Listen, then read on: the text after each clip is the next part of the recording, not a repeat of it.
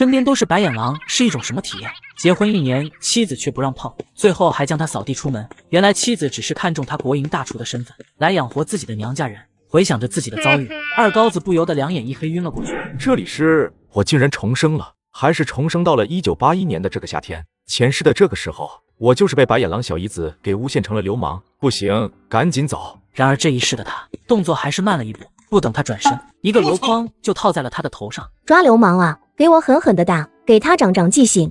一群人就从左右两侧一涌而出，蜂拥而至，木棒、扁担、笤帚纷纷落到二高子身上，让他疼得直叫。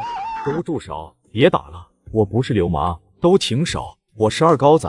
听到二高子的呼喊声，其中一个中年妇女这才停下了手中的动作，制止了众人的行为。刚才那声音我怎么听着像二高子啊？你们听到了吗？是吗？我没听清楚。此时二高子直接把头上的箩筐狠狠甩在地上，气呼呼地对众人说道：什么好像啊，我就是。说完他便怒气冲冲地回了自己屋子。看着二高子离开的身影，众人不由傻了眼。一个老汉看向中年妇女，我说二庆妈，咱们不是抓流氓吗？怎么把人家二高子给打了一顿？这可不是我瞎胡说，是刚才林玉突然找上门，说咱们院里有个流氓在偷看他姐姐洗澡。我一听这话还了得，立马就张罗起大家来了。旁边的妇女恍然大悟，二庆妈，我看你这是被林玉给利用了。那丫头向来瞧不起他姐夫，之前不还把他姐夫用来结婚的新床单给做了衣服不是？听到这话，二庆妈这才大梦初醒，这小丫头片子，明儿个我可得好好说说她。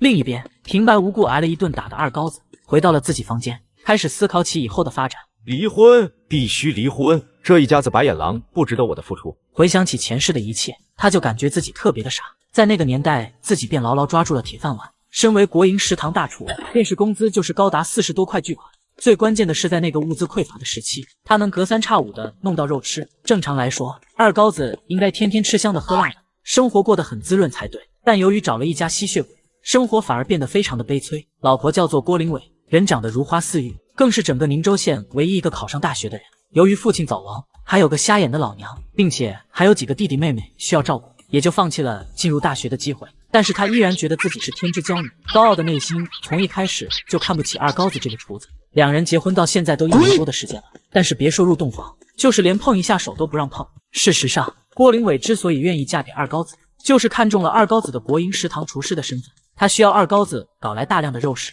来养活自己的家人，也需要二高子这个憨厚的老黄牛来为他抚养全家人。可谁成想，除了瞎眼的母亲还算是个好人以外，剩下的人全是养不熟的白眼狼。老二郭林玉从他开始追求郭林伟的时候，就一直从中捣乱，更是在他成婚当天就把他刚买的新床单给偷走，给自己做了一身衣服，还偷走他借来的200多块钱去买乐器，那可是80年代早期的200多块，足够一家人至少半年多的开销了。老三郭志华更是被人一挑拨，直接就混上了二高子。在姐姐姐夫订婚当天，将炉盖放在火上烧的通红，故意放到凳子上，直接让姐夫躺了几个月。就是这样的一家人，二高子还是默默付出，可谁知他们最后竟然将二高子无情抛弃。这样的一家人，二高子自然不愿意再去养活，哪怕他现在是有着先知先觉的重生者，能够成为万元户乃至是100万元户，也依旧不愿意再去养育这白眼狼的一家人，只想离开这群白眼狼。就在二高子沉思之际，郭林伟怒气冲冲地走了进来。二高子，你这又是要闹哪样啊？洗个头有什么好看的？你还非得偷看，弄得咱们在邻居之间多丢人啊！你看你这事儿整的。偷看！听到这2个字，二高子直接就绷不住了，连带着上一世的怒气，朝着郭林伟怒吼道：你给我把那偷资去了！我告诉你，郭林伟，咱们可是领过证的合法夫妻，别说是看你洗头，我就是看你洗澡，那也应该，没人能说我什么。二高子，你怎么这样呀？再怎么你也不能看我洗头啊！你就是个流氓！郭林伟怔怔地看着眼前的二高子，感觉对方像是换了个人。之前的二高子对自己那可以说是百依百顺，叫他往东就不敢往西，叫他打狗就绝不敢撵鸡。看自己老婆洗头就是流氓，这可真是我听过最好笑的笑话了。你摸着自己的良心问问，我对你到底怎么样？你说你害怕，我心疼你。咱俩从结婚到现在都1年多了，我有碰过你1根手指头吗？但是你前男友他可没跟你结婚，凭什么能搂你抱你？我看你洗头就是流氓，那他呢？二高子，你胡说什么呢你？郭林伟他怎么也没想到，自己过去的这些事情竟然会被对方知道。郭林伟，要想人不知，除非己莫为。难道你以为自己不说，我就不知道了吗？我知道你觉得自己是个准大学生，一向看不起我这臭厨子。既然你觉得我配不上你，那我还就不配了。越想越气，二高子斩钉截铁地说道：“郭灵伟，咱俩没以后了，老子要跟你离婚！”说完，他就要摔门而去，留下了一个潇洒的背影。但刚走到一半，他就想起这个小房子可是他自己花钱盖的，该走的是对方，凭什么自己走？二高子便又走了回去，冷冷地对郭灵伟道：“请你立刻离开我的房子，我要睡觉了。”见对方这是要来真的，郭灵伟也慌了，赶忙服软，说道：“为了迎娶自己喜爱的女人，这个男人宁愿当上门女婿。结了婚才发现家里全是白眼狼，老婆更是连碰都不让碰。重生归来的他直接选择离婚。二高子，我们不要离婚，好不好？”不行，二高子也不客气，直接就把对方推出了门。第二天，二高子起了个大早，锁好房门，来到大街上，他发现街上都没有几个人，看着四周低矮的建筑、狭窄的胡同与破烂的道路，二高子的内心却是极为的火热与激动。这可是80年代初期，改革开放的第4个年头，是最能创造奇迹的年代。二高子作为一个重生者，就算成不了世界首富，未来也必然能够富甲一方。另一边，郭灵伟也醒了过来，来到二高子这边，发现房门早已上锁，那把锁使他内心五味杂陈。他知道二高子这是真的生他的气了。二高子可以没有他们一家子，而他们一家子不能没有二高子，没有二高子，自己只好去做饭。老妈，林玉、志华，吃饭了。郭母杨翠花在郭灵玉的搀扶下，在餐桌前坐下。灵伟，二高子呢？他可是咱们家的顶梁柱，你怎么不叫他一起来啊？此话一出，郭灵伟和郭灵玉两人皆是有些尴尬起来。妈，你管他干嘛？我看他肯定又去二食堂吃好吃的去了。灵玉，不准这么说你姐夫。自从你姐夫来了咱家以后，什么活不是人家干的，隔三差五的还让咱们吃肉，这生活你们以前敢想吗？有什么了不起的？我姐当初要是去上大学，那生活才会更好呢。行了，既然你们姐夫不在，那咱们就开饭吧。另一边，二高子来到了自己的工作地点国营第2食堂，径直走向主任办公室。是二高子啊，你今天怎么来这么早？师哥，我有事找你。你该不会又想请假吧？你这家伙天天请假，我可不准给你。师哥，保证这是最后一次，这次是真有事儿。你还能有什么事儿？不就是照顾那一大家子吗？师哥，这次你可就猜错了，我打算离婚。师哥，你给我开个介绍信呗。什么？你说你要离婚？要知道，在60、70年代的时候，谁要是离婚，几乎都会闹得满城风雨，身败名裂，还会遭受他人的白眼与闲话。因此，不到万不得已的情况，人们是万万不会选择离婚的。二高子，这离婚可不是件小事啊！你不是结了婚挺幸福的吗？怎么突然就要离婚了？幸福？实话跟你说吧，师哥，我跟郭灵伟结婚都1年多了，我们2个人别说圆房了，他就是连碰一下都不让碰。你说这种媳妇我还能要吗？什么？结婚1年都不让你碰，这不是欺负老实人吗？这婚应该离，也必须得离。师哥，我支持你。说着，他便写起介绍信来。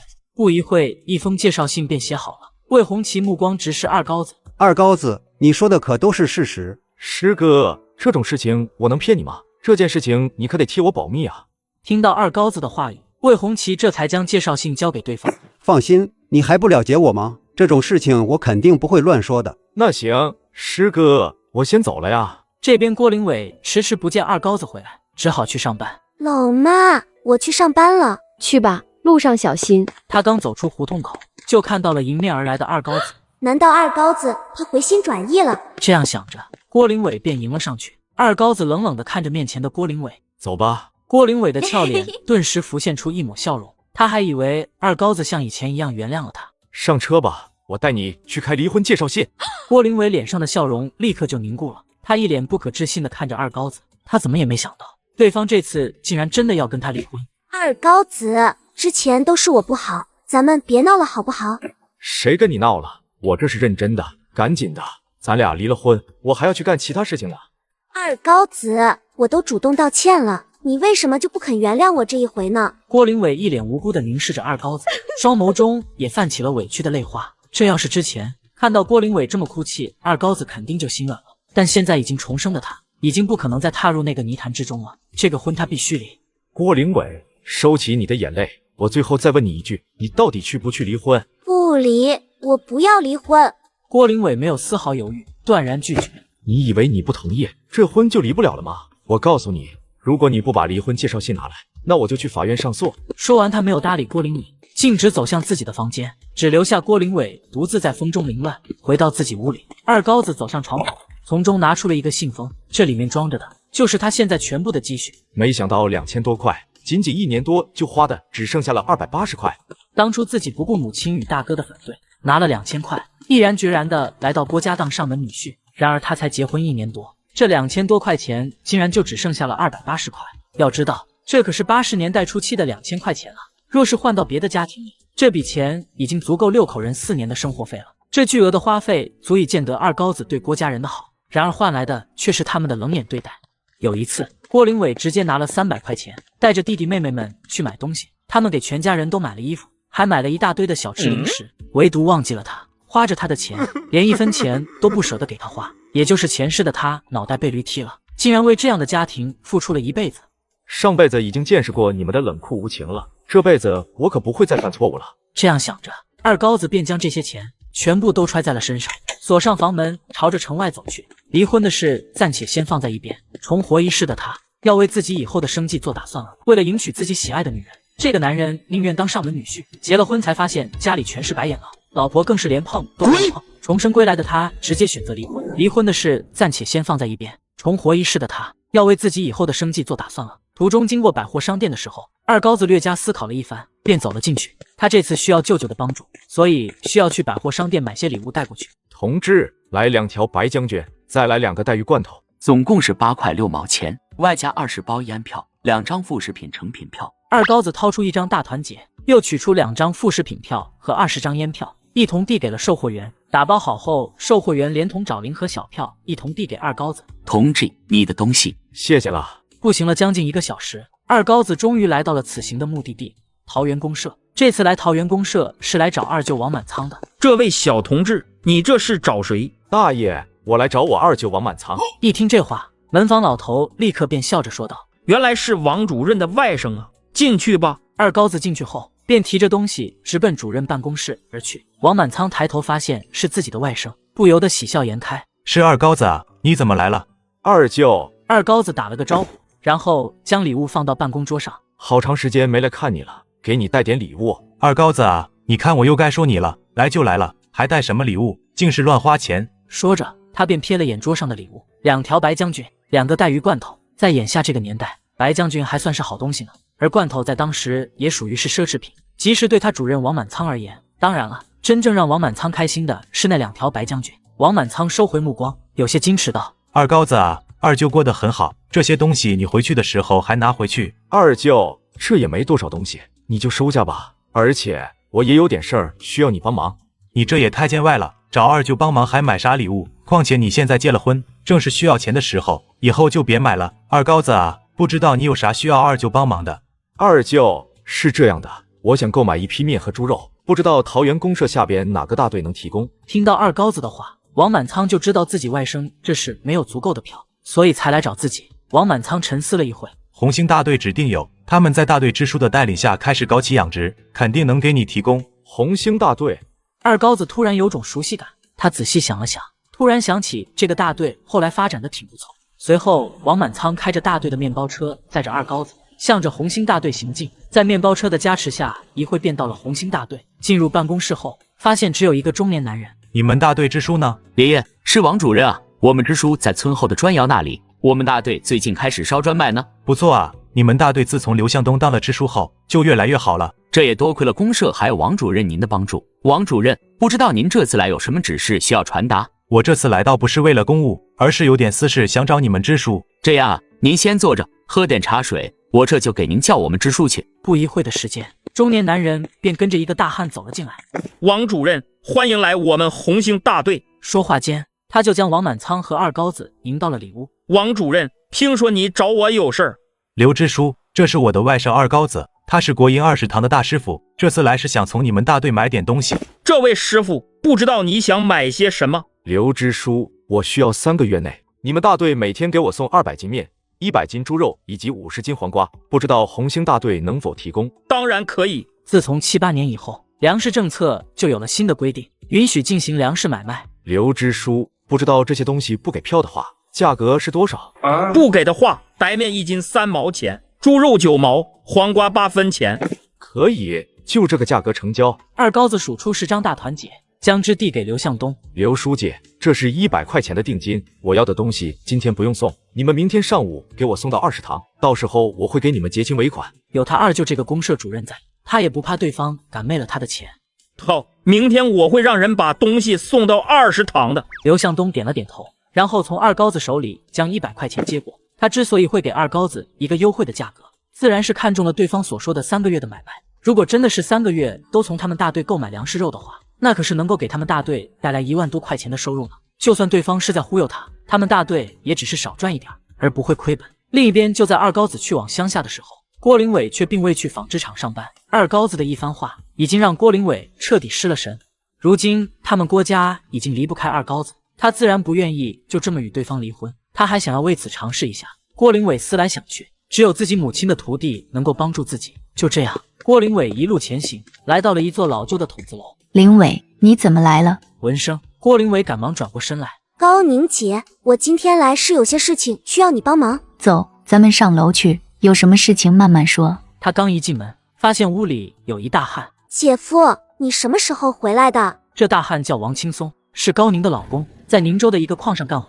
说起来，对方还帮助过他家。当初他的母亲为了让他上大学，就把老弟卖给了矿上的主任。郭林伟却是不愿意，他宁愿不上大学，也不想自己的弟弟给别人当儿子。郭林伟最开始找的是他的准男友王光普帮忙，只是由于他已经放弃了上大学，所以王光普并未选择帮助他。无奈之下，他只得寻求正在追他的二高子的帮助。就这样，在二高子和王青松的帮助下，才让他把老弟给带了回去。就是从那次开始，郭林伟才认识到二高子对他家庭的重要性。昨天刚回来，林伟，你怎么上班的点来了？对啊，林伟，刚才你说找我有事儿，不知道是什么事儿啊？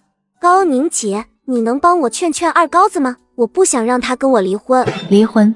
一听这话，高宁和王青松顿时便愣住了。身边都是白眼狼，是一种什么体验？结婚1年，妻子却不让碰，最后还将他扫地出门。原来妻子只是看中他国营大厨的身份，来养活自己的娘家人。重生归来的他直接选择离婚。在当时，离婚的影响那可是相当的恶劣，所以离婚的人并不是很多。林伟，二高子不是挺爱你的吗？天天什么活都不用你干，你们两个怎么就突然闹到这种地步了？跟姐说说。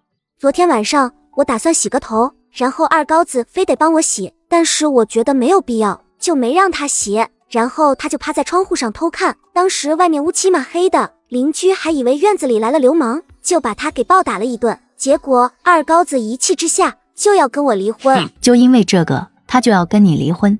高宁一脸不可思议地看着郭林伟。这个郭林伟有些不知道该怎么讲了。见郭林伟支支吾吾，高宁就知道肯定另有隐情。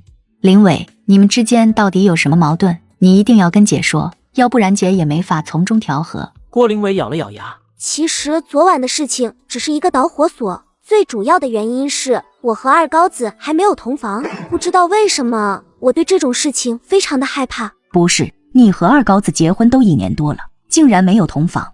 郭林伟沉默不语。林伟，这就是你的不对了，你看看外边哪儿有夫妻结婚1年多都没有同房的？这种事情是个男人就受不了。郭林伟面色焦急地看向高宁。高宁姐，我知道错了，你就帮我劝劝二高子吧，我真的不想跟二高子离婚。行吧，咱们走。高宁随即打算跟着郭林伟离开。就在此刻，一直沉默不语的王青松却是开口说道：不准去。高宁回头看向王青松。青松，你先在家里吃早餐，我去就回来了。我的裤子破了，待会儿还得出门，你给我补裤子去。青松，我……不等高宁把话说完，王青松便呵斥道：我说话你没听见啊？现在就给我补裤子去。高宁哪还不知道，这是自己老公对郭林伟不满了。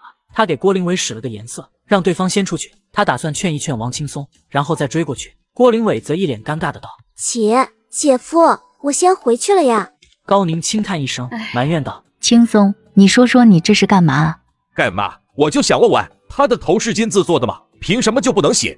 你说话小声点儿。王青松却是不管不顾，大喊道：他以为自己考上大学就了不起了，觉得嫁给人家二高子就委屈了。他也不想想，要是没有二高子天天养着，就凭他拿不到20块钱的工资，能养活一大家子人，就着他们一家人都不知道感恩，天天骑在人家头上拉屎撒尿，也就是人家二高子宠着他。换个人，你看看有谁能结婚1年不碰他的？说实话，这种女人就是休她100回都不过分。你这干嘛呢？能不能少说几句，让人听到了多尴尬？听见又怎么了？他能那样做，还不让人说了？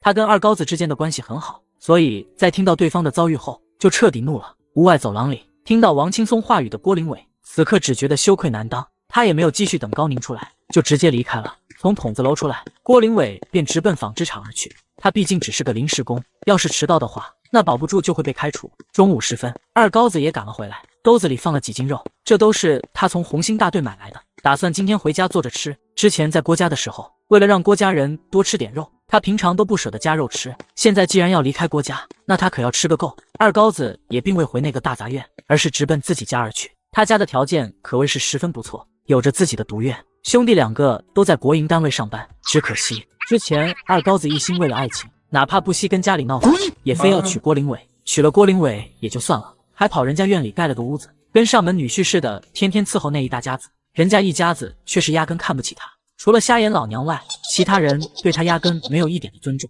来到自己那个熟悉的不能再熟悉的家，二高子一时间竟是有些不敢进家门。前世他把母亲王彩琴气得不轻，等到母亲卧病在床的时候，他竟然拿不出1分钱买营养品，更拿不出钱来给母亲看病。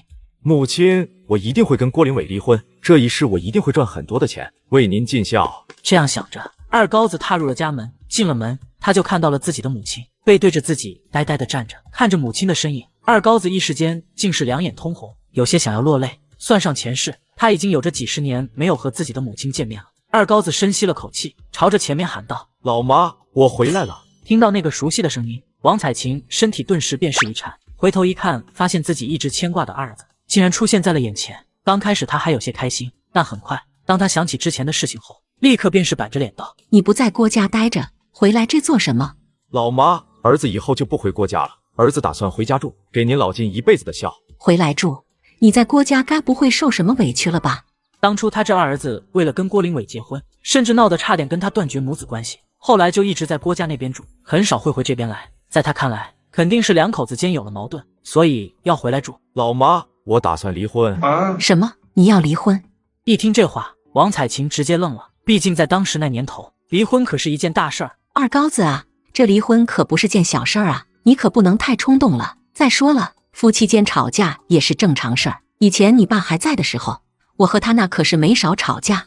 他们郭家那就是一群养不熟的白眼狼，不管我怎么掏心窝的对待他们，他们都没有把我当成自己人。所以这婚我说什么都必须要离，不离您儿子以后才会凄惨一辈子。身边都是白眼狼是一种什么体验？结婚1年，妻子却不让碰，最后还将他扫地出门。原来妻子只是看中他国营大厨的身份，来养活自己的娘家人。重生归来的他直接选择离婚。所以这婚我说什么都必须要离，不离您儿子以后才会凄惨一辈子。前世的时候，他也是因为这次生气的不行，然后就从郭家跑了出来，就靠着家门口睡了一晚上。第二天他母亲一开门，看到了躺在地上睡了一夜的他，为此他的母亲还跑去郭家大吵大闹了一番，这才使得郭林伟不得不与他同了房。即使如此，郭家对他的态度还是没有改变。听到二高子的话语，王彩琴就知道自己这儿子肯定是受了很大的委屈，不过他也知道自己儿子一直很有主意，所以也就不再继续劝说。行吧，既然你有自己的主意，那就按你的来吧。老妈，您就歇着吧，我去给您做饭去。王彩琴看着儿子手里满满一兜子的肉，不由得无比惊讶。儿子，你咋买这么多的肉？这多浪费啊！1年都不一定吃这么多。老妈，都说以后要好好孝敬您了，那还能像以前一样天天让您吃素啊？二高子心里五味杂陈，自己这些年为了郭家一直忽略了母亲，就这些肉放在郭家，不出3天就能吃完，他们还当作理所应当。你有这份孝心就行了，这钱呢，还是省着点花吧，看看以后能不能再找个媳妇，以后花钱的地方多着呢。这又没有多少钱，再说了，这钱没了还能赚，以后您儿子还要给你挣个万元户回来。还万元户？你再干20年都不一定能赚来。万元户这个词是当时富裕家庭的象征，无数人为之努力的目标。毕竟人们的工资1个月也就是几十块钱，想要靠死工资成为万元户实在是太难了。只是他根本就想不到，二高子并不是打算靠死工资成为万元户，而是要做小买卖。在那个充满机遇的年代，敢打敢拼就已经成功了一半。吃过午饭，二高子骑着车子直奔宁州机床厂而去，他的大哥就在那里上班，一路来到机床厂的维修车间里，找到了自己的大哥。老二，你怎么来了？大哥，我是有点事需要你帮忙。什么事啊？你该不会是想借钱吧？不是，我是想让你帮我做几个铁架和炉子。说着，他从兜里掏出几张纸。大哥，这是我画的草图，大致就是这个样。宋瑞福接过草图，大体一看，这个简单，明天就能给你弄好。话刚说完，宋瑞福很快便反应过来，他看了看四周，然后偷偷问道：“老二，你这该不会是想去做小买卖吧？”你猜对了，大哥。二高子倒也没有隐瞒，但是宋瑞福直接就急了：“你不想要铁饭碗了吗？知不知道这被抓住是会丢掉铁饭碗的？”放心吧，哥，这可不是我私自去干，而是20堂集体去干。我们集体的还怕什么？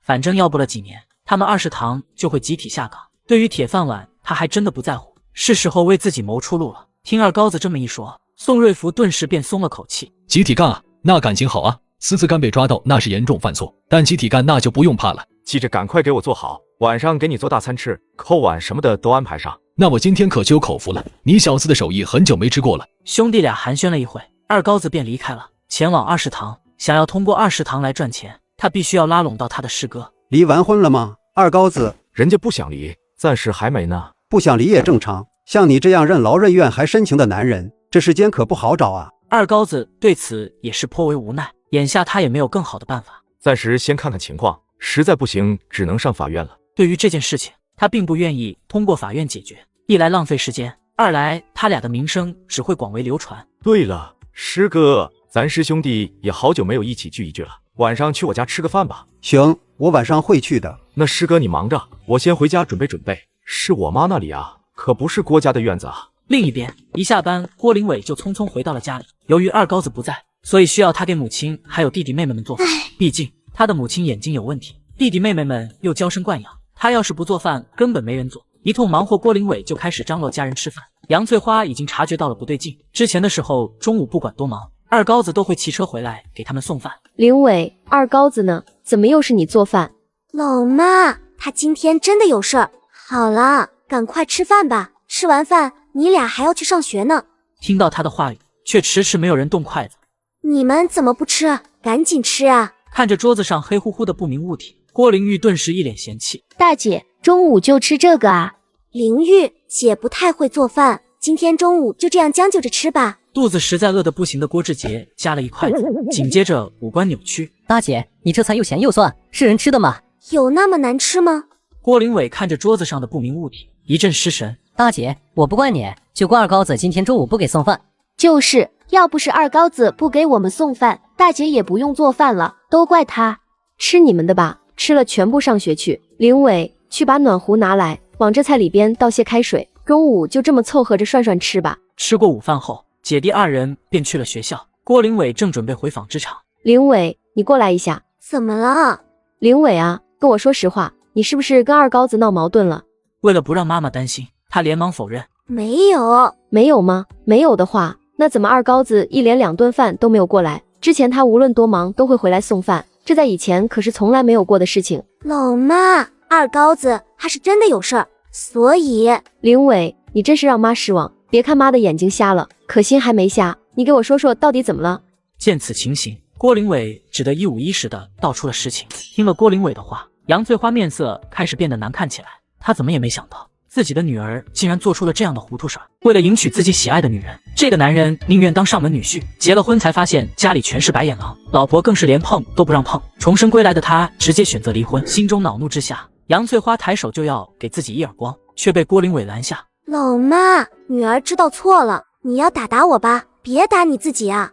俗话说，养不教，父之过。你们父亲去世的早，都是我在教育你们，可我却没能把你们教育成人啊。自从二高子跟你结婚后，不但把每个月的工资都拿了出来，还洗衣做饭，任劳任怨，这每天多辛苦啊！可是你呢，却是根本就没有履行过妻子的义务，别说是洗脚和伺候他，就是结婚1年了，却是连房都没有圆。老妈，我知道错了。尽管郭林伟这样说，但他内心里却是依旧觉得委屈。自己不仅美貌动人，而且还是整个宁州第一个考上大学的人。虽然没去上，当周边的人知道自己嫁给二高子后，一个个都替自己感到惋惜，为自己感到不值。反观二高子身边的人，却是一个个都羡慕得很，能够娶到自己这样的天之娇女，对方迁就自己难道不应该吗？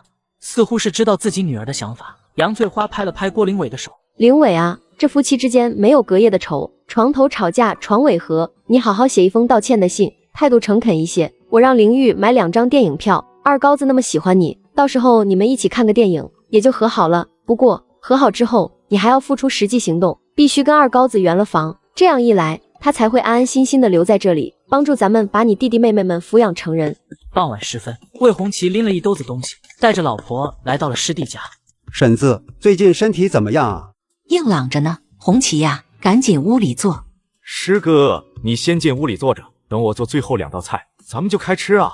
好，那我就不给你打下手了。酒过3巡，菜过5味，桌子上只剩下了二高子3人。我说师哥，我今天做的这凉皮怎么样啊？酸辣可口，清凉舒爽，这大热天的吃完非常的消暑。真没想到你竟然连外省的小吃都会做啊！我这也是最近才学会的。师哥，我看起来天气很是炎热，咱们宁州钢铁厂的工人同志都热得吃不下饭，就打算做点凉皮卖给他们吃，咱们20堂所有人也都能增加一些额外的收入。当然了，这些材料都由我来准备，不会花食堂1分钱，你看怎样？这个的话，魏红旗一时间有些犹豫，虽说他也认为这件事有利可图，但是现在的他却是非常保守。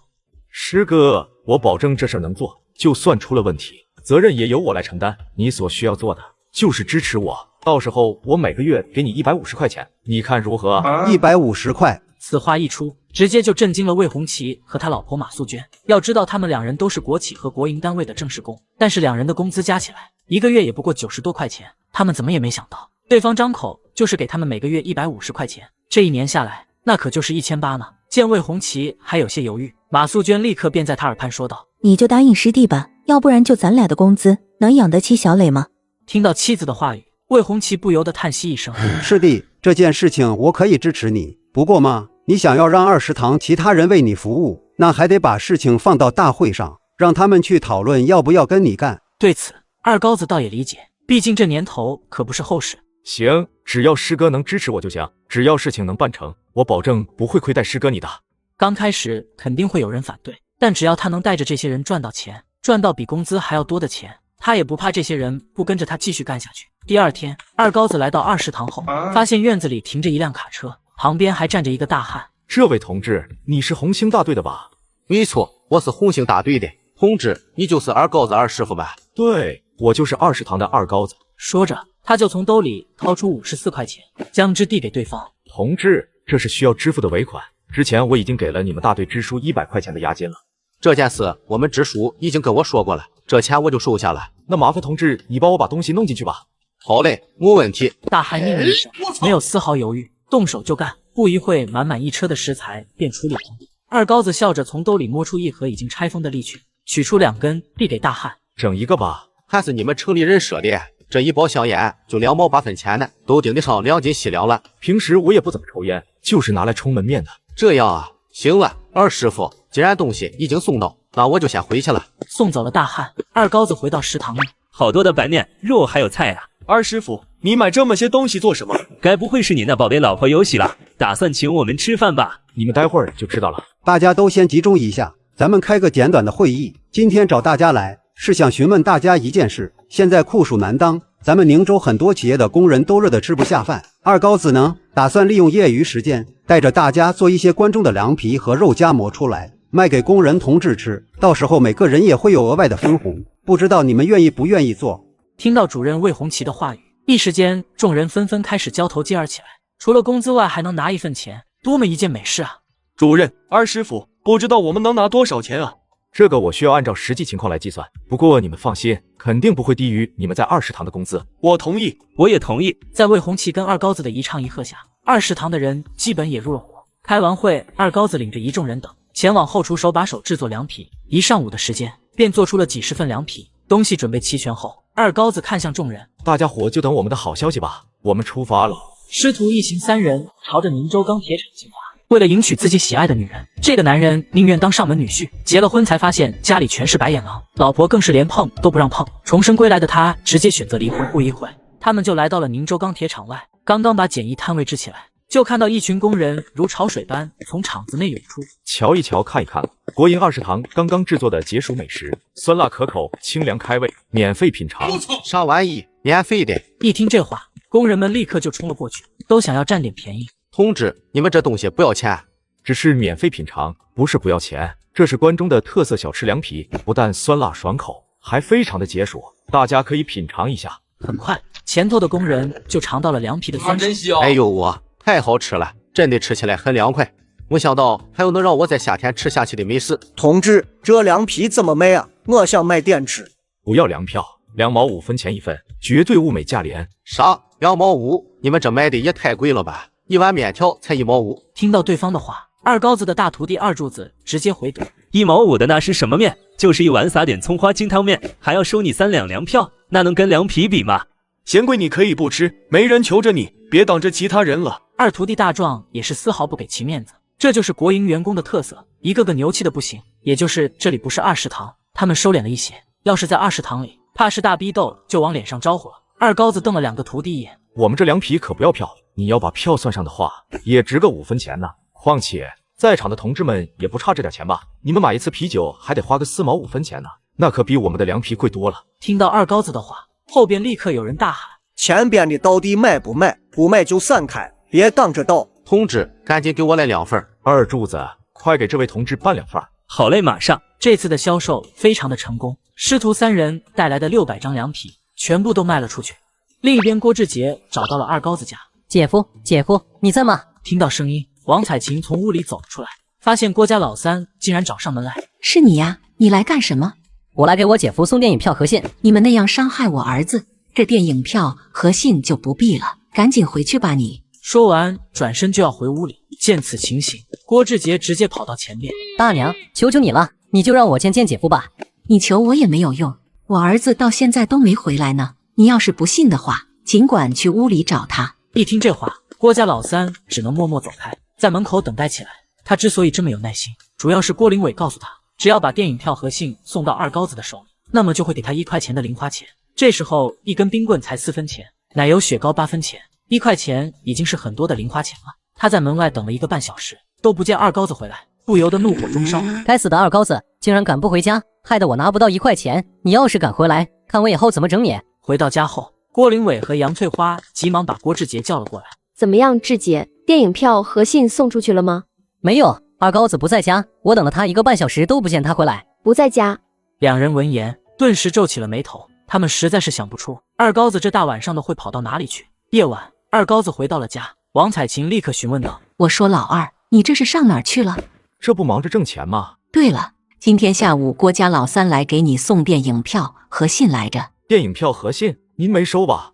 当然没有啊。没收就对了。前世的时候，因为看郭林伟洗头被骂流氓，他气不过就跑矿上跟王青松住了几天，导致他没有收到电影票和信。而郭老三却是为了上报纸，就把这个电影票送给了他们的教官，还说要把郭林伟介绍给教官，并让郭林伟跟他教官去看电影。最离谱的是，郭林伟这个有夫之妇，为了弟弟的前途，竟然真的跟着对方去看电影了。不过这次也是我的机会，我就不信你当场被我抓奸，还能甜着脸不离婚。要能够抓住郭林伟和别的男人一起看电影，那么对方就是不想离也必须得离了。第二天一大早，二高子直奔二食堂。当他来到二食堂的时候，发现二食堂的人已经把红星大队的送来的物资处理完毕。现在二食堂的人都尝到了甜头，都不用他喊，就直接把东西搬到了后厨。中午时分，他们带来的1200张凉皮就全部销售了出去。虽然不知道到底卖了多少钱，但按照他的猜测，应该不少于500块。仅仅只是1天，就赚到了他过去1年的工资。回到二食堂，二高子再次召集了众人。由于今天销量大涨，所以今天每人给你们发3块钱。下面我念到谁的名字，谁就上来领钱。不一会儿的功夫，今天的钱就发完了，最后还剩下280块钱的纯利润。一天280，1个月算下来也就才8400块钱，这赚钱的速度有点慢啊。不过眼下倒也不着急，在这个遍地都是机遇的时代，也不愁赚不到钱。柱子大壮，你们过来一下。二柱子大壮立马跑了过来。怎么了，师傅？我有一个艰巨的任务，需要你们去执行。师傅，你就放心的交给我们吧，不管任务再难，我们也保证完成任务。师傅，不知道你让我们干什么？二高子看了看四周，你们从今天开始，每天晚上到电影院门口给我盯着点，只要发现郭林伟和其他男的一起去看电影，就立马来告诉我。这件事情务必要保密，千万不要泄露出去。好的，师傅。他们相互对视了一眼，从二高子话语来看，他们的师娘真是出轨了。两人不由得怒火中烧。两人跟随二高子很多年，早就把二高子当做了亲人，如今见二高子的遭遇，他们自然也是感同身受。这个女人结婚1年却不让老公碰，为了弟弟能上报纸，竟然跟着别的男人去看电影。重生归来的我直接跟他离婚。一直在胡同口等待的郭志华终于看到了下班回来的郭林伟。你不回家在这儿干嘛呢？姐，我找你有点事。你单独找我，该不会是又缺钱花了吧？不是，最近我们学校组织了队列比赛，我被选进了仪仗队，但是位置却比较靠后。只要姐你帮我就能被安排到第一排。第一排可是会上报纸呢。只要姐能办到，绝对会帮你。姐，这可是你说的啊！我要你跟我们教官看一场电影。我们教官说了，只要你跟他看一场电影，就把我安排到第一排。什么？跟你们教官看电影？我可是有夫之妇，怎么能跟别人看电影？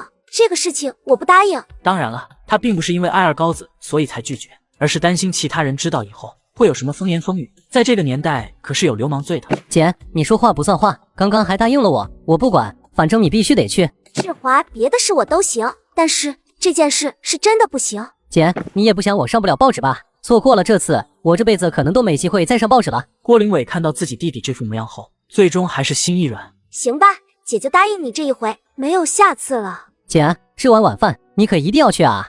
夜晚时分，二柱子跟大壮正站在电影院外，盯着来往的人群。没过多久，就看到郭林伟跟一个年轻男人进了电影院。二柱子，要不要上去揍他丫的？你忘记师傅说的了，可千万别轻举妄动。你赶快去通知师傅，我继续在这里盯着。好，我这就去通知师傅。不多时，他就赶到了师傅家。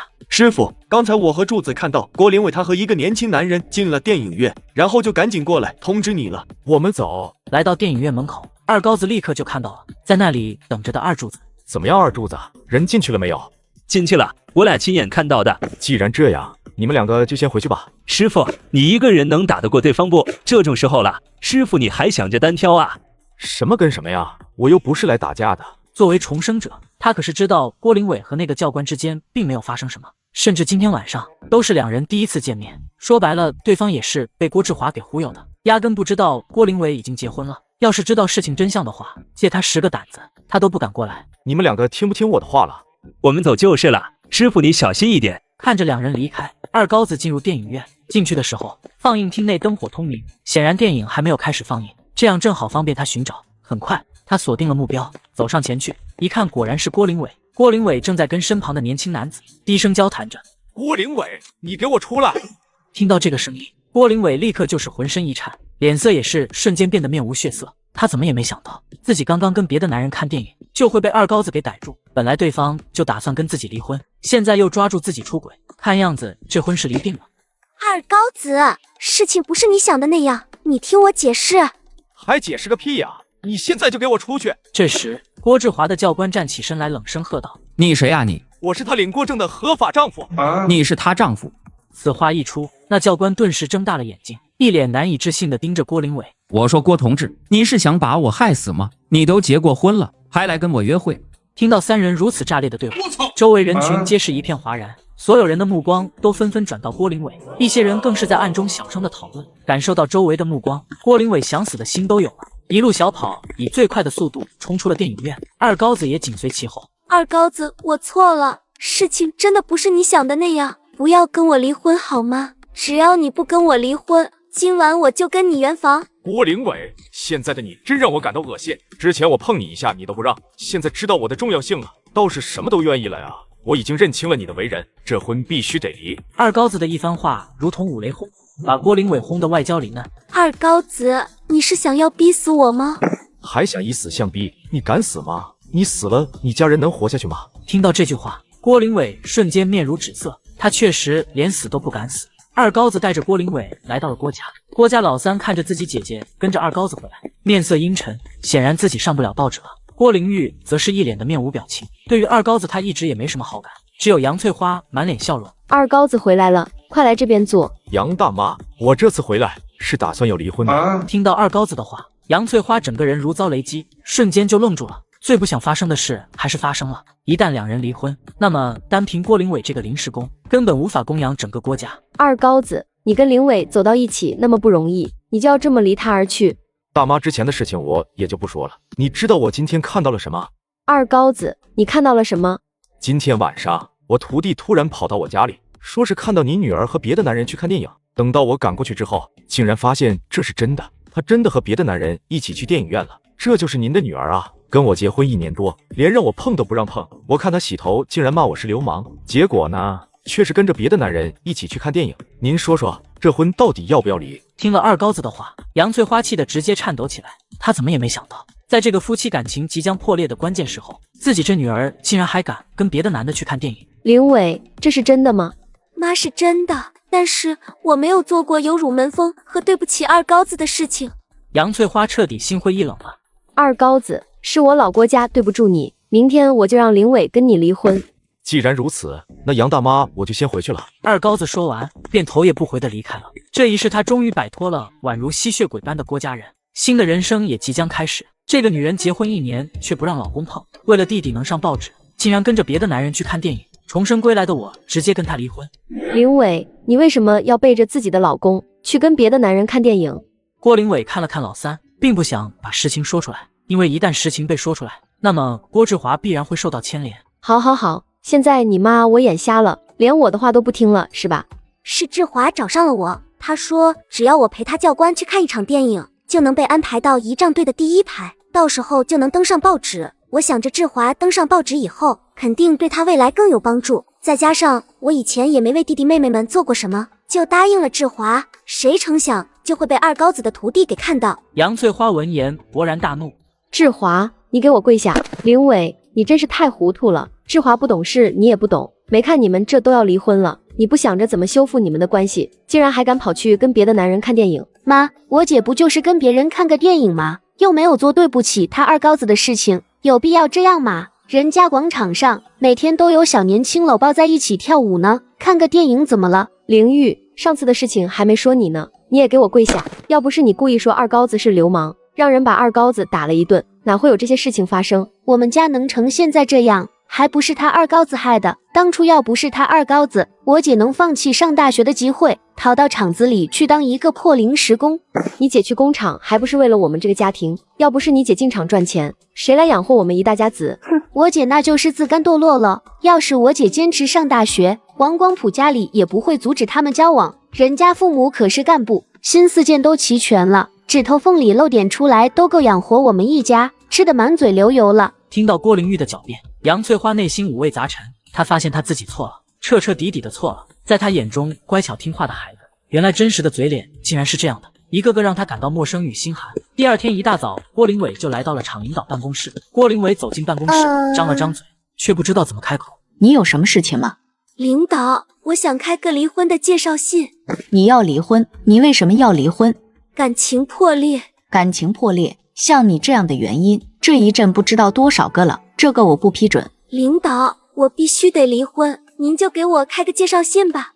为什么必须得离婚？有什么理由？是你丈夫虐待你了，还是怎么欺负你了？要是这些问题的话，你把他叫过来，我给他做思想工作，以后要是再敢欺负你，我们厂也会为你做主。可如果是你另有新欢的话，那这个我是不会批准的。我和我丈夫结婚1年多都没有孩子，所以才……既然是这样，那我就给你开介绍信。开好介绍信，郭林伟又请了个假，这才回了郭家。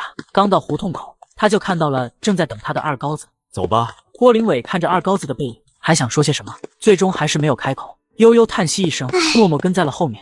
不多久，两人就来到了民政局，径直朝着办理离婚的屋子而去。这一行为立刻就吸引了人们的注意，毕竟这年头离婚的那是相当的少，来民政局的1000对男女里都不一定能有1对离婚的。二高子将准备好的证件材料放到桌子上。同志，麻烦帮我们办理一下离婚。因为什么离婚呢？感情破裂。又是感情破裂，就只有这个理由，没有别的正当理由了吗？郭林伟支支吾吾，沉默不语。二高子则丝毫没有给郭林伟留情面。我们结婚1年多都还没有圆房。工作人员用同情的目光看了二高子一眼，取出2张表格递给二人。结婚都1年多了还没圆房，填一下离婚协议吧。不一会，工作人员将2个绿色的离婚证返还给了2人。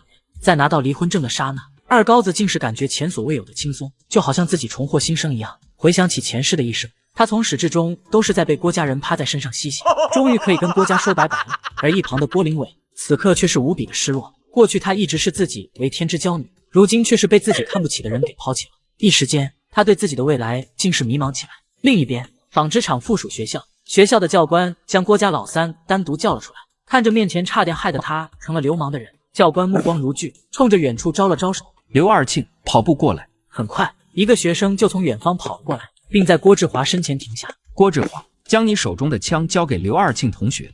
郭志华却是冷冷地注视着刘二庆，手上并未有所行动。郭志华，执行命令。郭志华握了握拳头，最终猛地将手中的枪塞给了刘二庆。很好，接下来刘二庆就接替你，你可以走了。这一句话落在郭志华的耳中，格外刺耳。他冷冷地看了一眼两人，然后便咬牙切齿地离开了。下午时分，二高子照常带领自己的徒弟赶往了钢铁厂，出售凉皮与肉夹馍。一如既往，下班后，钢铁厂的工人立刻就围拢了过来，将凉皮抢了个精光。收拾好摊位后，一行人便打算离开。就在这时，一个衣着普通的中年男子走了过来。这位同志，我们的凉皮已经卖完了，你要是想买的话，明天再来吧。那中年男人却是摇了摇头。我不是来买凉皮的。不买凉皮，你是来干嘛的？这位师傅，可否去旁边一趟？我有事情想问一下。两人走了一段距离。行了，就在这里说吧。这位师傅，我想学习做凉皮，不知道您能不能教我？我愿意给您500块钱。不了，我没有教别人的想法。二高子不假思索，直接拒绝。开什么玩笑？他今天的销售额可是能够达到860块钱，利润也能达到400块以上。这样算下来，他一个月就能赚到一个万元户呢。对方竟然区500块就想买他的方法，他可不想因为这点钱就凭空为自己增添一个对手。这位师傅，您是怕我抢了您的生意吧？您大可不必担忧，我不是你们宁州人。跟恶毒前妻离婚后，对方家人看我生活过得有滋有味，竟然背地里使坏，看我如何重拳出击。不信的话，您可以看看这个，这是我的介绍信。二高子拿过介绍信看了一下，这才发现对方是徐州人，这让他心中的警惕大减。毕竟对方只要不在宁州做，那么跟他可是没有什么利益冲突。这位师傅，我是真的诚心想要跟您学习，您看再加500块行不行？一口价2000块。2000块，师傅您这也太黑了吧？确实，二高子要的这个价钱，那可是相当的不便宜，可以算得上一笔巨款了。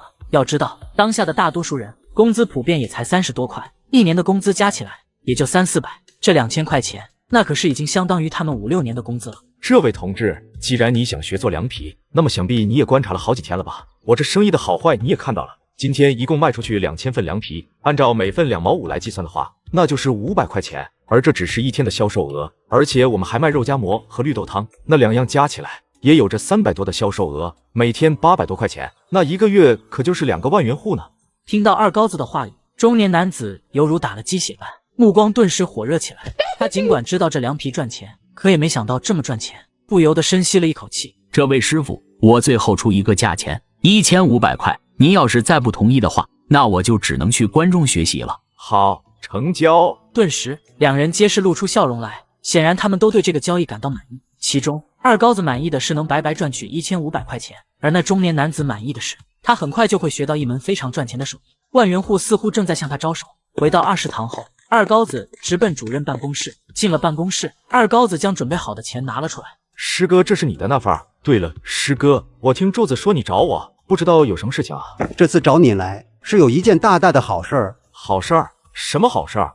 自从改革开放以来，来到国内的外宾与港澳侨胞就越来越多，所以为了照顾外宾和港澳侨胞的口味，省里专门组建了个厨师培训班，用来培训各地的厨师。说到这里，魏红旗拉开抽屉，从里面取出一份表格，将之递给二高子。其中宁州每个食堂选1人，所以我打算让你这个20堂厨艺最好的大师傅再去省城培训一下，镀个金，咋样？二高子闻言却是直接摇头拒绝。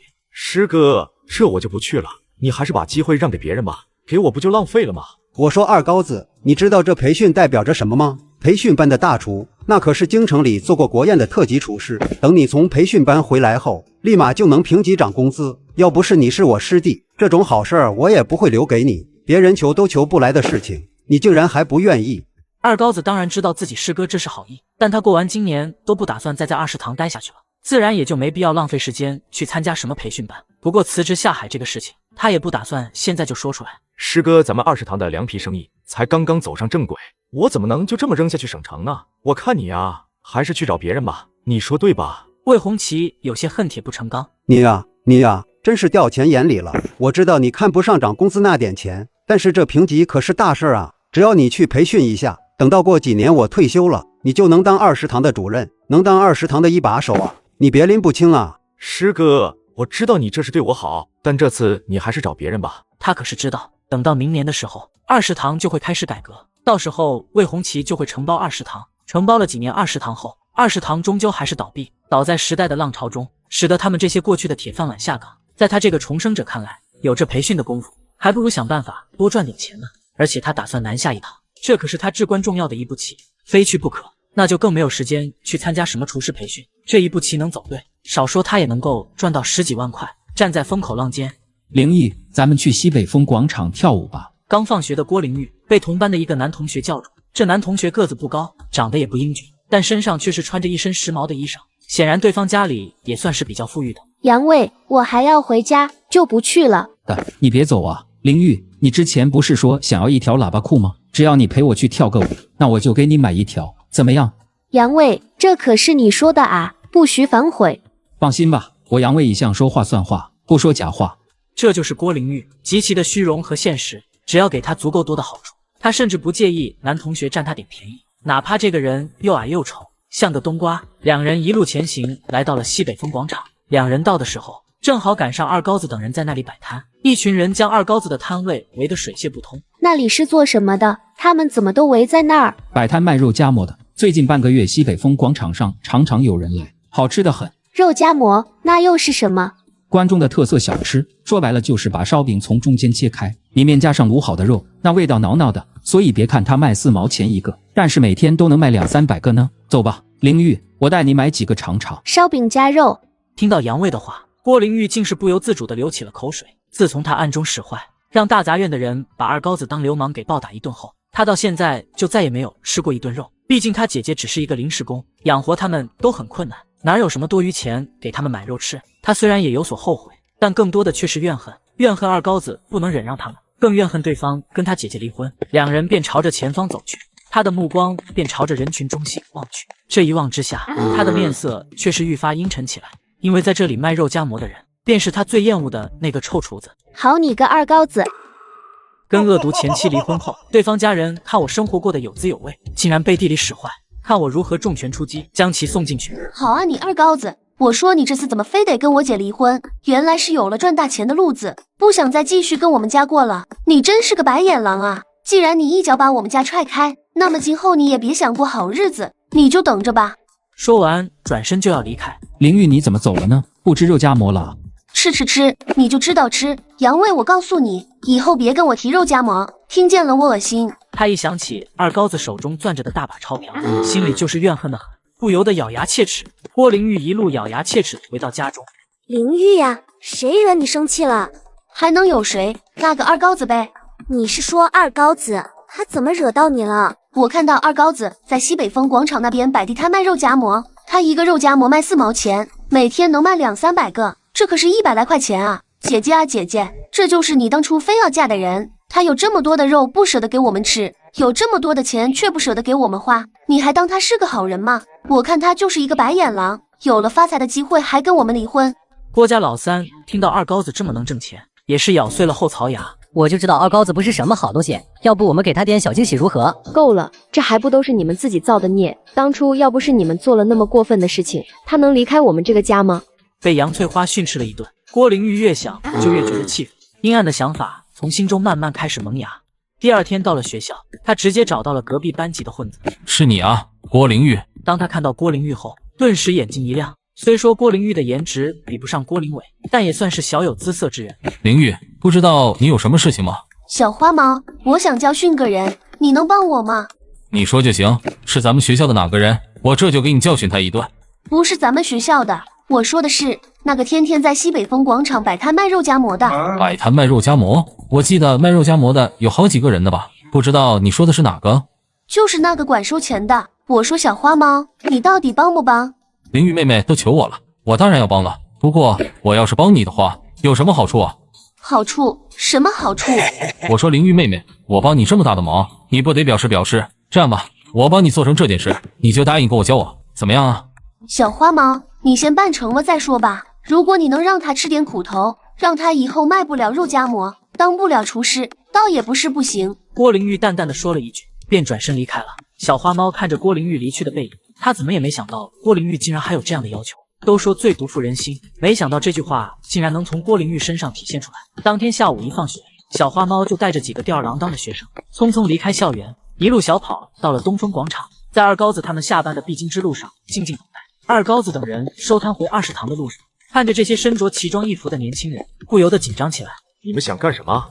我看你们天天在广场上摆摊，想必赚了不少钱了吧？兄弟，我最近想买个收录机，不知道你们能不能借给点啊？他们一行人看着二高子等人大把的赚取钞票，又怎能不眼红呢？反正都要暴打对方一顿，这要是不趁机给自己捞点外快，那岂不是太吃亏了？一想到自己不但能跟郭玲玉交往，还能收获好几百块钱，小花猫的心里就兴奋起来。我看你真是厕所里点灯，找死！二高子年轻的时候，那可是宁州最能打的人之一，一手闪电五连鞭，横扫方圆250里，就连小花猫的大哥都不敢跟他动粗。这小花猫竟然也敢来讹他的钱，你丫的骂谁呢？兄弟们，替我盘他！话音刚落，他们朝着二高子等人冲了过去。我看你们这是武大郎喝长颈鹿奶，蹦着高的作呀！二高子浑然不惧，反正这个时代还没有防卫过当的说法，只要不是太出格，就问题不大。不多时，小花猫等人就全都倒在了地上，只剩下了一片哀嚎声。看着独自伫立在那里的二高子，20堂的人皆是惊呆了，他们怎么也没想到二高子打架竟然这么猛。把他们通通捆起来，然后给他们送警局去，让叔叔们好好教育一下。大哥，别把我们送警局啊！大哥，求你了，放我们一马吧！立马绑起来！二高子对于这些混子可不会丝毫手下留情。20堂的几人便走上前去，将小花猫等人捆了起来。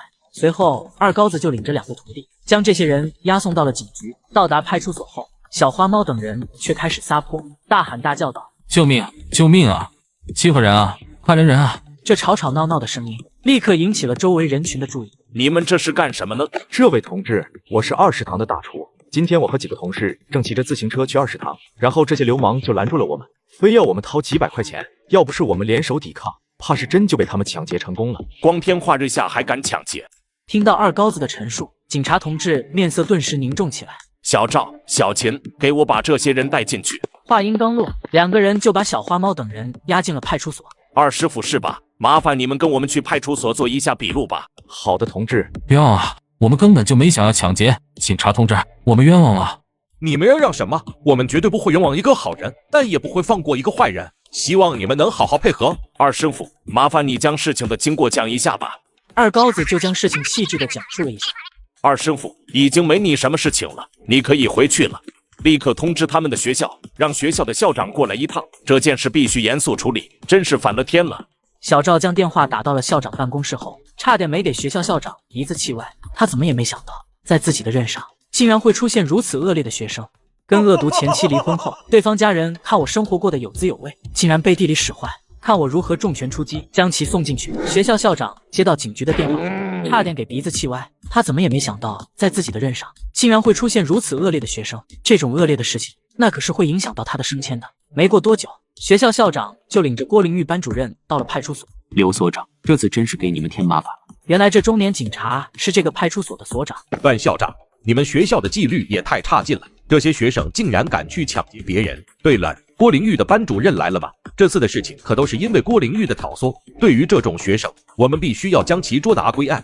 刘所长，我这就带着同志去郭玲玉家。就这样，在班主任的带领下，2个警察同志来到了郭家所在的大杂院。警察同志，那里就是郭玲玉家了。2个警察点了点头，立刻就朝着郭玲玉家走去。谁是郭玲玉？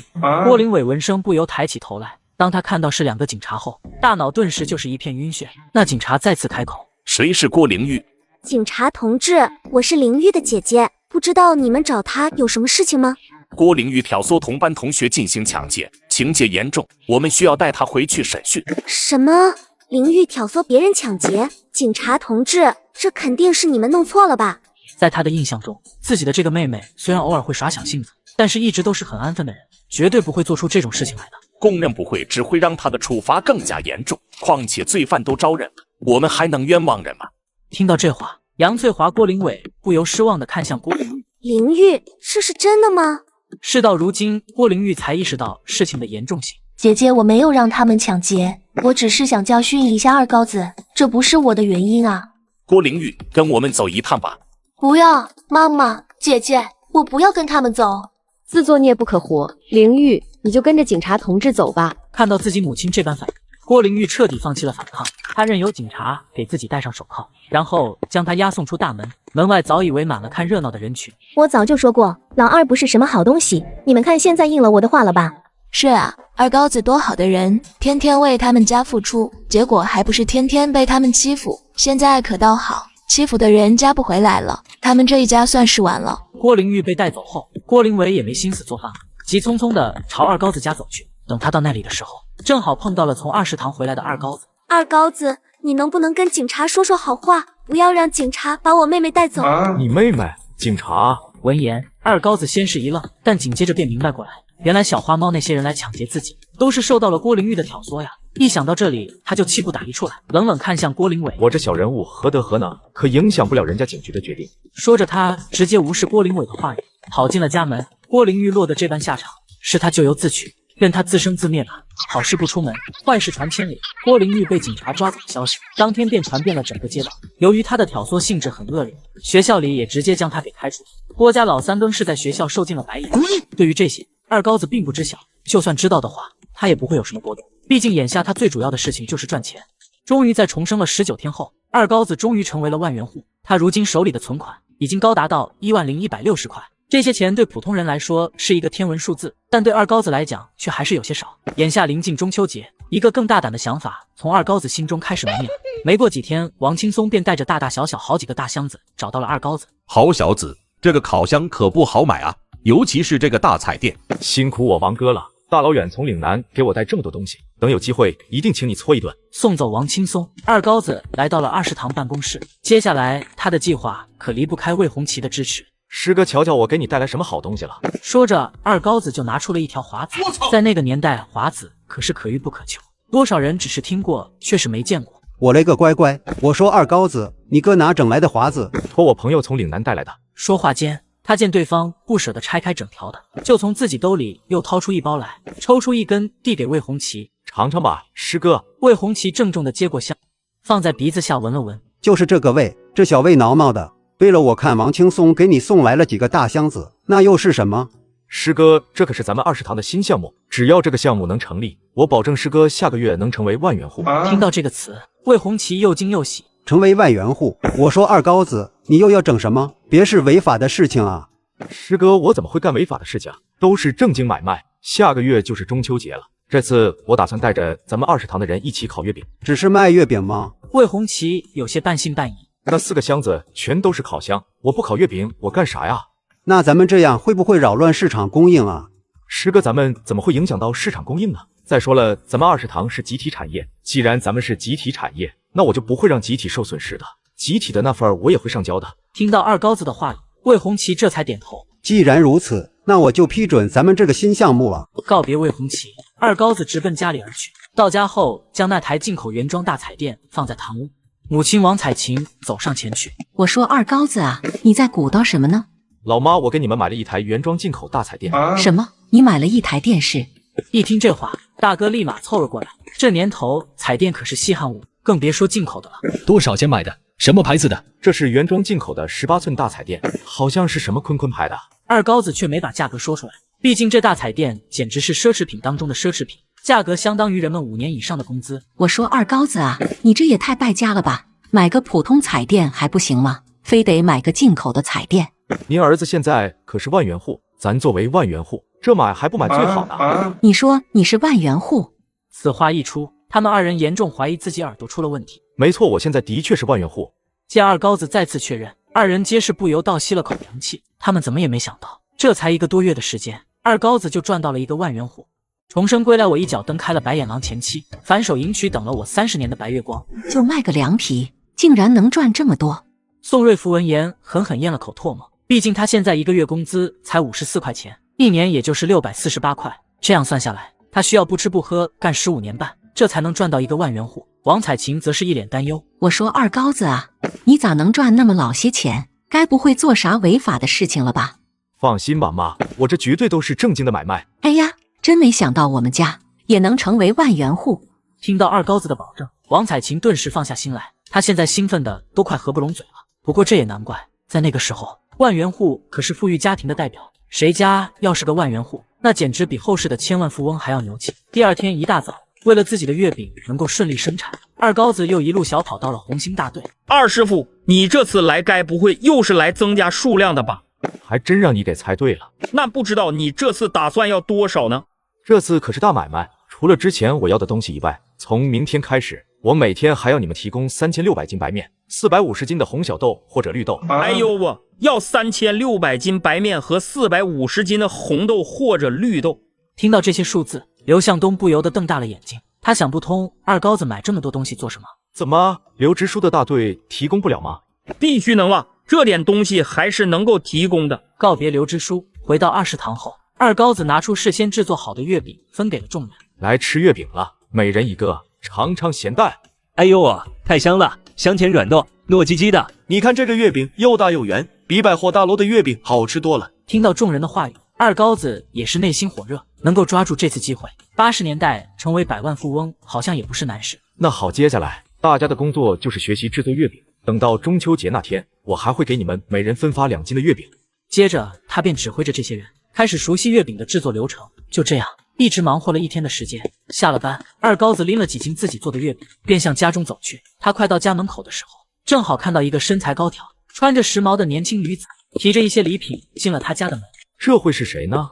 二高子心生疑惑，紧跟了进去。看到那女子的侧脸后，终于认出了对方的身份。这女子名叫李倩，原本是他的邻居，两人青梅竹马，从小一起长大。只不过由于对方的性格像是男孩子，所以二高子就一直把对方当哥们看待，自然没有发现李倩对他有一份不一样的情愫。如果没有郭林伟出现，两人很可能会走到一起，因为二高子的母亲还有大哥全都认为两人会有一个好姻缘。但是郭林伟的出现却让二高子以为自己找到了传说中的真爱。为了郭林伟，二高子不但与家里闹得差点断绝关系，就连跟李倩也是断绝了来往。但即便如此，当二高子缺钱的时候，李倩也毫不犹豫地借给了他好几千。只是这些也就算了，李倩为了二高子一直单身到30多岁，这才不得不因为家里的压力结了婚。人这一辈子能有几个30年，对方能为他单身30年，说明那是真真正正的爱着他。这样的女人不比郭林伟强100倍吗？也就是上辈子他被驴踢了脑袋，选择了郭林伟。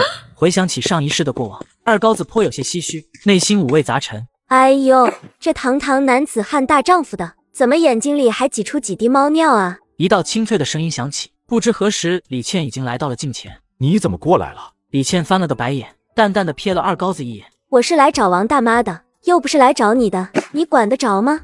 二高子啊，人家倩倩好不容易来一趟，你还不赶快做饭去，记得多整几个硬菜。放心吧，这就去。说着，二高子把手里的月饼递给李倩，尝尝吧，这是我们20堂自己做的月饼，你看这饼又大又圆，看样子好像还不错。李倩夸赞了一句，拿起月饼走向王彩琴。这是二高子带回来的月饼，咱们去屋里尝尝好不好吃。看着两人离去的背影，二高子心中猜测，这李倩之所以会来，极有可能是自己母亲的张罗。毕竟自己母亲最大的心愿就是抱孙子，如今自己离了婚，那肯定要再给自己张罗一个媳妇。而李倩当下也还没结婚，自己母亲也对她很满意，肯定成了首要人选。果不其然，正在厨房忙活的二高子看到王彩琴走了进来。我说二高子啊，难得人家倩倩重情重义，为了你一直没有结婚，你可不能辜负了人家。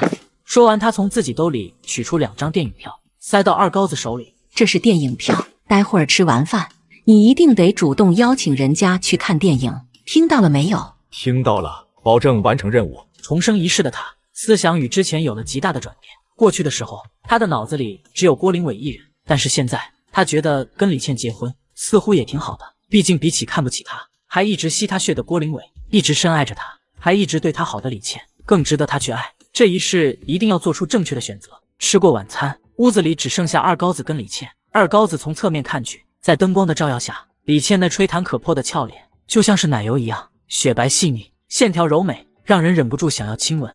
似乎是感受到了二高子火辣辣的目光，李倩的俏脸上顿时升起一抹绯红。她偏过头来，狠狠地瞪了二高子一眼。你看够了没有？二高子尴尬一笑，连忙转移话题。对了，我这里有2张电影票，咱们去看电影吧。李倩应了一声，站起身来与二高子一起向外走去。老妈，我跟李倩去看电影了呀。去吧，照顾好倩倩。王彩琴应了一声，也没有像往常那样说早点回来的话，她内心里甚至巴不得自己儿子今晚不回来呢。重生归来，我一脚蹬开了白眼狼前妻，反手迎娶等了我30年的白月光。晚上演的什么电影啊？到那不就知道了。实际上他压根不知道什么电影。待到二人坐下后，二高子看到即将放映的电影，不由得一愣，竟然是《庐山恋》。难怪老妈一直神神秘秘的，原来是这部电影啊，真是费心了。看着荧幕上那个被无数人称之为女神的女主角，二高子却是觉得她长得很一般。她身旁的李倩都比对方要漂亮很多，想起前世李倩为他的付出，二高子就忍不住将对方的手抓在了手里。刹那间，李倩便瞪大了眼睛，脸也是红扑扑的。你干什么？尽管他很喜欢二高子，但是对方大庭广众之下抓着他的手，还是让他有些不自在。不过手上传来的温度，却是让他心里暖暖的。二高子也没有继续有所动作，这毕竟还是有流氓罪的年代，他可不想被抓起来。就这样，两人一直牵着手，直到电影结束。看完电影，从电影院出来后，两人一直沉默着。我送你回家吧。李倩轻轻应了一声。走着走着，二高子就又试探性的抓住了李倩的手。或许是两人走在黑暗之中，周围没有人的缘故，李倩这次竟是连挣扎都没有挣扎。李倩家条件要比二高子好，父亲是市里国营工厂的副厂长。身为中专生的李倩去了市里，必然会有极大的发展前途。但是李倩一直心系二高子，就留在了宁州。想到前世今生的种种因素，二高子感觉更愧对李倩了。首先，两人是青梅竹马，彼此之间都很了解，再加上李倩一直喜欢着他，前世为他付出很多，哪怕他结婚有了孩子，对方也是借给他钱，帮着郭家人找工作。他跟郭林伟吵架也是对方安慰他，醉酒了对方照顾他。这样的女人，那真是打着灯笼都没处找。倩倩，这辈子就让我来好好弥补你吧，我一定让你吃香的喝辣的，金戒指戴最大的。不一会，两人就来到了李倩居住的楼房下。好了，就送到这里吧，我要上去了。你就这么走了？还有事吗？二高子也没有废话，双手捧起李倩那娇嫩的脸蛋，直接吻了过去。李倩瞬间瞪大了眼睛，想要将这个轻薄自己的混蛋推开，但当手真的伸出去，却又鬼使神差的没有推开，就那么僵直放在自己身前。这天气那么干燥，我看你嘴唇干裂了，帮你润一润，不用谢我。接着，二高子飞也似的看着对方离去的背影，李倩不由骂道：“二高子，你混蛋！”骂完以后，他又是扑哧一下笑出声来。二高子与李倩在感情上不断升温的同时，他在事业上也是越来越成功。他仅仅销售了13天的月饼，手上的资金就达到了10万元以上，这些都是纯利润，而不是销售额。下一个目标是100万，目前看来还有些任重而道远啊。尽管二高子的月饼生意红火，但是这个生意却是不能长久。有什么投资少，我能做又能赚钱的项目呢？二高子思索了片刻，突然灵光一闪，我可以做像老干妈那样的辣椒酱啊。在90年代末和2000年的时候，这款辣椒酱迅速风靡全国，成为全国最受欢迎的辣椒酱。等到后来，更是远销海外。老干妈虽然好，未免有些超前了。况且现在有人买吗？二高子眉头紧锁。对了，现在国外富裕，那可以先卖到国外啊。说干就干，二高子前往市里农机厂，准备买一台粉碎机，以便用来辣椒粉碎。二高子原本以为自己很容易就能买到想要的机器，但他发现自己实在是大错特错。同志，麻烦你通融一下好吗？我真的需要购买机器。跟你说几遍了，想要购买机器到你们宁州县的销售点去，我们这里不对外销售。二高子，你在这里干嘛呢？李倩兴奋地走了过来，看到李倩与他手中的饭盒，二高子立刻就猜测到他的父亲便是在这农机厂当副厂长。倩倩，李叔叔就在这农机厂上班吗？对呀，你来这里干什么？当然是找你啊。谢你才怪。他嘴上虽然这么说，但心里却是甜蜜的很。同志，这位是我男朋友，我们现在能进去了吧？听到李倩的话，门卫的态度顿时180度大转。原来你是李厂长的女婿啊，快进去吧。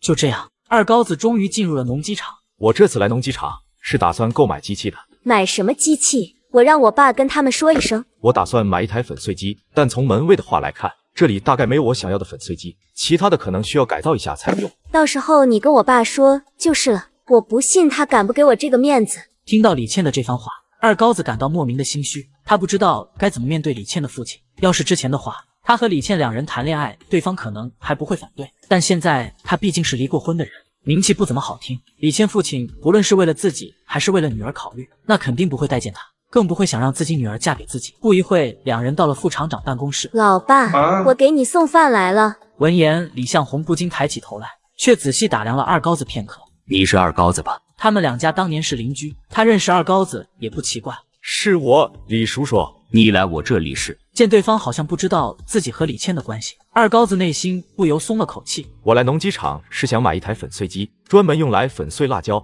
没想到李叔叔竟然就在农机厂工作。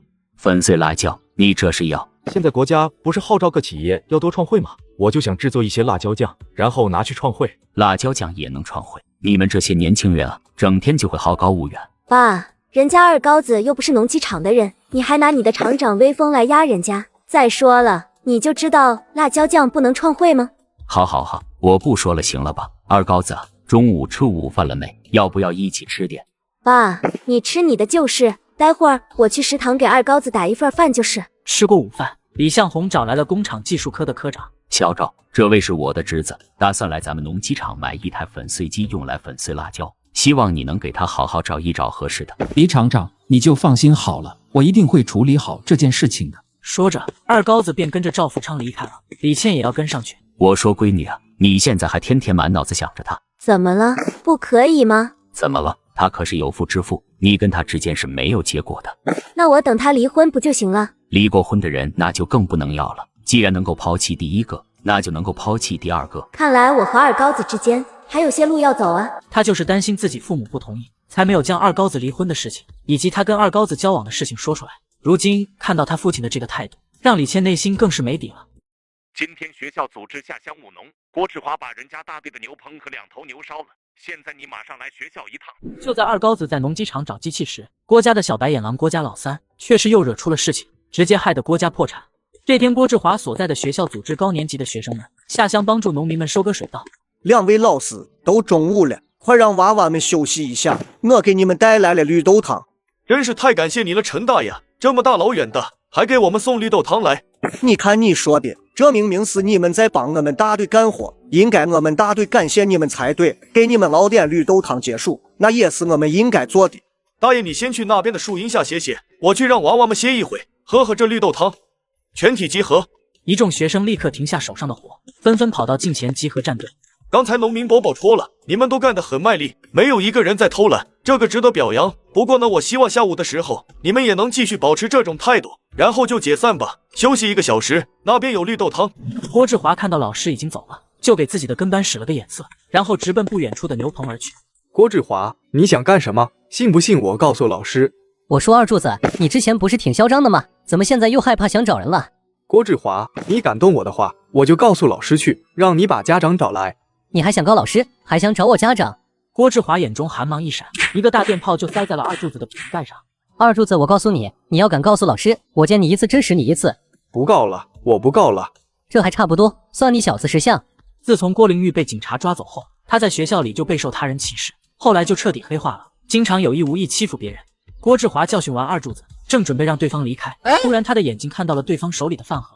二柱子，你什么身份？跟我用一样的饭盒，拿过来让我瞅瞅你中午吃的什么。二柱子则是一脸不情愿，死死抓住自己的饭盒，给我抢过来！立刻就有一个跟班上拿来吧你，将饭盒从郭志华的手中抢走。郭哥，给你饭盒。郭志华拿过饭盒，迫不及待地打开，发现里面竟然有2根哈尔滨大红肠。不愧是个体户的儿子，就是有钱呐！一顿午餐竟然能有2根哈尔滨大红肠，兄弟，我就受累替你吃了，不用谢我。在当下这个时代，哪怕他们是城里人，1个月也吃不了几次肉，更不用说这哈尔滨特产大红肠了。兄弟们，给我把火升起来，咱们今天中午烤红肠吃。随着红肠被火焰炙烤，顿时便有一股奇异的肉香飘散出来，让人闻之便食指大动。郭志华将烤好的红肠放在鼻子下面，一脸陶醉地闻了几下。二柱子，谢谢你的红肠啊！说完，他便狼吞虎咽地吃了起来。二柱子眼睛微微眯起，目光中有着浓浓的怨毒。就在郭志华等人将注意力放在红肠上的时候，二柱子直接暴起，一脚就踢在了一根枯树之上，瞬间火星四溅，一旁堆着的干稻草直接就燃了起来。二柱子第一个就冲出了牛棚，等到他冲出来以后，牛棚已经燃起熊熊大火。另一边，一个学生刚刚吃完午餐，正准备起身去盛一些绿豆汤喝，看到了牛棚方向的滚滚浓烟。农民伯伯，你家的牛也会抽烟吗？傻孩子，牛哪有会抽烟的呀？你家牛不会抽烟的话，那应该就是你家牛棚着火了。陈大爷立刻抬头向前看去，这一看之下，他便彻底惊慌了，因为那牛棚里的是他们大队仅有的几头耕牛。牛啊，大队的牛还在里面。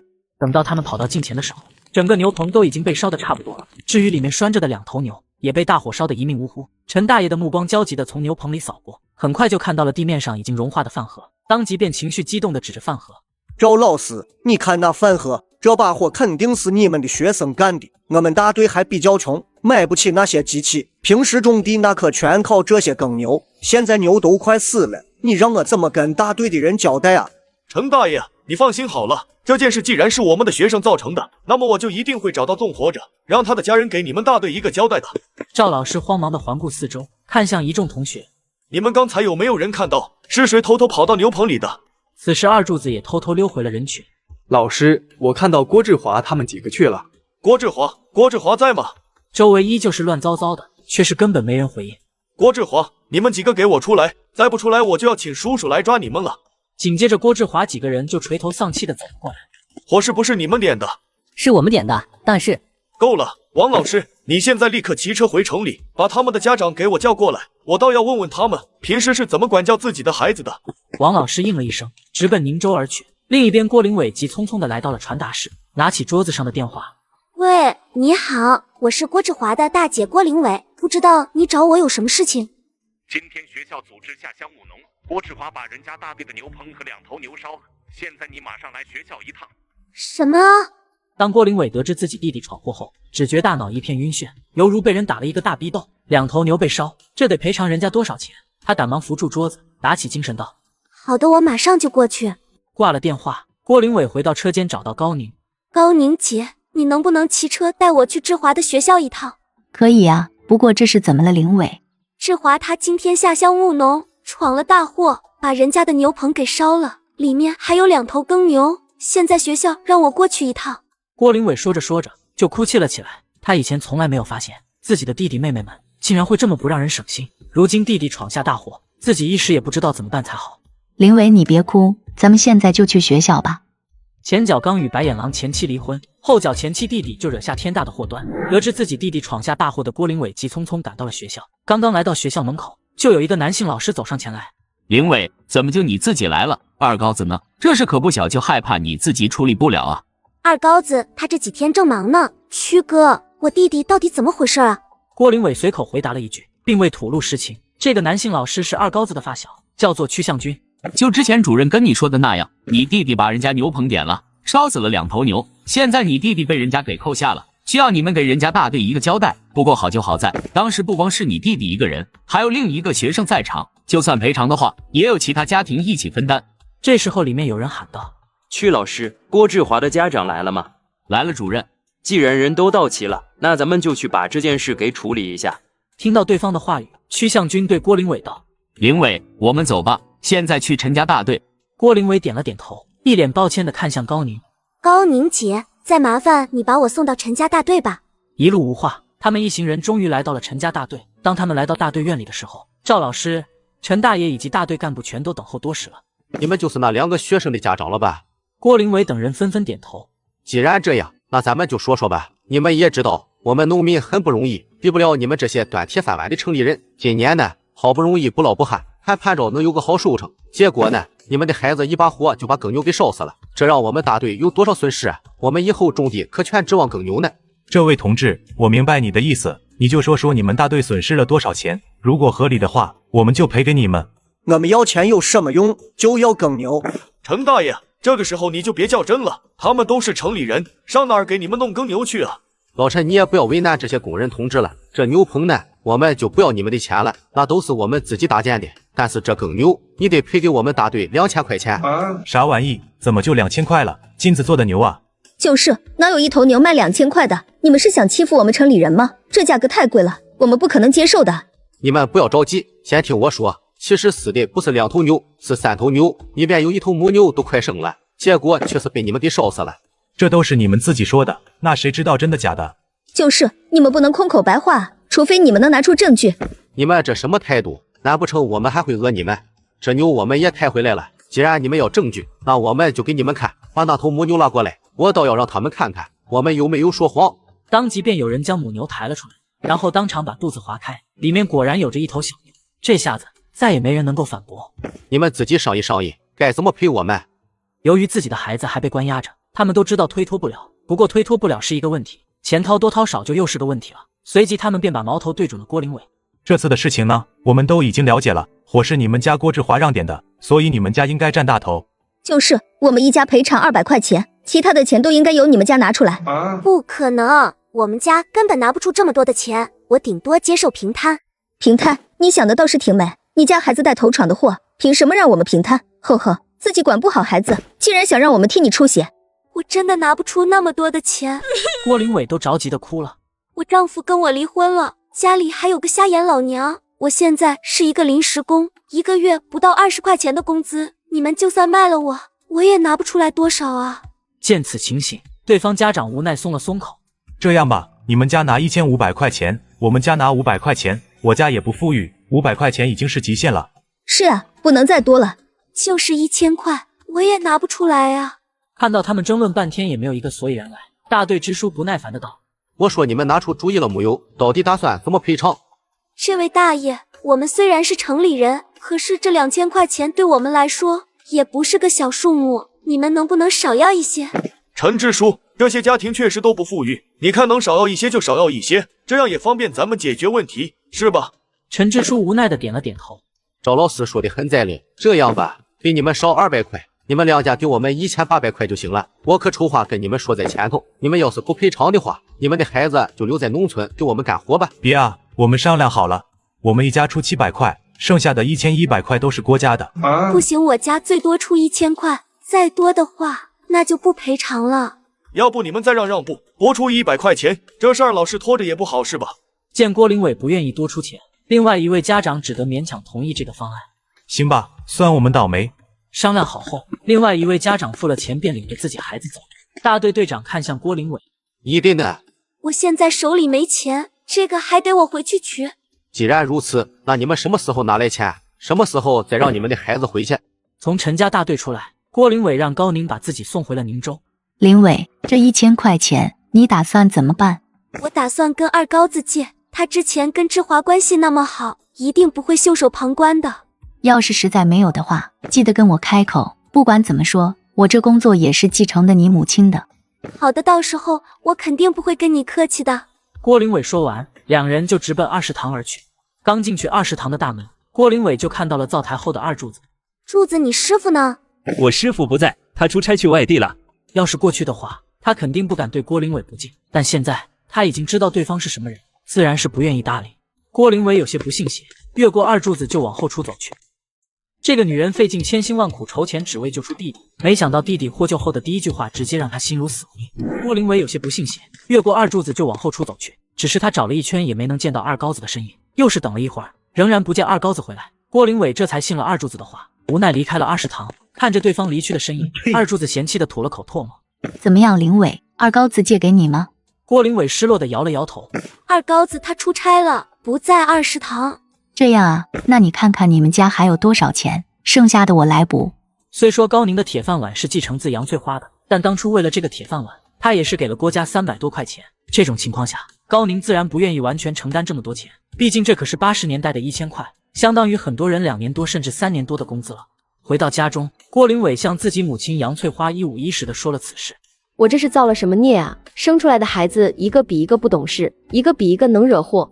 在他看来，自己的教育是完完全全的失败了，3个孩子竟然没有一个省心的。老妈，你那里还有多少钱啊？志华还等着咱们拿钱去赎人呢。杨翠花摸索着从床底取出一个用来腌咸菜的脏陶罐，这里面就都是我这些年积累下来的钱了。郭林伟打开陶罐，取出里面的钱，仔仔细细的清点了一下，这里面竟然有着875块钱。林伟，是875块钱吧？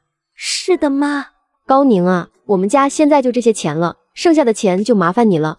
师傅，你就放心好了，剩下的交给我就行了。从郭家大杂院出来，郭林伟和高宁又跑了一趟筒子楼。高宁从家里拿了125块钱，给郭林伟凑齐了1000块钱。随后两人又赶忙前往了陈家大队。郭林伟将钱递给了陈支书。同志，这是1000块钱，现在能把我弟弟放了吧？陈支书认真数了数，见数量没有错误。跟我来吧。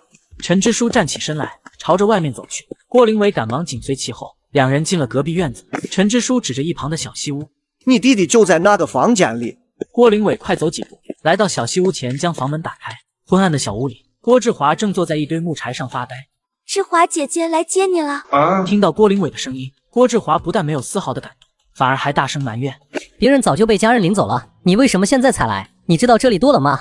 咱家什么情况？你又不是不知道，就连赔偿人家的钱都是借来的。”郭志华听到郭林伟的解释，反而一脸平静：“还不是你没本事？你要有本事，二高子还会跟你离婚，咱家还会缺钱吗？我会被别人扣在这吗？”郭志华短短几句话犹如尖刀一般，狠狠地扎在了郭林伟的心里，竟然让郭林伟有一丝的迷惘。为什么要救郭志华呢？心中恼怒之下，一个大逼斗就打在了郭志华的脸上。郭志华，你混蛋！你知道为了凑这1000块钱，咱家费了多少劲吗？说完，他的眼泪便是忍不住流了下来。他现在也发现了自己弟弟的白眼狼属性，之前是有二高子吸引火力，这些白眼狼行为都作用到了二高子的身上。现在二高子已经跟他离婚，所以这个恶果他只能自己来承受。两人从屋里出来后，陈支书意味深长地看着郭灵伟：“你是孩子他姐吧？”郭灵伟点了点头。本来我这当外人的不应该多说什么，但是你们家这孩子啊，以后一定得好好教育，要不然下次惹的麻烦还要更大。好的，我会的。这段时间麻烦你们了，我们就先回去了。接着一行人便从陈家大队离开了。第二天，当郭志华来到了学校后，立刻被班主任王老师叫到了办公室。郭志华同学，鉴于你最近不思进取，无心求学，不注意思想和行为的规范，多次带坏同学与欺负他人，对学校正常的管理秩序构成严重的破坏，经学校教导处决定予以开除处分。一听这话，郭志华直接就急了：“王老师，能不能不要开除我？”王老师叹息一声，意味深沉地看向郭志华：“抱歉了，郭志华同学，这个是学校领导的决定，我也改变不了什么。”郭志华不知道自己是怎么离开学校的，他浑浑噩噩，不知道自己以后该怎么办。昨天晚上他才跟母亲杨翠花保证，今后一定会好好学习，但是还不等他有所改变，就已经被开除了。为了不让家里人知道，他打算暂时把这件事情给瞒下来。郭志华一直在校门口等到放学，终于把一个大杂院里的二庆等了出来。志华，你没回家？如今学校里已经把开除郭志华的信息张贴了出来，所以二庆也知道了郭志华被开除的消息。郭志华冷冷看向二庆：“二庆，希望你不要把这件事情说出去，要不然有你好看。”放心吧，我保证守口如瓶。有了二庆的隐瞒，再加上郭志华还是按照正常的时间上下学，到了点就会回家，一时间竟是没有人注意到他的异常。二高子回来之后，20堂的人向他报告了凉皮生意的情况。现在天越来越凉，平时购买凉皮的人数量也开始不断下降。在这种情况下，二高子决定停止凉皮生意，然后让20堂的人将全部精力放到学习辣椒酱的制作上。几天后，红星大队的刘向东给他捎来消息，说是徐县长要见他。随即二高子便来到了红星大队。徐县长，你找我？我这次找你是通知你去参加广交会的事情。二高子闻言顿时兴奋起来。徐县长，这可真是太感谢你了。你先别高兴得太早了，这一次咱们省的轻工业厅一共获得了11个展位，获得展位的可都是咱们省的创汇大户。你毕竟不是国营企业，所以我没办法给你安排单独的展位，到时候你会跟市里共用一个展位。我明白。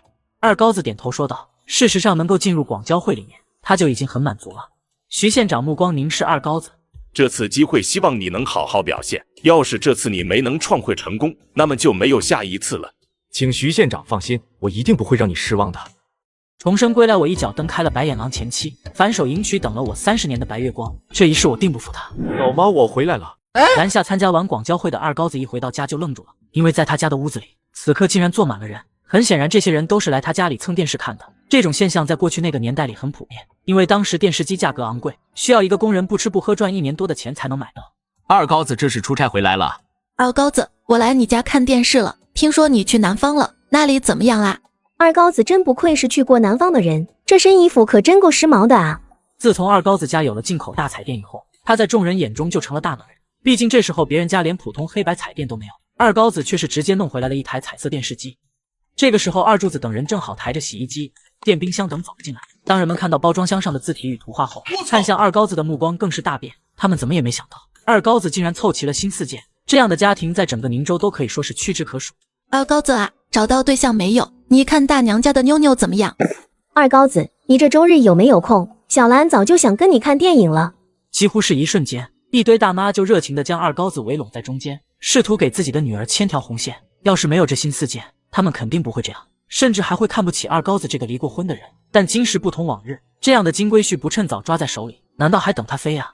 抱歉了各位婶子大娘，我已经有女朋友了。这人呢，你们也都认识，就是以前老杨家的女儿李倩。听到二高子的话语，众人皆是露出失望之色，因为他们错过了一次与现代化家庭结为亲家的机会。二高子将家电安置好后，便迫不及待地直奔服装厂门去。到达服装厂门口的时候，工人们才刚刚下班，他的目光不断从人群中扫过，很快就发现了李倩的身影。倩倩，我在这里。听到他的喊声，李倩顿时发现了二高子的身影。我男朋友来接我了，就不跟你们一起走了。紧接着李倩便穿过人群，来到了二高子的身旁。你怎么才回来啊？我这些天都想死你了。李倩看着二高子的目光毫不避讳，此刻她依旧是留着简单清爽的短发，白皙的脸庞，红润的嘴唇，看起来极为的靓丽动人。我总要忙完了才能回来吧？这不，我刚到家就直接来找你了。几天不见，感觉你更漂亮了。有吗？李倩顿时低下了头，有些不好意思的道。那是当然了。二高子看着对方那娇艳欲滴的诱人红唇，这要是就他们两人的话，他会直接亲吻上去。你在看什么？难道我脸上有什么东西？没什么。好了，咱们快去我家吧，我从南方给你买了一些礼物。二高子，你又在乱花钱了。李倩嘴上埋怨着，但脸颊上却是流露出幸福的笑容。很显然，他对二高子能把他放在心上，还是感到很满意的。咱们走吧，时候不早了，先回家吧。李倩点了点头，便跟着二高子往家走去。看着两人离去的亲密样子，那些男工们全都像是吃了柠檬一样，酸得不得了。毕竟李倩人长得漂亮，又是中专毕业，年纪轻轻还当上了副科长，在私底下厂里的工人都管她叫一枝花。这样一位美人，那简直就是所有男工的梦中情人。如今这朵鲜花被人给摘走了，他们又怎能不酸？李倩跟二高子回到家后，二高子将自己在南方买的礼物全都拿了出来，放在了床上。倩倩，这些就都是我这次给你带回来的礼物了，喜欢吗？李倩看着那琳琅满目的东西，不由皱起了眉头。二高子，你这买的东西也太多了吧？这得花多少钱啊？在李倩看来，自己喜欢的是对方这个人，而不是钱或者其他什么物质。这些物品一看就是高级货，肯定价格不便宜。她可不想二高子为了讨好她，就把家底给败完了。毕竟两人要是结了婚，这以后的日子还长着呢。这些都是小钱，来，倩倩，穿上试一下。李倩接过礼物，目光看向那件女士羽绒服。这是冬天的棉衣吧？这叫羽绒服，里面填装的都是鹅绒和鸭绒，保暖性很好。人家外国人冬天就是穿的这个。李倩将羽绒服穿在身上，大小正好合适。对了，还有这些。二高子将一旁的珠宝盒打开，取出了里面的珠宝饰品。李倩见了却是连连摇头。二高子，这太贵重了，我不能收。倩倩，这些首饰虽然昂贵，但却比不了你在我心中的地位。为了你，别说是这些首饰，哪怕是天上的星星，我也会给你摘下来。那年头的人都很含蓄，哪怕两个相爱的人，平时写信谈话也都是用有意来隐晦表达，而不是像后世的男女一样，张口就是我喜欢你，我爱你这些直白的话语。听着二高子这直白的话语，李倩看向他的目光不禁充满了浓浓的情意。二高子抬起头来，看着李倩那如同璀璨星河般的明亮眼眸，他不由自主地牵起了对方的小手，轻轻一拉，对方那如棉花般柔软的身体就被他搂在了怀里，眼看就要低头吻上去。突然，房门被人从外面推开了。老二，我听你大哥说你回来了，饭已经做好了，赶紧去吃。王彩琴推门而入，紧接着他便是愣住了，看着和李倩搂抱在一起的儿子。我什么都没看见，你们继续，你们继续。说完逃也似的离开了，留下两人在风中凌乱。都怪你！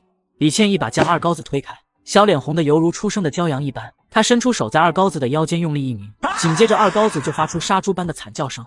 倩倩，我错了，放过我吧。李倩心一软，赶忙把手松开。二高子弄疼你了吧？其实下次可以去我家，我家的狗会打篮球。重生归来首先就是跟白眼狼前妻离婚，不曾想前妻弟弟竟然把坏心思用在我身上，我直接让他飞起来。次日清晨，二高子醒来后只觉得神清气爽，看着身旁正在酣睡的李倩，他悄悄吻了一下，这才蹑手蹑脚的离开。听到关门的声音，李倩瞬间就睁开了眼眸，回想起昨晚的游戏，她的俏脸一下子就滚烫起来。这边二高子刚出门就碰到了二庆妈。二高子回来了啊！我说二高子啊，你怎么好几个月都没回来？该不会真的跟林伟离婚了吧？二高子点了点头，确实离婚好几个月了。离了好啊！你是不知道那郭家的小兔崽子有多可恶。那郭玲玉挑唆别人去抢劫你，然后被警察给抓走了。郭志华前不久欺负同学，还把人家的牛棚和牛给烧了，赔给人家1000块钱，自个儿也被学校开除了。他还不跟家里说，前段时间才被他姐发现，这也就算了，他竟然偷了院里好几家的钱，连我家都丢了好几十，也就这不是我家孩子，要不然我早就抽过去了。二庆妈，现在你知道我为什么要离婚了吧？要是继续在这家待下去，我怕是真的会折寿。两人正聊着，又有一个邻居胖婶从屋里走了出来。这不是二高子吗？啥时候回来的？当初二高子为了融入这个大院，那可是没少给这些大院里的人好处，什么烟酒花生自然不必多说，像是猪肉都分过好多次。这些人得了好处，自然记着他的好，毕竟不是所有人都是白眼狼。二高子，听说你们家买了一台18寸的进口大彩电，还把新4件都给凑齐了。没想到连你都知道了，这传的可够快的呀。啥玩意？你家把新4件都凑齐了，电视还是进口彩电，这一套下来那得4-5千块钱吧？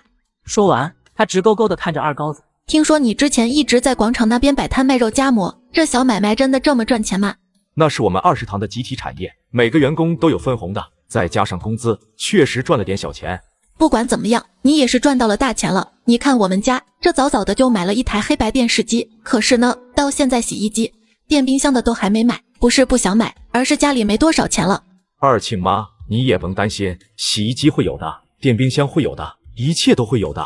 行了，你们聊，我出去办点事。看着二高子逐渐消失的背影，二庆妈有些诧异。我怎么感觉二高子跟以前有些不一样了呢？除了更有钱以外，没什么不同吧？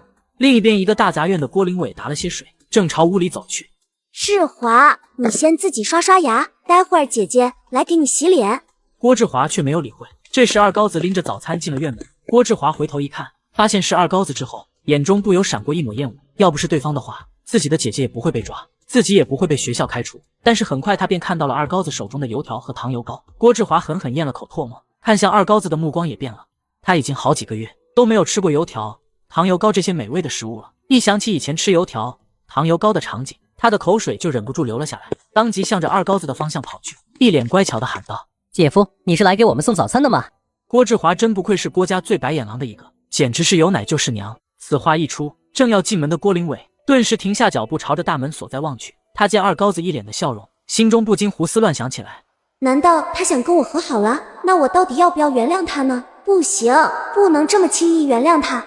这个时候，就连院里的其他人也纷纷竖起了耳朵。二高子则是一脸冷漠地看着郭志华：“我跟你姐离婚了，早就不是你的姐夫了，你以后可别再叫错人了。”话音刚落，郭志华立刻面露失望之色，而郭林伟早已踉踉跄跄地走进了屋里，面色惨白。他感觉自己今天就像是个小丑，丢人丢尽了。院里的其他人则是纷纷一副看好戏的模样。要是在以前，他们还会同情郭家，但自从郭志华偷了他们的钱以后，他们就厌恶起了郭家的人。毕竟他们这些年可没少接济郭家，也没少帮郭家人的忙。可是郭家人是怎么对他们的？不但不知道感恩不说，竟然还偷他们的钱。见自己吃不上油条，郭志华对二高子的态度再次发生了变化。他目光冰冷地凝视着二高子。二高子，你不当我姐夫还回来干嘛？给我滚出去，这里不欢迎你。我说小兔崽子，这院子是你家的啊，你吼什么吼？郭志华，这院子可是大家的院子，二高子可是合法在这里建造房屋的，他自然有权利在这院子里。就是，这又不是你家院子，你牛气什么？郭志华，当初二高子对你多好，一个月给你1块钱零花钱，我都羡慕的很，你现在这就翻脸不认人了。你这小子怎么说话呢？别说这不是你家，就算是你家，你也不能那么说。其他人纷纷为二高子打抱不平，见自己被众人唾弃，郭志华只得冷哼一声进了屋。在他的内心里，却是把在场之人都给记恨上了。一个邪恶的想法慢慢从他心中开始萌芽。另一边，二高子回到了自己的屋子，看了一眼床上，李倩仍躺在那里熟睡。倩倩，起来吃早餐了。二高子将早餐放到一旁，李倩则是懒洋洋地说道：“才几点就叫我起床？我不想起啊。”听话，太阳都晒屁股了，赶紧吃早饭吧。我给你买了你最喜欢的油条和豆浆。二高子，你混蛋，以后别跟我提这个呀，再提我跟你急。行行行，你吃豆腐脑和糖油膏，我吃油条喝豆浆，行了吧？吃过早餐，两人结伴走出了屋子。不等二庆妈等人开口，二高子就主动介绍道：“各位街坊，这位是我的未婚妻李倩。”不错不错，个子挺高，人也漂亮，最关键是会打扮。恭喜你啊，二高子！打算什么时候举行婚礼啊？这个时间暂时还没定下来呢。那你这对象在哪儿上班呢？就在咱这的服装厂。服装厂？我家闺女也在服装厂呢。这时胖婶的闺女正好从屋里走出来。李科长，你也在啊？重生归来首先就是跟白眼狼前妻离婚，不曾想前妻弟弟竟然把坏心思用在我身上。此话一出，众人这才知道，原来李倩竟然是服装厂里的干部。与此同时，他们看向二高子的目光都不一样了。毕竟谁能想象得到，对方一个离过婚的人，竟然又找了个干部当对象。待二高子和李倩走后，胖婶忙拉着自己的女儿问道：“闺女啊，你们这李科长是不是也离过婚？”“没有，他之前连对象都没有，上哪儿离婚去呀？”“那他是不是身体有什么毛病呢？”“也没有，这没离过婚，也没毛病，怎么就找了个二婚的男人呢？”“二婚咋了？要不是他结婚的是那家子人，能离婚，就算离过婚，人家二高子也不是其他人能比的。别的不说，就那进口大彩电和新四件，咱整个宁州才有几套啊？”在之前二高子刚过来的时候，他也是觉得郭林伟一朵鲜花插在牛粪上。可是等到真正熟悉之后，他这才发现，像二高子这样的男人可真是打着灯笼都找不着几个。自从二高子去了郭家以后，郭家那生活简直就是有滋有味，让他都羡慕了。我跟你们说吧，人家这才叫聪明呢。据我所知，我们李科长的父亲可是市里的副厂长，人家也是中专毕业。你说这样的出身，眼光会有问题吗？这出身确实不赖。在过去的时候，中专生可比高中生要牛气多了，人家只需要上3年学，国家就会包分配工作，也不需要交学费。这样看来，人家李倩各方面的条件都碾压了郭林伟。是啊，遇到那家子人，怕是谁都受不了。也幸亏二高子提前娶了她，要不然真让我家大庆跟他结婚，那怕是得后悔一辈子。自从郭林伟不上学以后，他就想让对方当自己家的儿媳妇，可谁知半路出了一个二高子，先把郭林伟给娶了。当初因为这个，他可是经常看二高子不顺眼。不过后来，当他见到郭家人的各种骚操作后，就转变了态度，心里更是感到无比的庆幸。二高子工资全上交就算了，还天天给郭家人洗衣做饭，就这还一直被人家看不起，地位简直比上门女婿还低。郭家又不是什么富裕家庭，竟然一次性的花了好几百块钱去买一些花里胡哨的东西，那些钱都足够买一台电视机了。就这样恐怖的家庭，当初他儿子要是真把对方娶了，怕是儿子得记恨他一辈子。此时他们却是不知，他们之间的谈话被躲在附近的郭林伟给听到了。此刻郭林伟面色一片惨白，眼泪更是止不住的流。他怎么也没有想到，自己和家人在这些人的眼中竟然是如此的不堪。回想起往日的种种，郭林伟觉得自己和家人好像确实做得有点过分了，只是自己又没结过婚，弟弟妹妹们年纪小不懂事，对方为什么就不能迁就一下吗？日子一天天过去，工人们制作辣椒酱也愈发熟练起来。到了81年的年底，二高子的身价终于突破了100亿，如今他已经是80年初期极为罕见的100万元户了。31号这天，二高子特意去购买了一些物品，打算给这些员工发福利，毕竟与他获得的巨额利益相比，这些员工们所获得的不过是其中的零头罢了。下午4点钟，二高子让员工们提前停下手中工作。明天就是元旦了，也就是阳历新年，咱们这里会放1天假。放心，咱们工资是按月算的，节假日放假不会影响工资。为了能让大家过好这个阳历年，我准备给大家发一下元旦福利。这福利有50斤大米、50斤白面、5斤鸡蛋、2斤猪肉、2斤鸡蛋糕，另外还有每人2罐辣椒酱和2个水果罐头。听到二高子要给他们发这么多的好东西，所有人皆是高兴的合不拢嘴。元旦这天，李倩并未去市里陪父母，而是来到了二高子家。进了堂屋，李倩将手中一个包装精美的礼品盒递给王彩琴。大妈，我给您带了一盒糕点，这玩意老好吃了，您赶紧尝尝吧。要是好吃的话，我再找人给您买。倩倩啊，只要你有这份心就行了。二高子之前买了烤箱，大妈平时可不缺糕点小吃。他做是他的心意，我买是我的心意，那可不一样。这些都是小事儿。大妈现在最大的心愿就是抱个孙子。老大2口子结婚这么多年，一直没能有孩子，就只能指望老二了。大妈想问问你是怎么想的，打算什么时候跟二高子结婚呢？大妈，这件事我倒是无所谓，觉得什么时候都行，只是我爸和我妈那里有些……大妈明白，二高子当初要不是被那狐狸精给迷住，也不会闹成现在这样。虽说他离过1次婚，但是你也知道他的能耐。我们现在已经是万元户，新4大件也都齐全，保证你进了家门不会吃亏。大妈，我喜欢的是二高子这个人，而不是这些东西。就算他什么都没有，我也愿意跟他结婚。现在主要是我父母那里，我还没有跟他们说过我们的事情呢。事实上，他比王彩琴还了解二高子现在的身家。不过，他父亲有那种文人的清高和迂腐。二高子要是没什么钱吧，那肯定不愿意他嫁给一个离过婚的穷光蛋。但是二高子有了钱吧，他有担心被别人说是为了钱就卖闺女，索性他跟二高子商量出了一个对策，就是等到今年省里评选出今年的省劳模之后，再向自己父亲公开2人的关系。大妈知道你是个好闺女，要是我们家什么都没有的话，我宁愿让二高子担着，也不会让你进门来受罪。宁州附近的一个垃圾场，一个穿着破旧衣服的青年冷声喝道：郭志华，我告诉你啊，你今天要是再不拿来钱，以后就别跟我们玩了。最近不论是看电影还是去旱冰场，就连吃喝都是花的我们的钱，你倒是光享受了。狗哥，我最近真没钱啊，我姐跟二高子离婚了，也没人给我零花钱了。这就是你的问题了。这2天你要是再不拿钱请兄弟们潇洒，那我就让你飞起来，让你见识见识什么叫做黑手。听到狗哥的一番话，郭志华竟然感觉有了一些失重感。你们在这里等着，我今晚就能给你们弄来钱。晚上，一道黑影从远处而来，在二高子家院落外停了下来。重生归来的我先跟白眼狼前妻离婚，再把白眼狼小舅子送进去登峰认基。该死的二高子，你果然是发达就不管我家了，自己家天天吃肉，舍得花好几千块钱买这么好的大彩电，却是不舍得给我家1分钱。郭志华抬头看向墙头，双手扒住墙头，就要向里翻，只是这一扒之下，他就痛了起来。他咬住牙，不让自己惨叫出声，赶忙把手收回。眼下四周漆黑一片，郭志华无法看清楚手上的情况，不过他却是能够感受得到，自己的2只手都凉丝丝的，很显然他的手被划伤了。他强忍着痛，再次伸出手，轻轻地朝着墙头抚摸了一下，发现在墙头上竟然有着不少锋利的玻璃碎片。郭志华吸着冷气，不禁咬牙切齿。好你个二高子，竟然还敢在墙上弄这玩意儿！人与人之间不能多点信任吗？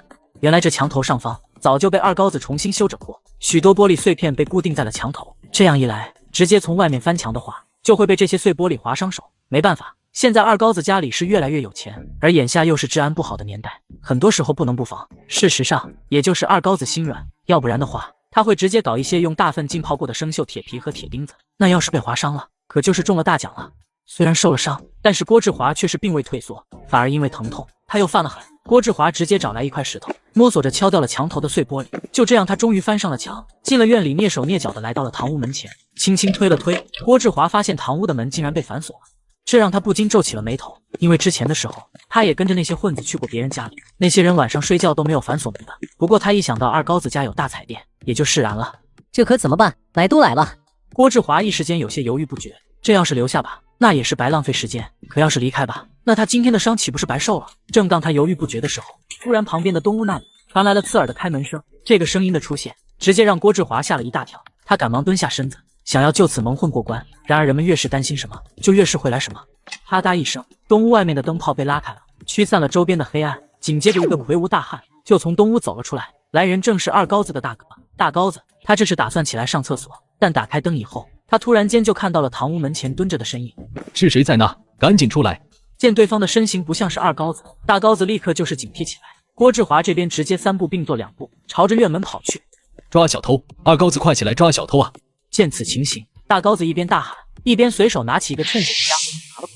这一下直接砸得郭志华一个趔趄，差点摔倒在地，但他还是稳住身形，跑到了大门前。还不等他打开门，大高子已经跑到近前，抓住了他的衣服，再加上他的手受了伤，3下5除2就被大高子给抓住了。这个时候，二高子也拎着棍棒从堂屋走了出来。厉害啊哥，没想到光你自个儿就把贼给抓住了。你跟我打架虽然没你厉害，但抓个小毛贼还是轻而易举的。我倒要看看是谁竟然敢来咱家偷东西。郭志华认出了偷盗者的身份后，两人顿时火冒三丈。二高子更是一个大逼斗招呼了过去。他之前舍不得吃舍不得穿的，把所有钱都奉献给了这一家子。结果呢，媳妇不跟自己入洞房，小舅子小姨子还天天看不起自己，各种跟自己作对。他本想着离婚了就能解脱，谁成想这些人反而还怨恨上了他。先前郭玲玉就找人来抢劫他，现在这郭志华更是偷到了他的家里。尽管他知道这些人都是白眼狼，但是这些行为仍然让他感到心寒。大哥，你赶紧把马片警找来，我非要把他送进监狱不可。听到自己真的要被送进去的时候，郭志华直接慌了，连忙哀求起来：姐夫，我错了，你就放过我这一回吧，我保证没有下次了。郭志华，你也不用求我，今天说什么我都不会放过你。二高子冰冷地回答道。如今他已经对这一家人感到深深的厌恶。二高子，你终于露出本来面目了吧？我姐当初嫁给你真是瞎了眼，你大度点放过我又能怎么了？真是小心眼。我才瞎了眼呢！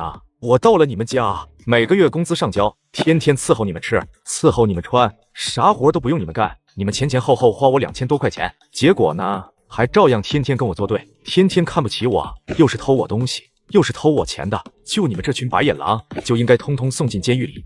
闻言，郭志华却直接开始威胁二高子。二高子，你要是敢让我住监狱，等我出来看我真不支持你。你丫的还敢威胁我？二高子冷笑一声，抬手又是2个大嘴巴子，抽得砰砰作响。二高子，你还不等郭志华开骂，二高子就又是给了对方2个爱的抚摸。这下子郭志华倒是不骂了，但他的眼眸中却是有着浓浓的怨毒之色。被对方这么盯视着，二高子竟是感到一阵心寒。他突然想起来，前世的时候，对方可是犯过大错的人。看来还真得把这小子给送进去了，要不然留着也是祸害。反正已经得罪了对方，二高子就不怕得罪的更狠。他直接跑进屋子里，将空调取出来，然后重重的摔在了地上。这空调买回来以后就用了1次，结果直接把保险丝给烧了，后来就一直没用，放在那里也是放着，还不如做点贡献。大哥，你去告诉马片警，就说有个小偷来咱家偷东西，把空调给弄碎了，还把彩电给弄坏了，让他受累赶紧来一趟。两人将郭志华绑住以后，大高子就一路小跑，直接奔派出所去。二高子冷冷看着眼前的郭志华，臭小子，你就等着进去蹬缝纫机吧，不让你蹬冒烟不算完。重生归来的我先跟白眼狼前妻离婚，再把白眼狼小舅子送进去登逢人机。大高子一路小跑把马片警找了过来。马片警看着现场的一片狼藉，不由得埋怨道：“这谁家的小子，大过年的跑来偷东西，真不消停。”这小子叫郭志华，他姐以前是我弟弟的媳妇，后来2人就离婚了。不是，我说大高子，这不是你家私事吗？你们咋还报警？都离了婚了，哪还是私事？而且这小子把我家的空调给砸烂了，还把进口大彩电给弄坏了，那可是好几千块钱的。他是真的心痛，虽然那空调买回来用不了，但不管怎么说也是1000多买的。二高子竟然说砸就砸，这可是相当于把他2年多的工资打了水漂了。听着大高子的描述，马片警瞪大了眼睛，那这性质可够恶劣的。他本以为只是偷东西被抓住了，谁成想竟然闹得这么大，这可是好几千块钱的东西啊，相当于他10来年的工资呢。就这样，马片警与大高子、二高子兄弟2人押送着郭志华来到了他们街道附近的一个分局。老马，你这是什么情况？这小子去别人家偷东西，还把人家的进口大空调和彩电弄坏了。值班民警听完直接大吃一惊，毕竟这年头普通人家别说是进口的空调彩电了，就是国产的都买不起，甚至就算想买，那也没地方买去。好家伙，这可得重判啊！2位同志，他偷的就是你们家吧？你好，同志，我是省劳模二高子。今天晚上我们正在家里睡觉，结果郭志华就偷到家里来了。也幸亏我大哥晚上起夜发现了不对劲，要不然东西可就被他给偷走了。如今二高子已经被评选为81年江东省的省劳模，至于代表还需要过些日子才能选上。原来你就是创汇100万美元的省劳模二高子同志啊！请同志放心，这件事情我们一定会给你个交代的。现在就麻烦你们做个笔录吧。没问题。很快2人做完了笔录，随后便离开了。我说老二，这样能行吗？肯定能行。他之所以敢如此笃定，是基于多方面原因的。首先是身份问题，他可是国营20堂的正式员工，而且还是为国创汇100万的省劳模。反观郭志华呢，却是一个被学校开除的混子学生。另外，他二姐郭玲玉现在还被关在里面呢。这些事情，二高子在做笔录时都提到过，所以在这种情况下，谁的话语更容易被相信，一目了然。其次，他们也没有冤枉郭志华，对方就是来他们家偷窃的。那墙上、衣服上和门上都还有着郭志华的血液。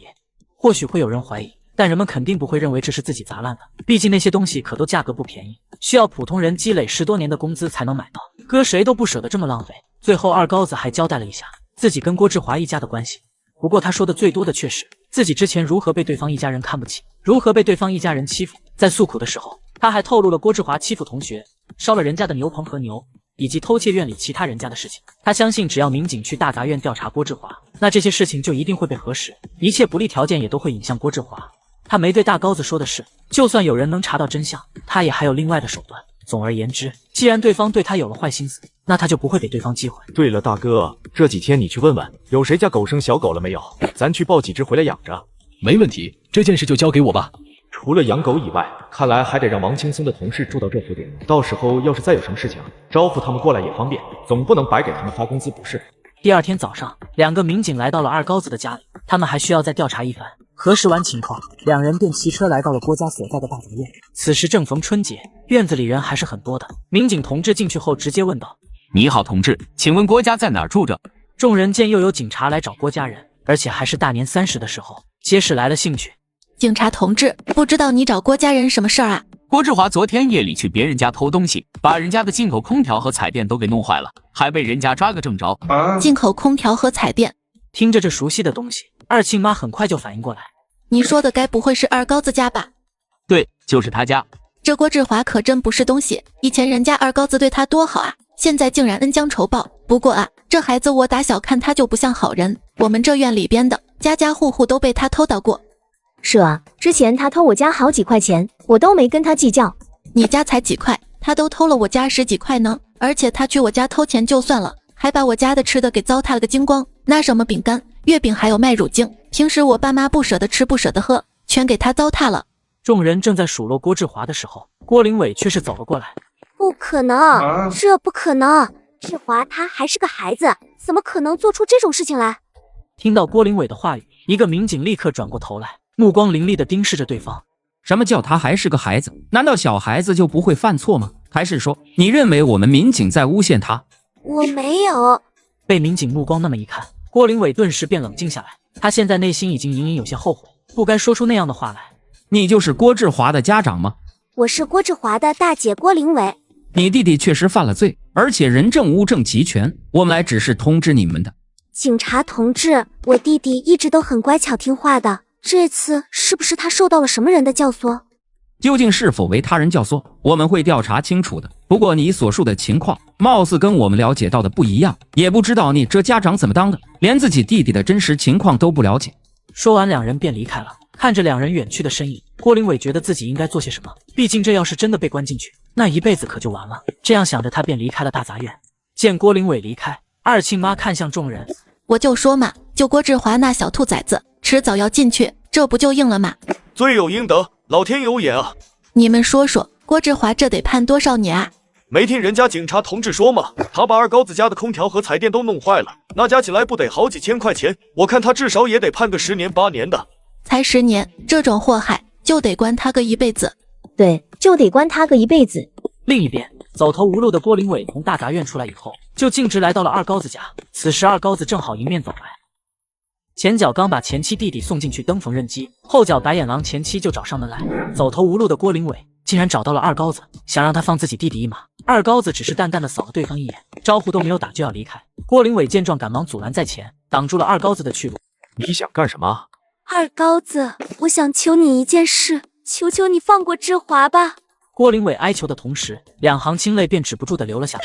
二高子则是淡淡的回应：“该怎么处置，那是人家公安同志说了算，你跟我说了都不算。好了，郭林伟，你现在给我起开吧，我还要去上班。”二高子，你可以跟他们说，是你不小心弄坏的空调彩电，这样志华不就没事了？虽然这样你会损失点小钱，但是志华就能出来了呀。那我岂不是在欺骗叔叔？那可是在犯罪啊！凭什么你弟弟做错了事情，却要我来犯罪，要我来承担损失？你当我脑子有泡啊？二高子，你就帮帮我吧，只要你帮了我这回，我这辈子都给你当牛做马，做什么都愿意。哼，牛牛马马遍地都是，我不需要。现在你给我起开！不等郭林伟把话说完，二高子就一把推开了对方。二高子，你就帮帮我吧。我说郭林伟，你能不能别这么没皮没脸啊？咱俩都离婚了，你找我干什么？有本事找王光谱去！你怎么能这样说话？二高子，你忘记之前跟志华的约定了？你们说要保护我一辈子的。我知道我们郭家对不起你，这次也是志华的错。可是你要不帮他，他这辈子可就完了。你失去的只不过是空调、彩电这些东西没了可以再买，可是志华失去的却是自由，是他这辈子的未来啊！这关我屁事啊！道路都是自己选的，他要不来我家偷东西，他能被抓吗？跟你说吧，郭林伟，不管怎么样，我都是不会管郭志华的。从你骂我流氓开始，我就已经不是以前那个只知道为你家服务的二高子了。说完，他直接无视郭林伟，一路小跑离开了，只留下郭林伟一人，目光呆滞地站在原地。我该怎么办啊？郭林伟自言自语道，他泪流满面，就好像是一具行尸走肉一般走在大街上。过了一会儿，胡同里突然驶来一辆自行车，不断响着铃。前边的同志，请让一让，请让一让。郭林伟却是依旧无动于衷。你是不是有病啊？非得堵在路中间，喊你都不离开。听到刺耳的骂声，郭林伟这才回过神来。对不起。他一边道歉，一边站起身来向后退去。那人冷哼一声，骑上车子就离开了。他说的对，我就是有病。听着对方的话，郭林伟此时却是觉得很对。以前二高子对他好的时候，他一点都不知道珍惜，到了现在才发现，原来自己这个家已经离不开对方。镜子碎了，又如何能够再重圆？眼下最要紧的事情，还是想办法把志华给弄出来。可是我又该找谁呢？沉吟少许，郭林伟最终想到了自己的准前男友王光谱的身上。之所以会想到对方，便是因为对方的父母乃是宁州的干部，在他看来，对方应该会有办法拯救自己的弟弟。郭林伟朝着王光谱家所在而去。郭林伟一路来到一所住房门前，今天是大年30，他相信王光谱应该会在家里。郭林伟抬起手来，轻轻敲了敲门。谁呀？这是？很快房门打开，一个衣着体面的青年男子便是从里面走了出来。林美，你这是？下一刻，当青年男子看到郭林伟的身影后，脸上不由露出一丝兴奋之色，因为郭林伟是他在宁州见到过的最漂亮与最有才华的女子。过去两人是同班同学，他一直在追求郭林伟，对方也对他有着好感。原本在郭林伟考上大学后，他的母亲已经不再反对两人，但偏偏郭林伟的母亲眼瞎了，最终郭林伟为了这个家庭，不得不放弃上大学的机会，这也导致他们两人间没了缘分。郭林伟不得不下嫁给一个臭厨子，成为了他人的妻子。一想到这里，王光谱的眼眸便是复杂起来。林美，不知道你有什么事情？王光谱询问了一句，却是丝毫没有让对方进门的意思。毕竟对方如今已经归于平凡，沦为他人妇，而不再是他眼中那个天之娇女，也不再是他一直渴望的梦中女神。郭灵伟则是双目通红，委屈巴巴地凝视着王光普。光普，求求你帮帮我吧！这句话着实是把王光普整了个措手不及，同时也让他的内心生出一股保护欲来。灵伟，到底怎么了？跟我说说，要是能帮的话，我一定不会推辞的。我弟弟他被警察给抓了。滴滴泪珠从郭灵伟的眼眸中流淌而出，王光普则是一脸疑惑地看着他。你弟弟不是还上学呢吗？他怎么会被叔叔给抓起来？这都是因为我的原因。因为你……前些日子，我老公不知道哪根筋搭错了，硬是跟我离婚了。志华他一直气不过，然后就在昨天晚上偷偷溜进二高子家里，打算给他点教训。可是他还是个学生，哪里是对方的对手？两人追跑之中，就不小心把对方家里的彩电和空调给弄坏了。然后二高子就报了警，非说是我弟弟来偷东西，结果我弟弟就被警察给抓走了。对不起了，二高子，既然你不救我弟弟，我只能这样说了。我当初就说你前夫人品不行，他就是个破厨子，什么文化都没有。你们俩结婚连共同语言都没有，你非不听我的，你看现在全让我说中了吧？是，这都是我的错。光普，求你了，看在咱们两人以往的交情上，就帮帮志华吧，帮帮志华吧。说话间，他一直用恳求的眼神看着对方，王光普内心也渐渐开始动摇。灵伟，你先别着急，先冷静一下，让我好好想想，好好想想。不管怎么说，对方都是他的初恋，而且他的内心一直有个心结，那就是没能得到对方的人。虽然他抱过对方，搂过对方，也强吻过对方，但是却没能更进一步。现在对方已经离了婚，还求到了自己这里，那岂不是……想到这里，王光普内心激动之下，便点头说道：“灵伟，你就放心吧，我决定。”你不准去！这个女人眼看就要救出自己的弟弟，却不曾想因为别人的一句话功亏一篑。眼看郭志华就要得救，这时突然一个冷漠女子的声音从两人身后传来。只见一个穿着西服、身材有些发福、神情淡漠的中年女子出现在了王光普的身后。此人正是王光普的母亲。老妈，你看灵伟现在多困难，我就想帮帮他。王光普，我告诉你，你要是敢出这个门，你就别回来了。听到自己母亲的话语，王光普沉默不语，也不敢看向郭灵伟的眼睛。从小到大，他一直十分畏惧自己这个当干部的母亲，可以说他跟后世的妈宝男没什么区别。那中年女子走上前，直接将王光普拉到自己的身后。他看了一眼郭灵伟，目光中闪过一丝厌恶之色。他怎么也没想到，对方一个有妇之夫，竟然还跑到自己家里来求帮忙，而且还拉拉扯扯的。这要是让邻居们看到了，好像是自己的儿子在跟对方搞破鞋一样。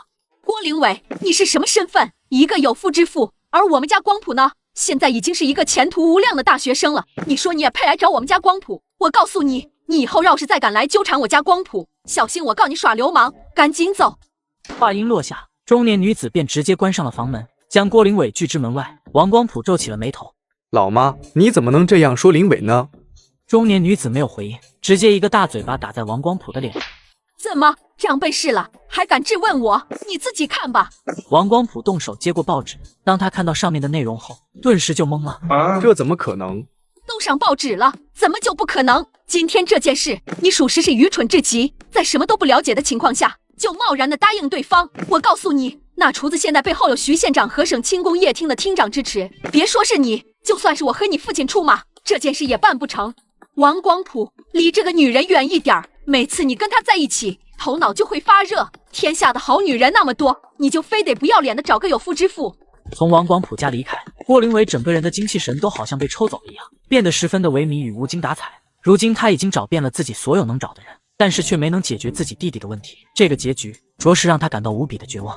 为了这个家庭，他放弃了上大学的机会，也放弃了改变自身出人头地的机会。结果呢？现在妹妹郭灵玉已经进去，弟弟郭志华马上也要进去。郭灵伟感觉自己这么多年来的付出全都白给了，现在他能感受到的只有深深的无力感。现在还不是沮丧的时候，我应该坚强起来。深吸了口气，郭灵伟直接去往了纺织厂。至于郭志华那里，他已经放弃了。既然没办法把郭志华救出来，那么现在见他也是白见，徒增伤悲。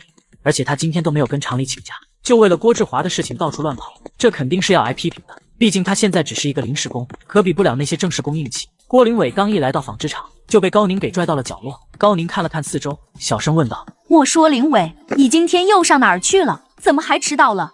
高宁姐，我弟弟被警察给抓了。你弟弟被抓了？为什么啊？高宁闻言，一脸的不敢相信，他怎么也没想到，对方家竟然天天出这种事情。是志华，他去二高子家搞破坏，然后二高子就报警了。不是，你们都离婚了，你们家还天天招惹他干嘛啊？林伟，眼下你还是别管你弟弟的事儿了，因为你最近老是请假，再加上今天连假都不请就不来，咱们厂的李副厂长都发话了，说是一定要开除你这个害群之马。一听这话，郭林伟不由咬牙切齿道：李有才这个王八蛋，他就是想报复我。报复你？你俩怎么回事？面对高宁的疑问，郭林伟面色有些不自然。之前李有才找到我说是只要我跟了他，他就让我转正，这种事情我怎么可能答应？然后他就说要报复我，这可怎么办啊？现在你确确实实没有打招呼就不来，人家死抓住这点不放，你这临时工肯定要没。他要敢开除我，我就把他威胁我的事情捅出来。有什么用啊？现在你没有证据，其他人会信你吗？高宁没有说的是，如今郭林伟已经离了婚，在厂里的名气特别不好听，很多男人都把注意力集中到了郭林伟的身上，而那些女工则是在背后编排郭林伟的坏话。在这样的舆论当中，郭林伟就算把那些话捅出去，也会被人认为是自己想上位就主动勾引李副厂长。那我该怎么办啊？到了现在，郭林伟终于着急起来，一想到自己会丢了工作，郭林伟立刻便是放声大哭。高宁姐，我不能失去这个工作呀，我母亲和弟弟都需要我来赡养，我要没了工作，一家都活不下去了。我知道，可是现在这不是没有办法吗？你又不是正式工，而人家却是厂里的副厂长，想要开除一个临时工，自然没人阻拦。正式工，郭林伟念叨了几句，突然想到一个办法。高宁姐，你能不能把你的岗位让给我？你放心，这只是暂时的，每个月我会把超出临时工的钱全都给你的。你说什么？这下子轮到高宁傻眼了，他怎么也没想到郭林伟竟然想要他的岗位。虽说那个岗位原本就是对方母亲的，可是当初他可是花了很多钱，这才买回来。除此之外，逢年过节的，他也没少给对方家里买好东西，甚至还会给几个孩子压岁钱。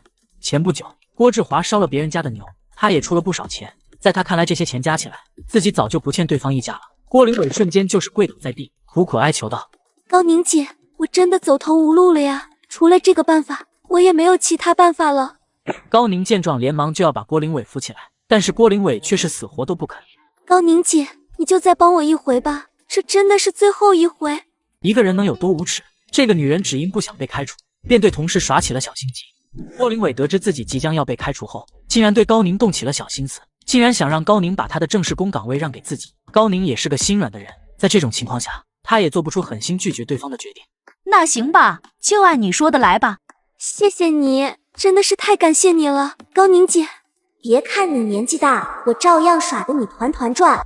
郭林伟泪流满面，话语中似乎充满了浓浓的感激。就这样，两人径直来到了厂长办公室。你们找我有什么事情吗？厂长，我想让林伟顶替我的岗位。林伟这个名字怎么有些熟悉呢？厂长沉吟少许，突然看向高宁身后的郭林伟：你是不是叫郭林伟？是的，厂长，我就是。那这样的话，你们走吧，这个我无法批准。为什么？你问我为什么这个问题，不应该问问你自己吗？李副厂长都跟我说了，说你经常请假，甚至很多时候请假连招呼都不打。你说说，像你这样无组织无纪律的人，我能让你当正式工吗？简直就是胡闹。厂长，这都是有原因的。郭林伟的母亲就是我的师傅杨翠花，她可是咱们厂的老工人呢。后来眼镜换了眼疾，他们家孩子又多，生活很是艰辛，全靠林伟一个人来养活。他这又当姐又当妈的，肯定很多时候都需要他。我明白你们家的难处，可是这厂里那么多人都是穷人家的，谁家又没有些难处呢？要是这个也请假，那个也迟到，工厂的任务谁来完成？到时候完不成任务，上面追究下来，那不都是要我们这些领导来承担？厂长，你们的难处我们理解，可是我们的难处你们也得体谅不是？您看郭林伟家实在是困难得很，父亲早早就不在了，母亲眼睛看不见，全靠他自己一人，他也不容易。行了行了，你不用翻来覆去的给我讲这些话。对于他家的情况我已经了解，其实倒也不是不可以让郭林伟继承你的岗位，就是你们肯定不好抉择。眼看这件事还有转机，郭林伟心中不由得一喜。最近厂里打算清除一批经常迟到旷工和喜欢偷奸耍滑的临时工，所以郭林伟的这个临时工岗位是必须要去掉的。厂长意味深长地看了高宁一眼。也就是说，你如果把你的岗位给了郭林伟，那么你就必须下岗，而不是当一个临时工。你确定想把自己的正式工让给他吗？厂长，你就不能通融一下吗？不能，这场子又不是我一个人说了算，而且这次清除出去的可不只是你一个，还有其他的人呢。我要是给你通融了，那其他人那里要不要通融？要是全都通融了，最后没有一个人被开除，那我们白费这力气干什么？见厂长回答得如此坚决，高宁和郭林伟两人便知道他们必须要有一个人下岗，至于该如何选择，就要看他们自己的了。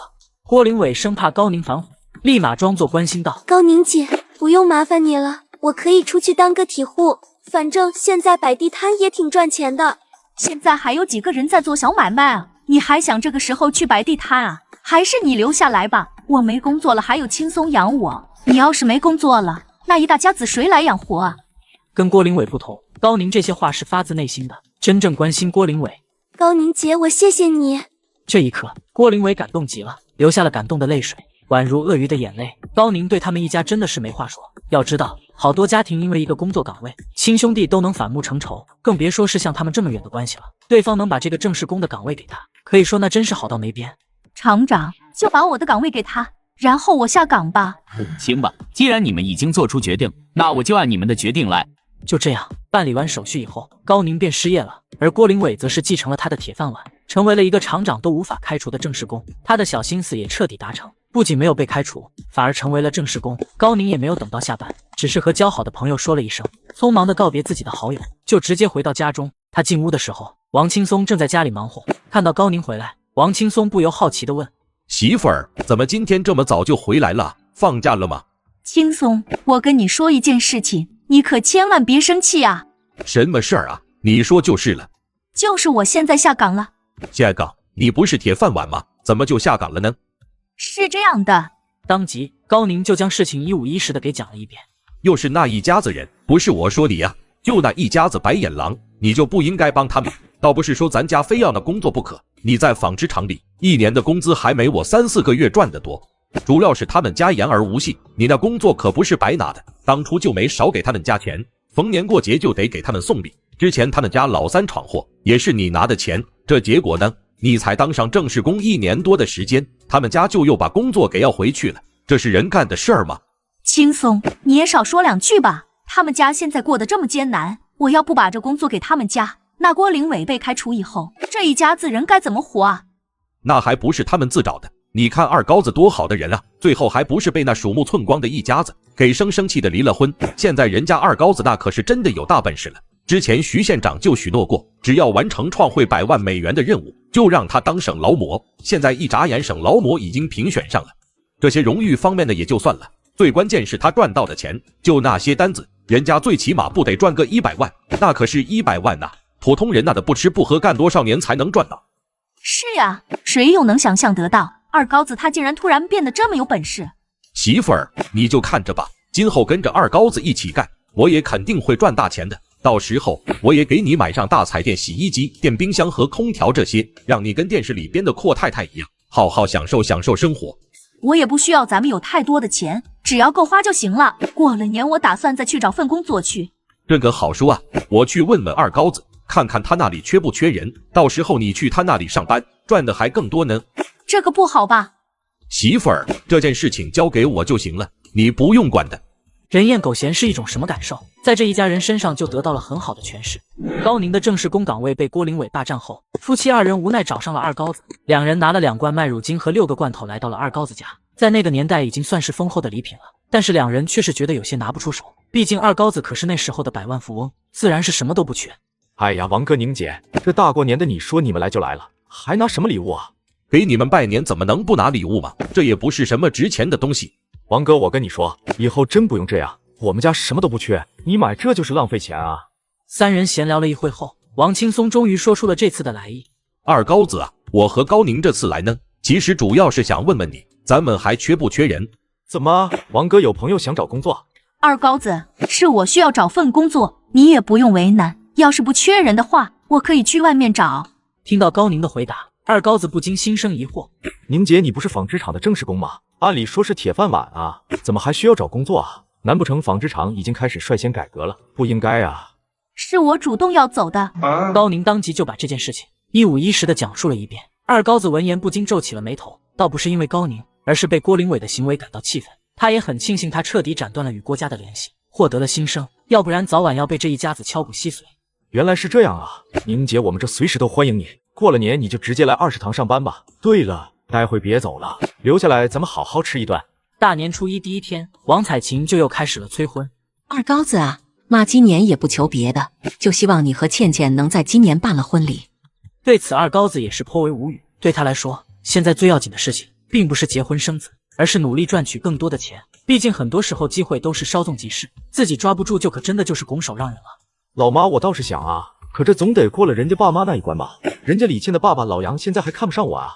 这个你怕啥？咱们家可是万元户，这什么新4件都已经凑齐了，你还是省里的劳模，这样的好女婿打着灯笼都找不到几个。老杨他2口子还能不要？我看他真是老糊涂了。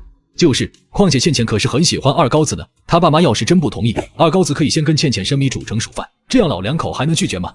这都什么跟什么呀？我得让他心甘情愿的要我这女婿。与二高子家的热闹不同，郭家今年却是格外的冷清。如今的郭家，在郭玲玉和郭志华进去以后，就只剩下了杨翠花、郭玲伟和郭志杰3个人。郭志杰此前被二高子花重金送往了寄宿学校，如今二高子跟郭玲伟已经分道扬镳，他自然也被学校退了回来。如今的郭家之所以冷冷清清的，压根就没什么人上门去拜年，自然是因为郭志华把院里的邻居全都得罪了个遍，连院里这些相处了这么多年的人都不上门，其他院里的人家就更不会上门去了，躲还躲不及呢。老妈，我看今天是没人上咱家来了。没人来正好，这些瓜子花生糖我自己一个人吃。本身就烦的杨翠花被郭志杰这句话直接就点燃了。吃，你就知道吃，你就不能去学习啊？不就是吃点花生瓜子，至于吗？我不吃早晚有人吃。老妈，这大过年的你就别生气了，志杰还小不懂事，犯不着生气。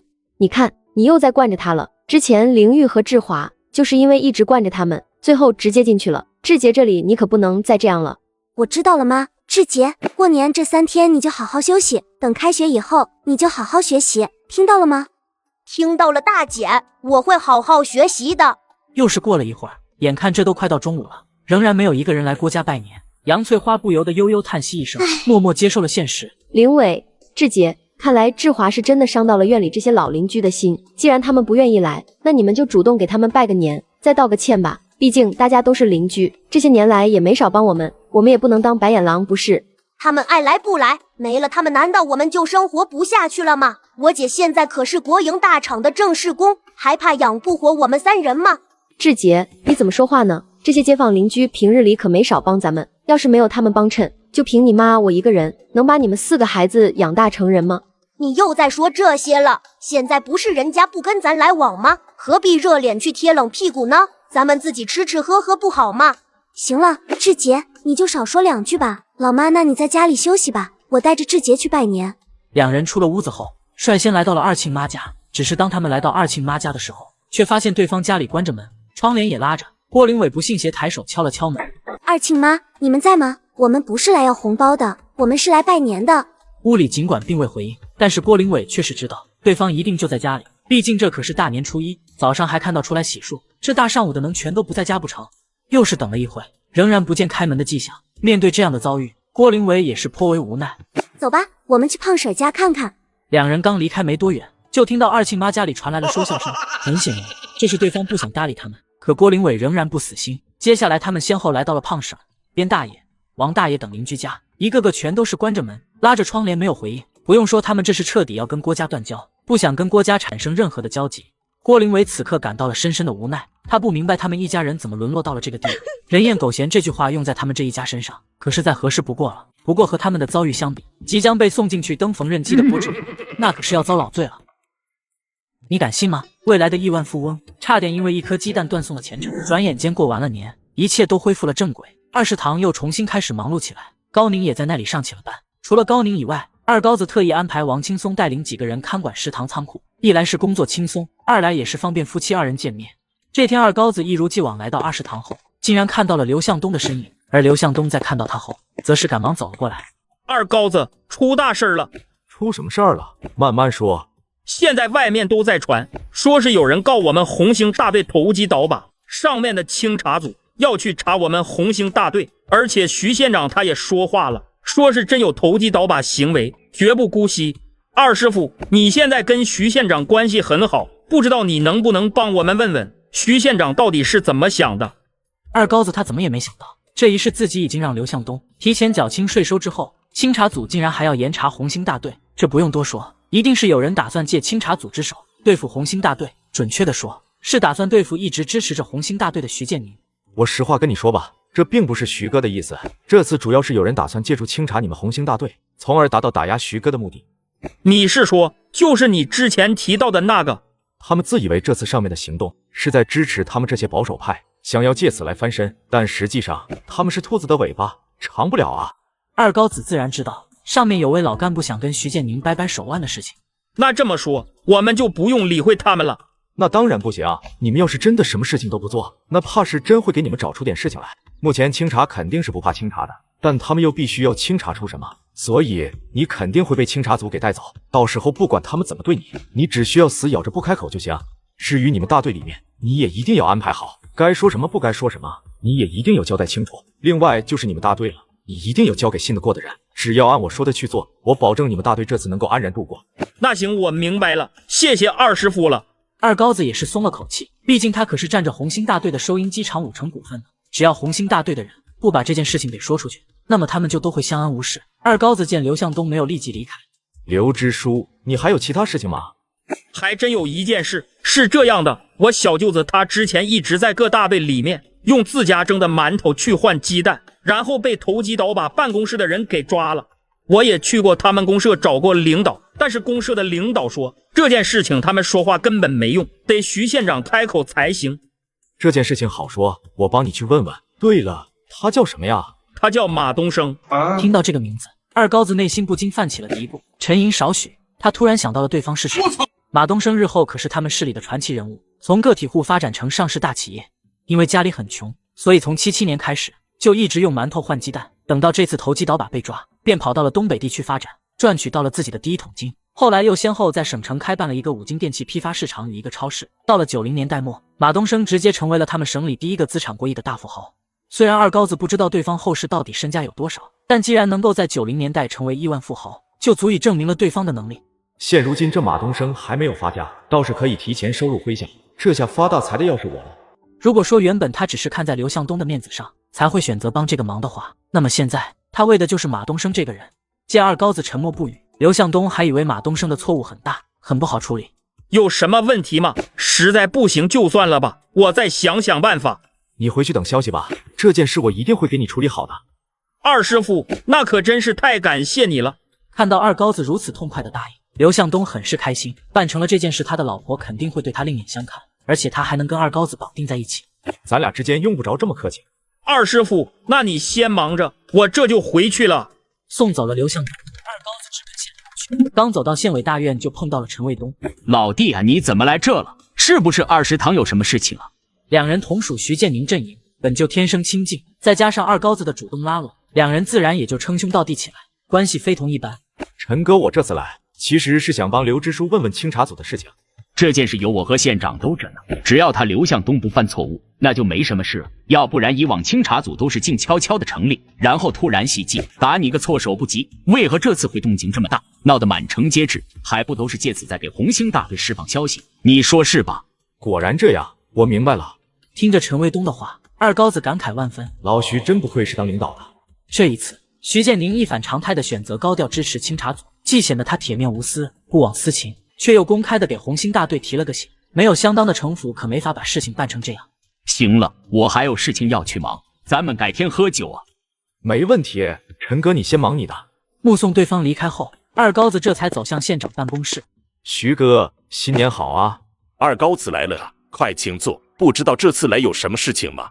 这不是之前徐哥回京太早，没给徐哥拜年吗？现在就想着给徐哥拜个年吗？当然，也确实有点小事儿。我就知道你这家伙是无事不登三宝殿啊！说的，找我有什么事情？刘向东他小舅子因为馒头换鸡蛋的事情，被投机倒把办公室的人给抓起来了。他让我问问徐哥，你能不能帮忙把人整出来？你大老远过来，只是因为这个吗？他原本可以成为上市企业家，却因为我即将改变自己的命运。面对徐建宁的质疑，二高子一五一十的将马东升的事情讲述了一遍。就是因为这个人叫马东升，是咱们宁州坤坤大队的，父亲在他很小的时候就不在了，全靠母亲一个人把他们兄妹3人拉扯大，过得很不容易。所以呢，他就用馒头换鸡蛋来赚取差价，帮着母亲养活家里。结果被大队的人给抓进去了。这打击投机倒把也要按实际情况来看，他们家庭这么的贫困，确实应该特殊对待。这件事我会处理的，你放心吧。那就麻烦徐哥了，要是没什么事情的话，那我就先回去了呀。确实还有一件事情需要提前给你打个招呼。你也知道，现在你们这个辣椒酱厂，那可是全省重点出口创汇的企业。省轻工业厅的意思呢，是觉得你们挂靠在20堂下属有些名不正言不顺，所以就想让你们单独建厂，然后引进生产线，这样你们厂也会更有前途。当然了，这只是省厅那边的一个意向，目前那边都还在研究，真正决定下来，怕是还需要看你们在春季广交会上的成绩。单独建厂。听到徐建宁的话语，二高子眉头不禁皱了起来。因为单独建厂有利也有弊，其中利呢，就是单独建厂以后，他们将脱离现在的小作坊模式，成为真正的企业。购入生产线之后，能够真正的自主制作出奥利给辣椒酱来，也不用担心罐头厂那边会卡他们。至于弊呢，二高子则是担心，随着这个厂不断壮大，保不住就会有人动歪心思。毕竟现在这个厂子可是挂靠在20堂下方，名义上是属于20堂集体所有人的。这要是单独建厂了，那到时候是听谁的呢？这种情况可不得不防。看来还需要给企业找个靠山啊。徐哥，单独建厂也不是不行，但是我需要你帮我个忙。什么忙？尽管说就是。还请徐哥帮我问一下，看看有没有人想要入股奥利给辣椒酱厂的，拜托了。一听这话，徐建宁哪还不知道二高子是什么意思。行的，我帮你问问。几天之后，徐建宁终于给了二高子回信，说是帮他联系了2个人，其中一个人是徐建宁的姐夫，而另一个人则是叶国平。这2人都有自己的事业，自己不会出面这种小事情。他们每个人都是派了1个人来宁州，代表他们进行签署合同。最终他们每人出资50万，获取奥利给辣椒酱厂15%的股份。虽然二高子有点亏，但却是给自己找了2个大靠山，以后起码出事不慌。他也知道，要不是有徐建宁在，自己可没法靠上人家。签订完合同以后，二高子终于松了口气。2天后，刘向东领着一个身材矮小的青年与中年妇女到20堂找见了二高子。这位就是我跟你说的二高子二师傅，就是他帮着你跟徐县长说好话，你才能这么快被投机倒把办公室给放出来。那中年女人一脸感激地看向二高子，真是谢谢二师傅了，没有你我都不知道要怎么办了。这个时候，那青年更是直接跪倒在地，要给二高子磕头。见此情形，二高子赶忙闪开身子。哎呀，快请起，你也不用这样谢我。二师傅，你就让他给你磕几个头吧。这次真的是非常的感谢你，要不是你及时跟徐县长说这件事，他以后怕是都讨不到老婆了。在过去的时候，人要是被抓进去，不但会受到他人的歧视，从里面出来以后也很难再娶到老婆，因为没有多少人愿意让自己的闺女嫁给一个进去过的人。在那个以传宗接代为重的年代，这种事情自然算得上大恩。二高子却是不以为然，就算没有他出马，马东升也不会有什么大问题。而且他后来还遇到了一个非常爱他的女子。不知道东升今后有什么打算吗？这个我也不知道，我们家就是个乡下农民，没啥能耐，也没啥背景。以前吧，我还觉得他走街串巷的用馒头换鸡蛋挺不错，最起码比种地要强。可是现在看来，这个行当还是不能做啊，说不准什么时候就会被抓进去。今年是有点特殊，以后会越来越放开的。以前的时候，那可是连摆地摊都不能摆，后来不就都允许了吗？这你谁能说得准呢？前边还说要放开，今年这不又开始抓投机倒把了？我还是觉得像你们这些国企的人更好。既然这样，那让东升留在我这20堂怎么样？此话一出，牛姐与马东升的脸上皆是露出了浓浓的激动之色。你们先别高兴得太早啊！我跟你们说，现在20堂的正式工是不缺人的，所以就算东升来了这里，也只能当一个临时工，1个月的工资是60块钱。1个临时工的工资都有60块，我嘞老天爷啊！听到这话，牛姐和李东升彻底震惊了。他们虽然知道城里人很有钱，但也没有想到竟然会这么的有钱。60块也就是在我这里，要是其他地方1个临时工的工资都不到20块，你们也不用着急。徐县长已经跟我说了，今年我这辣椒酱厂就会从20堂下属分离出来，然后单独进行建厂，到时候东升就可以是正式工了，他的户口也能转成城市户口。等到我们厂的生活区建好以后，他还能分到1套小楼房呢。牛姐与马东升倒吸了口凉气，他们怎么也没想到，竟然能够遇到二高子这样的大善人。要是对方所说一切是真，那么他们即将过上天堂一样的生活。在过去的农村人看来，城里人过的就是天堂一样的生活。东升，还不快谢谢二师傅？行了，口头上谢2下就行了。二师傅，真的不知道怎么感谢你才好。我很看好东升，以后让他好好跟我干就行了。一定，他要是敢不听话，你就直接给他大逼斗就行。牛姐一脸认真，毕竟这可是关乎着他的儿子东升是否能够脱离农村。二高子也没想到自己这么容易就能将未来的亿万富翁收入麾下，不过这也正常，毕竟现在的马东升还没有见过什么世面，眼界也没有开阔，自然比不得后来，要不然他这一个未来的亿万富翁怎么可能在他手下工作？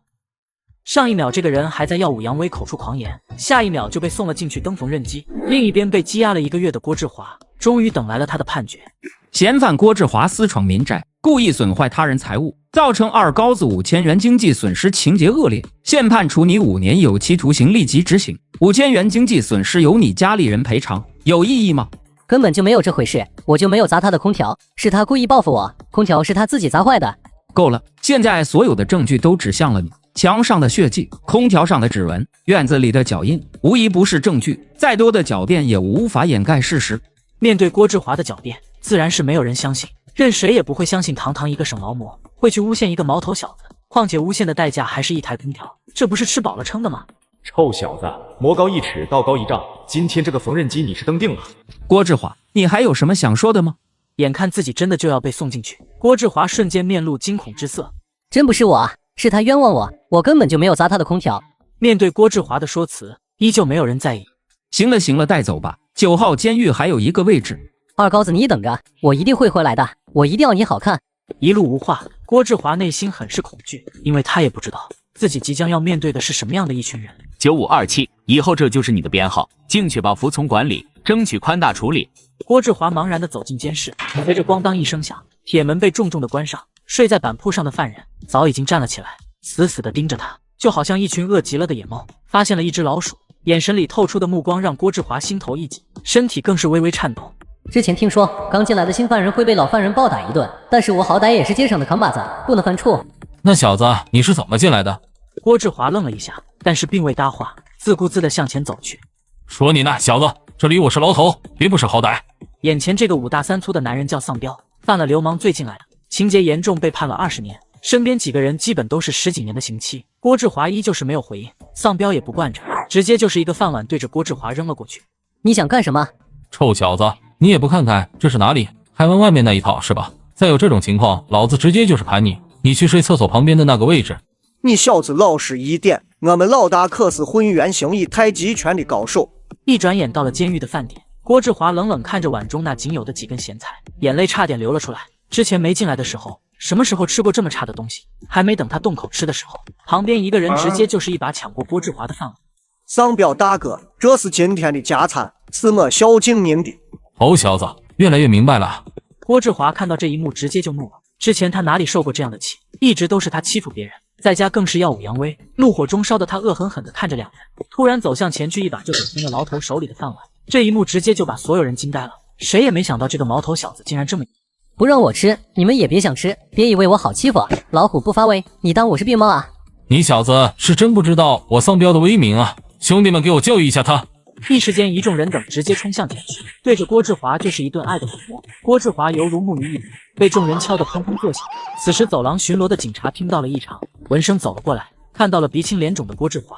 第一天就不老实，你们怎么回事？想进小黑屋啊？此时被打得七荤八素的郭志华看到了狱警，犹如看到了救星，一把抓住了对方的大腿。他们上来就刁难我，还抢我的饭，刚才还打我，求求你惩罚他们吧，求你了，实在不行把我调出去吧。郭志华此时已经没有了一开始的嚣张跋扈，眼里只有满满的恐惧，以及对二高子的滔天恨意。如果二高子不诬陷自己，他也不会被送进来登逢认机。报告，我们并没有欺负他，我们是在跟他讲道理，只不过一不小心讲到了地上。行了，下不为例，再有下次直接进小黑屋。说完就直接离开了，并未搭理郭志华。看着狱警的背影，郭志华的内心万念俱灰，一想到这样的日子还有5年，更是心如死灰。回头望去，一群人正恶狠狠地看着他。小瘪犊子，还敢告我们的状，看来必须要给你松松筋骨了。兄弟们，给我上！另一边老郭家，杨翠花得知郭志华今天进去后，正闷闷不乐。不知道那边有没有人欺负志华，也不知道是什么情况。都怪二高子，要不是他跟我姐离婚，会闹到今天这个地步吗？二姐进去这才多久，三哥这也进去了。我哥平常那么老实，肯定是二高子故意报复我们，我这就去找他理论。够了，你也想跟你哥你姐一样，也被送进去吗？进去2个嫌不够，你也想进去是吧？妈，你别生气了，志杰还是个孩子，不懂事。志杰，你也是少说2句吧，你也别学你哥你姐去找二高子的麻烦了。他要是把你也送进去，你让我和咱妈怎么办？郭志杰沉默不语，默默地低下了头。二高子，你等着，我不会放过你的。行了，林伟、志杰，你俩拿着这包吃的，下午去看看志华吧。咱们也没那么多钱，就送点吃的吧。知道了，老妈。下午我就带着志杰去看志华。同志，我们想探望郭志华。证件都拿了吗？都带了，请让我们见见他吧。你俩先等着吧，我进去通知一下。这一等就是1个小时，郭志杰更是急得犹如热锅上的蚂蚁，早已不耐烦了。我说大姐，这都半天了，还没人来，要不咱先回去吧？反正我哥他也不差这点吃的，咱们改天再来吧。说给你哥报仇的是你，想走的也是你，你告诉我你到底怎么想的？这时狱警不慌不忙地走了过来。你俩可以进去了，不过只有20分钟时间。平时耀武扬威的白眼狼被送进去登缝纫机，又会擦出什么样的火花呢？郭林伟、郭志杰在等了半小时之后，终于等来了探视郭志华的机会。你们先跟我过来吧，郭志华一会就到。另一边，郭志华依旧是被众人进行着爱的教育，郭志华也是手舞足蹈，好不快活。9527出列。此时狱警突然推门走了进来，郭志华大喜过望，以为是自己的要求得到了满足，要把自己调离这里，完全不顾身上的疼痛，屁颠屁颠的朝着狱警跑去。是要把我调走了吗？太好了，我终于不用看到这几个睿智了。是你家里人来看你了，还拿着东西。听到自己还要在这里待下去，郭志华只觉得自己有苦说不出，想到丧彪对自己的行为，他更是后背发凉。我不想去，你让他们走吧。你确定吗？你姐姐已经等了半天了。郭志华想了想，这几天自己的遭遇很是恼火，正好有一肚子的话想告诉家里人，顺便看看能不能让姐姐去找二高子，把自己放出来。等了半天的郭林伟两人，终于看到郭志华朝自己缓缓走开。志华，在里面没人欺负你吧？咱妈妈很想你。我没事，这里面好得很，个个都是人才，说话又好听。你没事就好，我们也就不担心你了。听到这句话，郭志华终于控制不住自己的情绪，一行行热泪涌出。我错了，大姐，我想回家。我来到这里的第一天就被他们欺负了，你能不能去找二高子向他低个头？这里我是真的待不下去了。志华，你就死了这份心吧。大姐，我也是无能为力了，二高子根本就不见我，我也没办法呀。你就忍耐一下吧，扛过这5年你就出来了，反正没人打你，顶多就是无聊点。郭志华听到这话瞬间就急眼了。我能落到今天的这个地步都怪你，要不是你不跟二高子同房，他会跟你离婚吗？我会被他送进来登缝纫机吗？都怪你没本事，赶紧拿着你的破鸡蛋走。郭林伟此时欲哭无泪，自己做的一切都是为了自己的家人，为了照顾弟弟妹妹，甚至放弃了上大学的机会，可是得来的却是弟弟的恶语相向。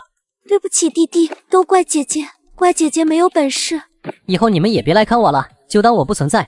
听到弟弟的话语，郭林伟很是心痛，明明乖巧听话的弟弟，短短2天就如同变了一个人，变得如此的狼心狗肺。同时他也在反思，如果自己跟二高子同了房，这件事还会闹到这步田地吗？郭林伟此刻已经深深陷入了自责当中。都是姐姐的错，姐姐对不起你，我一定会想办法的。郭志华上前拿走了郭林伟带来的鸡蛋。志华，这袋鸡蛋是老妈给你借来的，你在里面省着点吃，不要让别人吃了。我们就先走了，你要保重，以后我们还会来的。回家的路上，郭家老四郭志杰内心五味杂陈。虽然刚才自己什么也没说，但是老三郭志华的处境他一清二楚，他要想办法救出自己的哥哥。另一边，郭志华提着鸡蛋失落的回到了监室，牢头丧彪饥渴的目光看在那袋鸡蛋上。小华，你小子大嘴巴子没白挨，上得这么快啊？这都是要分给弟兄们吃的吧？那兄弟们恭敬不如从命了。去你大爷的，喂了狗都不会给你吃。郭志华此话一出，小弟们纷纷一脸惊讶的看向丧彪，他们没想到这小子竟然还这么勇。那一袋鸡蛋我只吃2个，剩下的你们看着办。不过咱们也不能白吃志华的鸡蛋，你们就轻轻的给他松松筋骨吧。就这样，入狱短短2天的郭志华，享受了4、5次狱友亲切的爱的抚摸。而他们不知道的是，郭志华此刻正酝酿着一个邪恶的计划。午夜，此时监室内的犯人都已熟睡，而郭志华却是悄悄地爬了起来，看着正在熟睡的丧彪，郭志华目光越来越冰冷，一把将床下混合着液体固体液全部倒在了丧彪的头上。恶臭味瞬间充满整个监室，张着嘴睡的丧彪在咽了一口不明物体后，直接就呛醒了。其他人看到惨不忍睹的现场，直接就惊讶了。反了天了，你小子真是吃了雄心豹子胆了！兄弟们，给我狠狠的教育他。明白，大哥。话音未落，一众小弟又对郭志华开始了爱的服务。入狱短短2天，郭志华已经不知道挨了多少打，身上的淤青也在慢慢增加。丧彪闻了闻身上的气味，差点将其熏出一个大跟头。这臭小子真是反了天了！兄弟们，给我狠狠的教育，累了吃2鸡蛋接着来，必须把郭志华伺候舒服。次日早上到了饭点，众人照常开始进食。郭志华刚端起碗，另一个囚犯走了过来，又是一把抢过。跟以往一样走到了丧彪跟前。大哥，今晚的加餐我孝敬您的。丧彪照常接过，郭志华则是冷冷地看着这一切，并没有所动作。接连2天的拷打已经让他老实了不少。可是当丧彪拿出郭林伟给他带来的鸡蛋时，郭志华瞬间两眼通红。抢我妈给我的鸡蛋就算了，还当着我的面吃。郭志华恼羞成怒，3步并作2步冲向前去，一把就抢了过来，张嘴就吞了下去。这个举动直接震惊了所有人，纷纷看向牢头丧彪。反了你了，你小子真是皮痒了！兄弟们给我盘他！大哥，今天老张值班，被他抓到了，怕不是真蹲小黑屋，就先放他一马吧，早打晚打都是打。算你小子走运，晚上睡觉给我睁开眼睡，要不然我真整你。郭志华却不以为然，正当他转身的时候，突然脸色一变，双手掐住自己的脖子，痛苦地在地上翻滚。大哥，这小子不会是吃鸡蛋噎住了吧？哪能啊，我看他就是没吃过这么好吃的鸡蛋，高兴得满地打滚呢。不用管他。过了一会，躺在地上已经没了动静的郭志华终于引起了别人的注意。大哥不好了，这小子的脸色都变了，不会是吃鸡蛋噎住了吧？我看他的脸色好像要嘎了。你敢信吗？眼前这个男人仅凭一个鸡蛋就成功越狱，被鸡蛋噎到的郭志华此时正躺在地上一动不动。这番举动吓坏了监视内的其他人。赶紧去叫老张，别让这小子死在这，这以后还怎么睡觉？明白，我这就去。小弟一路小跑来到门口，呼叫值班狱警，生怕郭志华真死在这。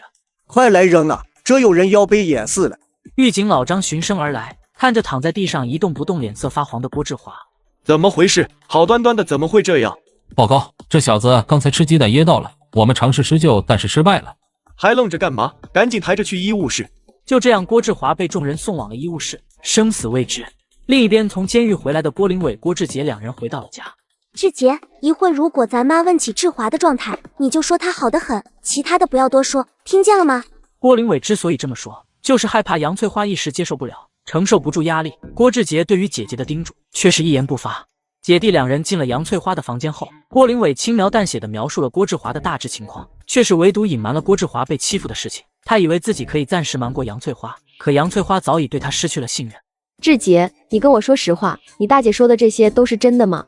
郭志杰沉默了一会，最终还是说出了实话。三哥在里面很不好，我们去送鸡蛋的时候，我哥他亲口说自己进去第1天就让别人欺负了，而且我估计我们送去的鸡蛋我哥一个也吃不上。我说的这些都是真的，但是大姐不让我说。林伟啊，都什么时候了，你还瞒着我？把你知道的都赶紧都说出来，你这样只会让我更难受。对不起妈，我这样做只是不想让你担心，事情已经到了这个地步，你也别太伤心了。我打算一会就去找二高子，跟他求求情，看看能不能让志华早点出来。虽然郭志华是个小白眼狼，但也是杨翠花的儿子，从他身上掉下来的一块肉。就是你太宠他了，才导致今天的这个现状。当初就因为志华想上报纸，你竟然去跟志华他教官去看电影，看电影也就罢了，结果还被二高子抓到了。就是这件事加快了你俩的离婚。郭林伟对待自己家人确实没得说，但对待二高子却是另一个态度。如果能稍微体贴一下二高子，或许就不会有这一切的发生。另一边，监狱医务室内，医生成功救回了郭志华，并取出了那1枚鸡蛋。郭志华从昏迷中醒来后，发现偌大的医务室内只有自己一个人。这里没人，老天助我啊！郭志华悄悄向门口走去，抬头看向四周，可能由于是深夜的缘故，走廊里竟然也是空无一人。此时郭志华更加确定自己可以逃离这里。突然，一串急促的脚步由远及近传来，郭志华大惊失色，急忙返回医务室，慌忙地打量着四周的环境。突然，墙上的通风管道引起了他的注意。老天助我！二高子，你等着我出去了，第一个就是找你，必须让你吃点苦头。只见郭志华3步并作2步，一个跳跃扒住了通风口，瞬间消失在通风管道中。这边郭志华刚消失在通风管道中，一名狱警便推门走了进来。郭志华已经昏迷1天了，老张也在那看了1天。刚才老张有事去找郭志华的档案了，你赶紧替老张去看着，别有什么闪失。原来这名狱警是来接替老张的，可是当他来到医务室后，看着空空如也的医务室，便开始慌了。完了，不会让这小子跑了吧？紧接着，狱警就在医务室慌忙地找了起来。当他意识到郭志华可能越狱的时候，整个身体止不住的颤抖，慌忙地朝着狱长办公室走去。藏在通风管道的郭志华看到狱警走后松了口气，还是被发现了，看来我只能藏在通风管道中躲一下了，躲过这次风头，我必须要出去。那个年代由于科技的限制，监狱的安保措施做得不够完善，更不用说监控这种近代科技产物，所以只能靠人力来维持监狱的安保。就算这样，一般也没人敢越狱，一旦越狱被抓，不排除有吃花生米的可能。此时发现郭志华越狱的狱警已经来到了狱长办公室。你说什么？郭志华越狱了？刚才我到医务室的时候，里面空无一人。你跟老张交接班的间隙时间，这才多大会，这就能让他跑了？面对狱长的训斥，狱警默不作声。行了，赶紧去召集所有的同事，地毯式搜索整个监狱。那小子现在应该还没有逃离监狱，现在肯定还在监狱的某个地方藏着。如果真让那小子跑了，后果不堪设想。收到，我这就去。紧接着，监狱内就开始了浩浩荡荡的地毯式搜索。9号监狱的丧彪正隔着栏杆看着外面热火朝天的景象。大哥，这是怎么回事？大半夜的怎么这么乱？他们不睡觉吗？我估计郭志华越狱了。今天白天送郭志华到医务室后，直到晚上收监，都没看到郭志华回来。真的假的？这么大一个监狱，里里外外成千好人，还能让他跑了？我就不信抓不到他。这不我也是猜测嘛。明天如果还没有他的身影，我估计真就越狱了。这小子真不简单。对了，把他留下的鸡蛋赶紧吃了吧。监狱广场上已经有很多的狱警集结在了这里。很显然，地毯式搜索下仍然没有找到郭志华。丢不丢人？一群人找不到一个毛头小子。长官，那我们还找吗？废话，接着找，找不到全体受处分。另一边，郭志华则是躲在通风管道深处，瑟瑟发抖，身心俱疲，身体和心理上正遭受着双重的打击。毕竟越狱可不是一件小事。不能出去，现在出去肯定会被抓到。为了能出去，我一定要先忍着。等我出去了，第一件事必须找二高子报仇。要不是他，我也不会被送进来，我也不会被那么多人欺负。这一切的一切都是二高子造成的，报仇必须报仇。说来也是好笑，现在支持着郭志华坚持下去的信念，竟然是二高子。此时的二高子肯定不会想到，远在戴庄监狱的郭志华已经想好出去了怎么对付他了。从没见过如此嚣张的人。女人得知自己弟弟出来后，竟然上门通知弟弟的仇人，让他做好准备。在通风管道内不知道躲藏多久了的郭志华，开始慢慢向管道深处爬去。由于迷失方向，郭志华最终停留在了一个会议室的通风口，却不曾想听到了让他后背发凉的对话。如果抓到了郭志华，需不需要增加什么处罚？如果在里面抓到了他，就给他上脚镣；如果在外面抓到了他，造成严重的影响，让他吃个花生米也不是不可能。这毛头小子真不知道哪来的胆子。听完两人的对话，郭志华冷汗直流，他现在已经开始怀疑自己跑路的选择正不正确。不过想起了二高子，还是让他坚定了跑路的决心。报仇，我必须要报仇。面对大牢内外的重重搜捕，郭志华只得延缓跑路的脚步，在通风管道中继续躲藏下去。由于没有食物补给，无疑又给郭志华的跑路增加了难度。戴庄监狱在苦苦搜寻无果后，只得派遣2名狱警来到了郭志华家，并将他跑路的消息一并告诉了郭家。怎么可能？志华怎么会跑路？他虽然平时淘气了点，但是他还是比较明事理的。就是我哥那么老实的一个人，怎么会跑路呢？是不是你们搞错了？没有错，昨天凌晨3点，郭志华在医务室内失踪，没有了踪迹。我们初步判断他已经跑路。如果郭志华因为跑路对社会造成了不良影响，我们只会从严从重处罚，就地正法也不是不可能。如果郭志华回到了家，奉劝你们让他乖乖自首，以免造成不必要的麻烦。郭家人此刻也是慌了神，虽然他们不相信郭志华会跑路，但是在警方的证据面前，只能乖乖配合。警察同志，我们会积极配合的。大杂院的邻居在亲眼看到警察从郭家离开后，便七嘴八舌地议论起来。怎么警察又去郭家了？你还不知道啊？郭志华前几天跑路了，好几天了都没抓到。真不得了，这小子之前也就是小偷小摸，现在都敢跑路了。行了行了，晚上把门可要锁好，跟他们郭家住一个院子里真是闹心。另一边老郭家屋子里氛围沉寂的可怕，很显然他们一时间没有接受郭志华跑路的现实。志华进了监狱也就算了，好好改造也能重新做人，这倒好，进去没2天就跑路了，这要是被抓到了，肯定会被从重处理。我就想不明白了，他为什么会做出这样的事？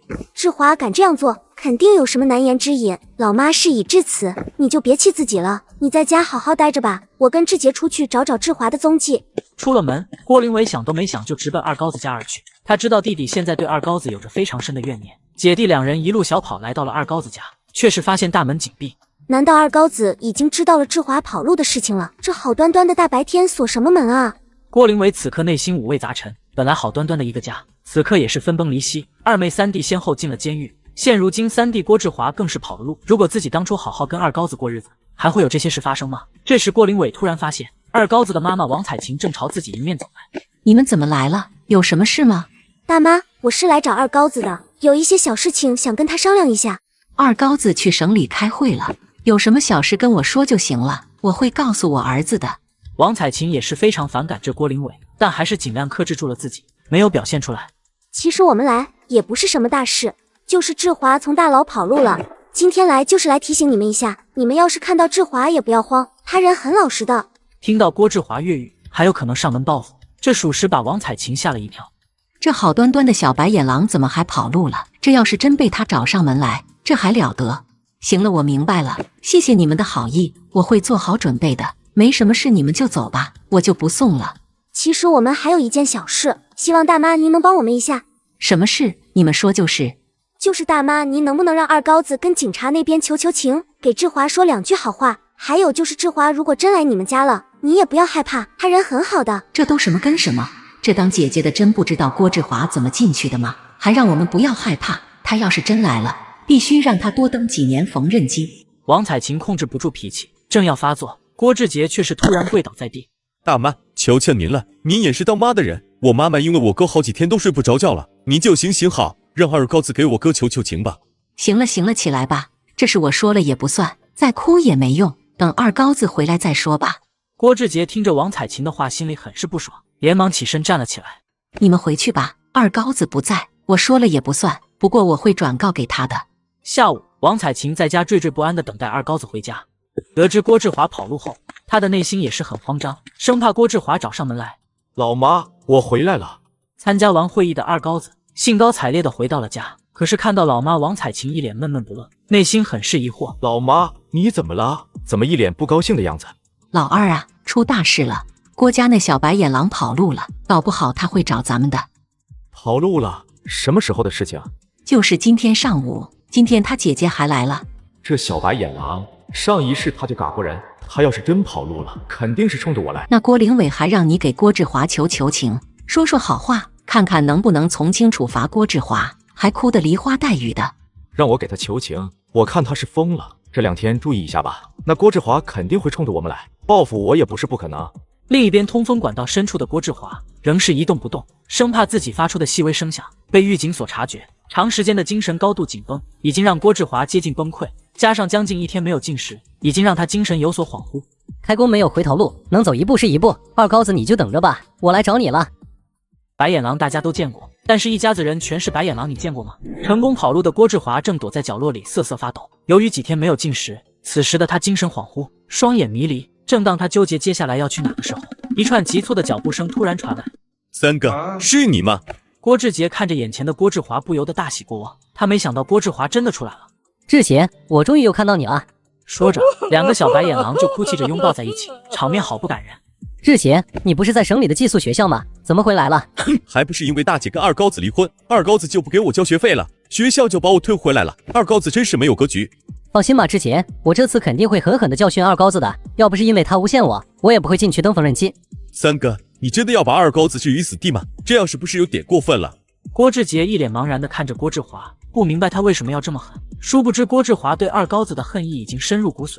三哥，你教训一下他不就行了？而且我听说你还把他的进口大空调弄坏了，他才把你送进去蹬缝纫机的。是他自己弄坏的，然后还往我身上栽赃嫁祸。我只不过是想借2个钱花花，他不但不见，还把我送进去蹬缝纫机，此仇不报非君子。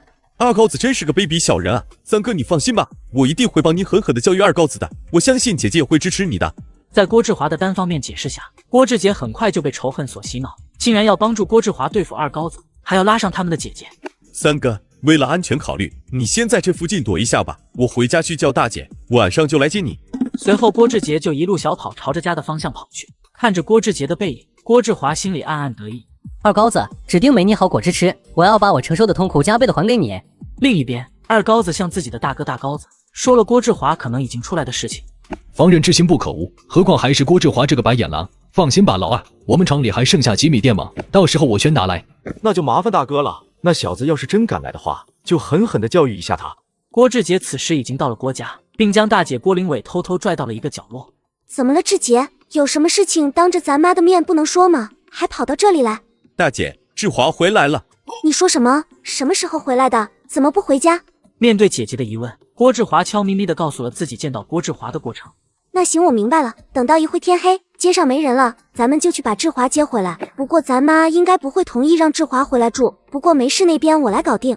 郭灵伟整理好自己的情绪，慢慢走向杨翠花的房间。老妈，志华已经回来了，咱们要怎么办啊？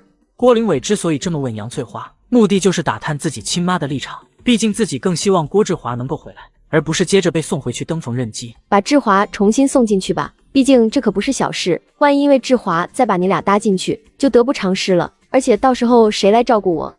放心吧，老妈，咱家不是还有一个废弃的地瓜窖吗？而且大杂院里的人都不知道，到时候就让志华躲进去，谁也发现不了的。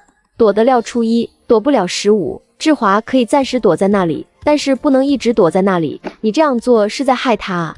老妈，志华现在回去可是冒着吃花生米的风险啊！而且他可是你的亲儿子，你难道就不想让他陪你待几天吗？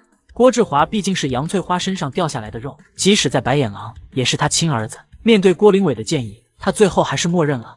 晚上，大杂院里的人都沉沉睡去，郭志杰却是带着姐姐郭林伟出发去找郭志华。就这样，趁着夜色，郭志华被自己的姐姐带回了家。回到家后，郭林伟直接把郭志华带往了地瓜窖。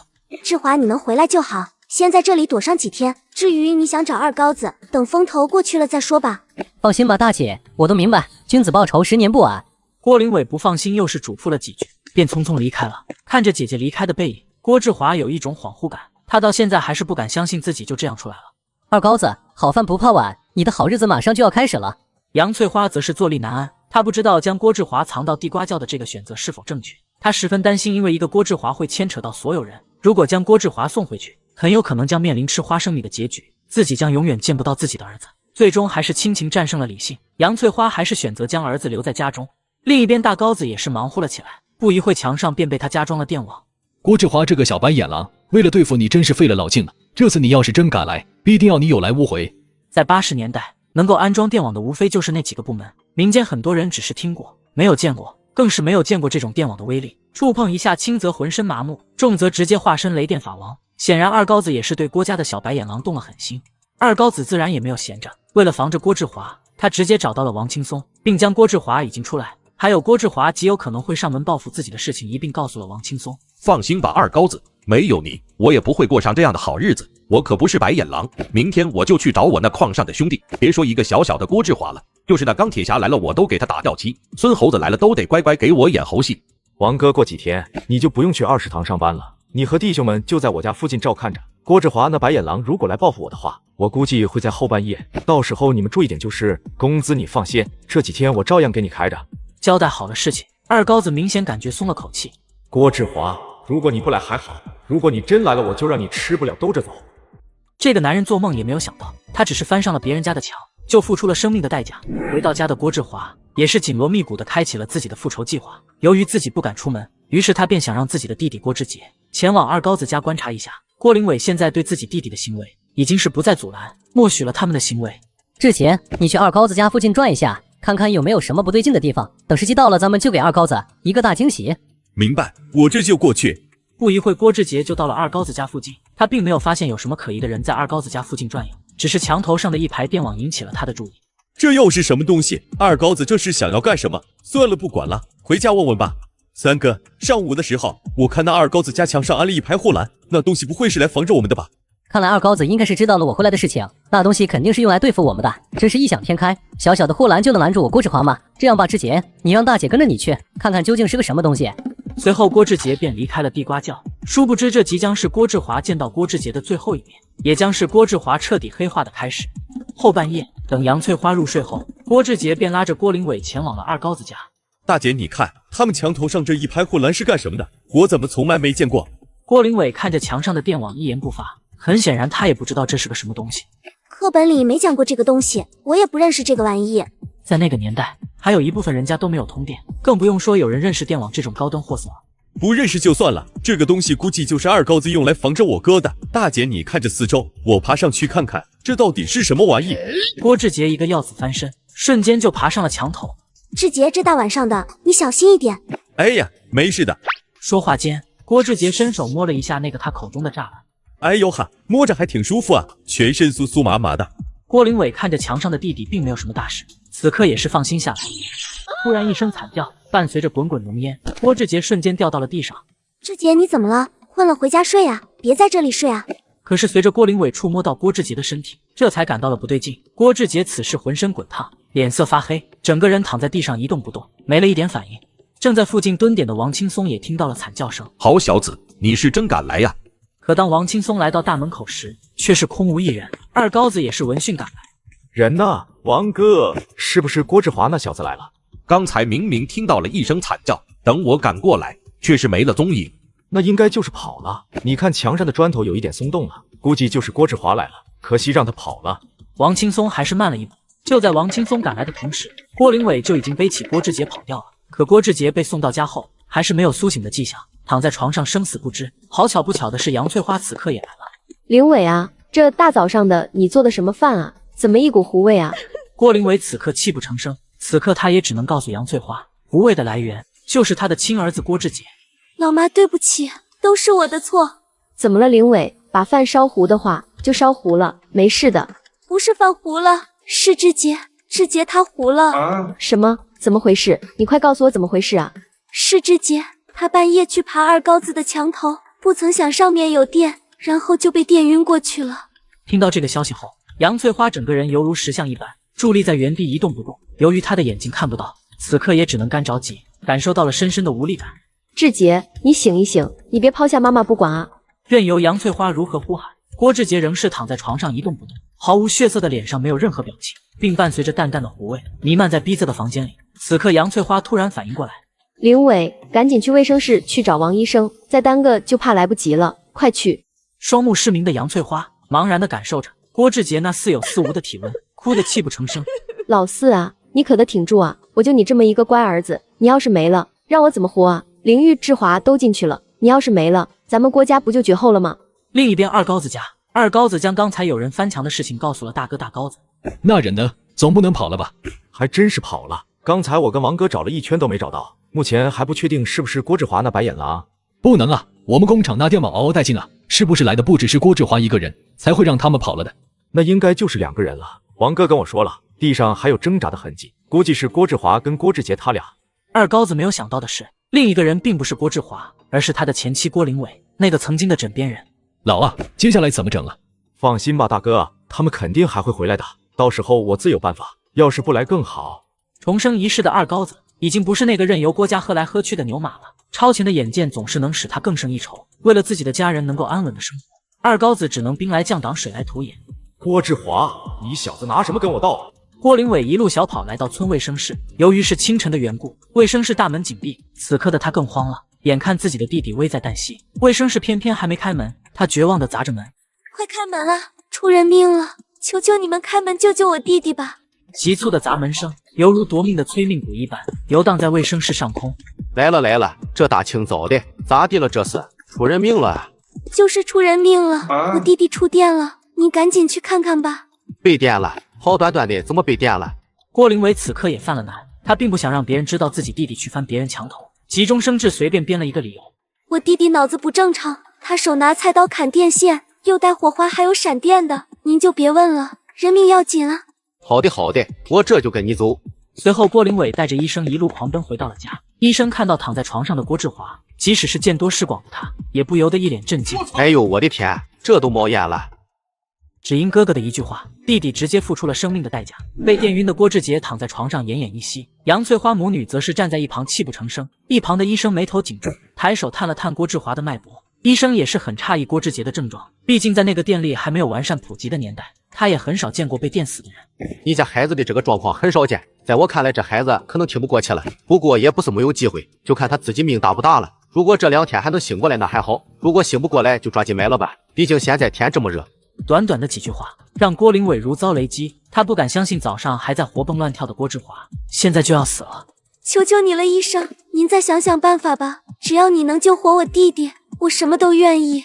医者仁心，能救的话刚才我肯定会救的，只是这个孩子目前的状况很严重，我已经束手无策了，只能听天由命了。不过也不是没有办法，那就是去省里的大医院，不过咱们这离省城又是远得很，舟车劳顿的话估计半路就嘎了，所以现在只能看这孩子的命了。杨翠花、郭林伟此刻悲痛欲绝，两人抱在一起哭得久久不能自已。很显然他们一时半会接受不了郭志杰的生命即将走向尽头。一旁的医生也没有收钱，自行离开了。藏在地瓜窖的郭志华听到上方的吵闹声，一脸茫然。上面怎么那么热闹？难不成志杰自己一个人就把二高子收拾了吗？那真是可喜可贺啊！晚上，失魂落魄的郭林伟来到了地瓜窖，郭志华大喜过望，急忙上前询问：大姐，早上怎么那么热闹？是不是发生了什么好事啊？你赶紧说出来让我乐呵乐呵。志华，你以后可能再也见不到志杰了。郭志华被郭林伟的一句话闹得满头雾水。明明在凌晨的时候，志杰还活蹦乱跳的，自己还亲眼目送他离开。大姐，志杰他怎么了？难不成他也被抓走了吗？郭林伟便将事情的来龙去脉一五一十的告诉了郭志华。志杰他被电晕了，到现在还没有醒来，医生说凶多吉少，能不能醒过来就看志杰自己了。郭志华此刻犹如五雷轰顶，他万万没有想到，凌晨见郭志杰的那一面竟然成了最后一面。他也意识不到这一切的一切都是因为自己的姐姐郭林伟。突然，郭志华犹如脱缰的野狗一般跑了出去，直奔郭志杰所在的房间。志华，你要去哪？你不要冲动啊！郭志华跪倒在郭志杰的一旁，哭得撕心裂肺。尤其是当他看到郭志杰那张面如纸色的脸，此时郭林伟也跑了过来。大姐，什么东西能把志杰电成这样了？好端端的怎么说没就没啊？对不起，志华，姐姐也不知道那是个什么东西。郭林伟不认识电网也正常，就算是村里、镇里都很少有认识电网的人。郭志华看着眼前面无表情的郭志杰，默不作声。对不起，志杰，我不该让你掺和这件事的。你放心吧，我一定会为你报仇的。志华，你也别伤心了，也别想着报复二高子了。明天如果志杰还醒不过来的话，我们就要准备志杰的后事了。你这2天安分点吧。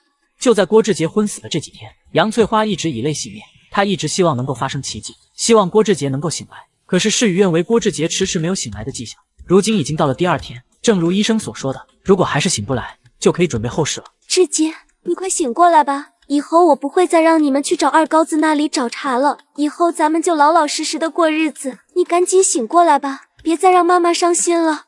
那些失去的总是最好的。曾经的郭家，二高子忙里忙外，整个家打理得井井有条，他还不惜与自己的家人闹翻，只为让郭家人过上好的生活。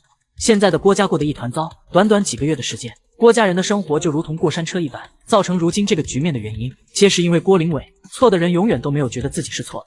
一旁跪着的郭志华则是把郭林伟的话当成了耳旁风。此时的郭志华已经没有了丝毫理性，整个人被仇恨所支配。都是因为二高子，志杰才会这样，都是你害的。要不是你，二姐不会进去，志华也不会死，我也不会被退学。如今这个局面全是因为二高子。郭林伟还是不死心，又是把村医王医生找了过来。王医生，我弟弟还在昏迷，您看怎么办啊？王医生看了看郭志杰，又是抬头看了看郭家人。趁着现在突送，抓紧埋了吧。郭志杰已经下去报道了。听到自己儿子真的死了，一时接受不了现实的杨翠花气血攻心，直接倒在了地上，不省人事。老妈，你别抛下我呀！郭林伟瞬间跪倒在地，看着面前生死未知的杨翠花，王医生赶忙走了过来，伸手把了把脉。问题不大，你妈就是过度伤心，多让她休息休息，别受刺激就好。大杂院的邻居看着王医生从郭家离开，纷纷七嘴八舌地议论起来。这好好的，怎么突然他们家老四就死了呢？他们家老四我记得还挺老实的，这说没就没了。得了吧，他们家全是白眼狼，现如今这个地步全是他们自己做的。二高子多好一个人啊，硬是让他们给逼走了。毕竟是一个大院里的，平时抬头不见低头见的。他们家老二林玉、老三志华都进去了，如今老四也死了，这换谁挺得住啊？我估计他们家连下葬郭志杰的钱都没了。那我们多少拿点钱给他凑一点吧，至少把那老四给埋了不是？人间自有真情在，大院里的邻居自发凑了点钱，准备帮助郭家下葬郭志杰。杰儿吧，人死不能复生，这是我们给凑的钱，先拿着吧，让志杰入土为安吧。以后你们娘俩好好的，把日子过好比什么都重要，也不要想什么有的没的了。郭林伟一脸感激地看着众人，一把接过众人凑的钱。对不住大家了，又给大家添麻烦了。此时位于地瓜窖的郭志华眉头紧锁，面色铁青，无数想法从他心中浮现。眼前这个女人只用了2句话，就让男人在80年代赔了2万巨款。送走邻居后，郭林伟看着躺在床上昏迷不醒的杨翠花，还有旁边地上已经躺板板的郭志杰，默不作声。如今郭家这个烂包的光景已经让他身心俱疲，他不明白为什么他们家会沦落到这个地步。这时昏迷不醒的杨翠花突然醒了过来。林伟啊，当初你就不应该跟二高子离婚，这才离婚了多长时间？好好的一个家，蹬缝纫机的蹬缝纫机，躺板板的躺板板，这以后还要怎么办啊？杨翠花自顾自地说着。郭林伟此时确实有些迷茫了，短短几个月，他们家已经发生了翻天覆地的变化，以至于他现在已经想不起来自己为什么要跟二高子离婚了。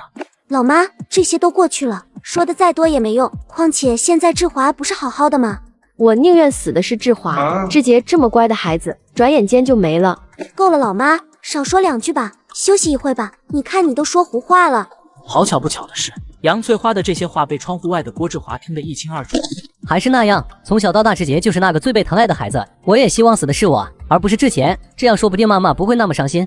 郭志华犹如行尸走肉一般回到了地瓜窖，杨翠花的那句话犹如魔咒一般一直萦绕在他的脑海之中，让他久久不能释怀。我不过是贱命一条，那我就豁出去了，反正我早晚都要被送回去，在此之前我必须送二高子下去报道，让他跟志杰见面。对于郭志杰的死，郭志华很是愧疚，如果不是自己当初让郭志杰去二高子家望风，他弟弟也不会死，可以说是因为自己的一句话，郭志杰就断送了性命。另一边，在杨翠花沉沉睡去后，郭林伟则是悄悄离开了郭家，自己弟弟郭志杰可以说是死于二高子家电网之下，他打算去找二高子要个说法，多少也得让二高子赔点钱。不一会，正在检修电网的大高子就看到了郭林伟。你来干什么？要是找二高子的话，你可以走了。我弟弟郭志杰被你家的电网电没了，你们必须给个说法。短短的2句话直接把大高子震惊了，他万万没想到被电的竟然是郭志杰。完了，出大事了！出了这档子事，郭志华肯定会跟二高子彻底杠上来。不行，赶紧去找老二，保不齐这郭志华又会干出什么事。郭林伟看着大高子一直沉默不语，瞬间来了底气。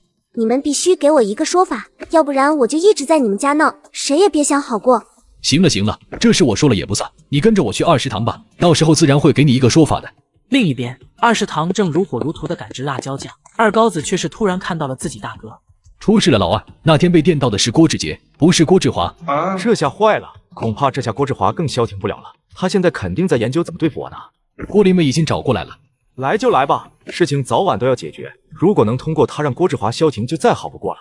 另一边，郭林伟正在一间厂房里独自等待二高子，正在思考待会要多少钱合适。如果要少了，那自己弟弟不就白挨电了吗？但是如果要多了，又害怕对方说自己是碰瓷。正当郭林伟犹豫不决的时候，二高子等人走了进来。刚才我哥已经跟我说了，对于你弟这件事，我们也很抱歉，让他下辈子多注意吧。二高子字里行间没有提到赔钱的事情，郭林伟瞬间怒火中烧。你说的这叫什么话？如今我弟弟已经没了，而且是因为你们才没的，你们必须赔我钱。那你准备让我们赔多少？如果不是太过分的话，我会赔的。不多，也就5万。来都来了，必须让他出血。现在谁不知道二高子挣大钱了？这5万块对他来说肯定算不了什么。郭林伟没有丝毫犹豫，张嘴就是一个不小的数目。5万？你跟我开什么玩笑？疯了吧你！5万很多嘛，志杰学习那么好，本来前途无量，结果反而是因为你们家的电网丢了性命，你不要不识好歹了。胡闹！他好端端的没事翻我家墙干什么？如果要是没有这个电网，那郭志杰肯定就会翻墙进入我家，到时候指不定会闹出什么幺蛾子。听到二高子的反驳，郭林伟瞬间觉得自己理亏了，为了能拿到钱，他只好降低要求。那就2万5，不能再低了。做梦呢你！顶多给你2500。郭志杰为什么被电到？你自己心知肚明，不做亏心事，不怕鬼敲门。我就是1分不给你，你也拿我一点办法没有。而且郭志杰不是没有上我家偷东西的可能。郭林伟听着二高子的话，不怒反笑。如今的郭家可以说是摇摇欲坠，他也没有什么能失去的了，光脚的不怕穿鞋的。你如果不给我的话，那我就天天在你二食堂门口宣传你的事迹。你别忘了，我们毕竟是夫妻一场，当初你可没少跟我说关于你的事情，大不了大家一起丢人。反正我不怕丢人，就害怕您这个厂长丢不起人，你说是不是？糟了，我怎么把这事给忘了？他要是这么一折腾，我这辣椒酱厂可别想着正常营业了。这以后我还怎么见人？对于郭林伟的这番话，二高子很是震惊。以往的郭林伟可以说是没有什么心机，现如今郭志杰的死，反而让他变了一个人。二高子转身跟大高子耳语了半天，郭林伟则是识趣的没有打断两人的交谈，默默地站在一旁等待两人的商讨结果。2万，我最多只能给你拿出2万，多的也没有。如果行的话，今天就能给你钱；如果不行的话，我也没办法。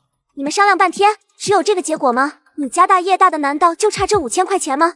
我告诉你，郭林伟，你别欺人太甚，这2万块钱足够你们娘俩半辈子吃喝不愁了。你要是再得寸进尺的话，我可就找叔叔了。到时别说2万了，2个大嘴巴都不给你。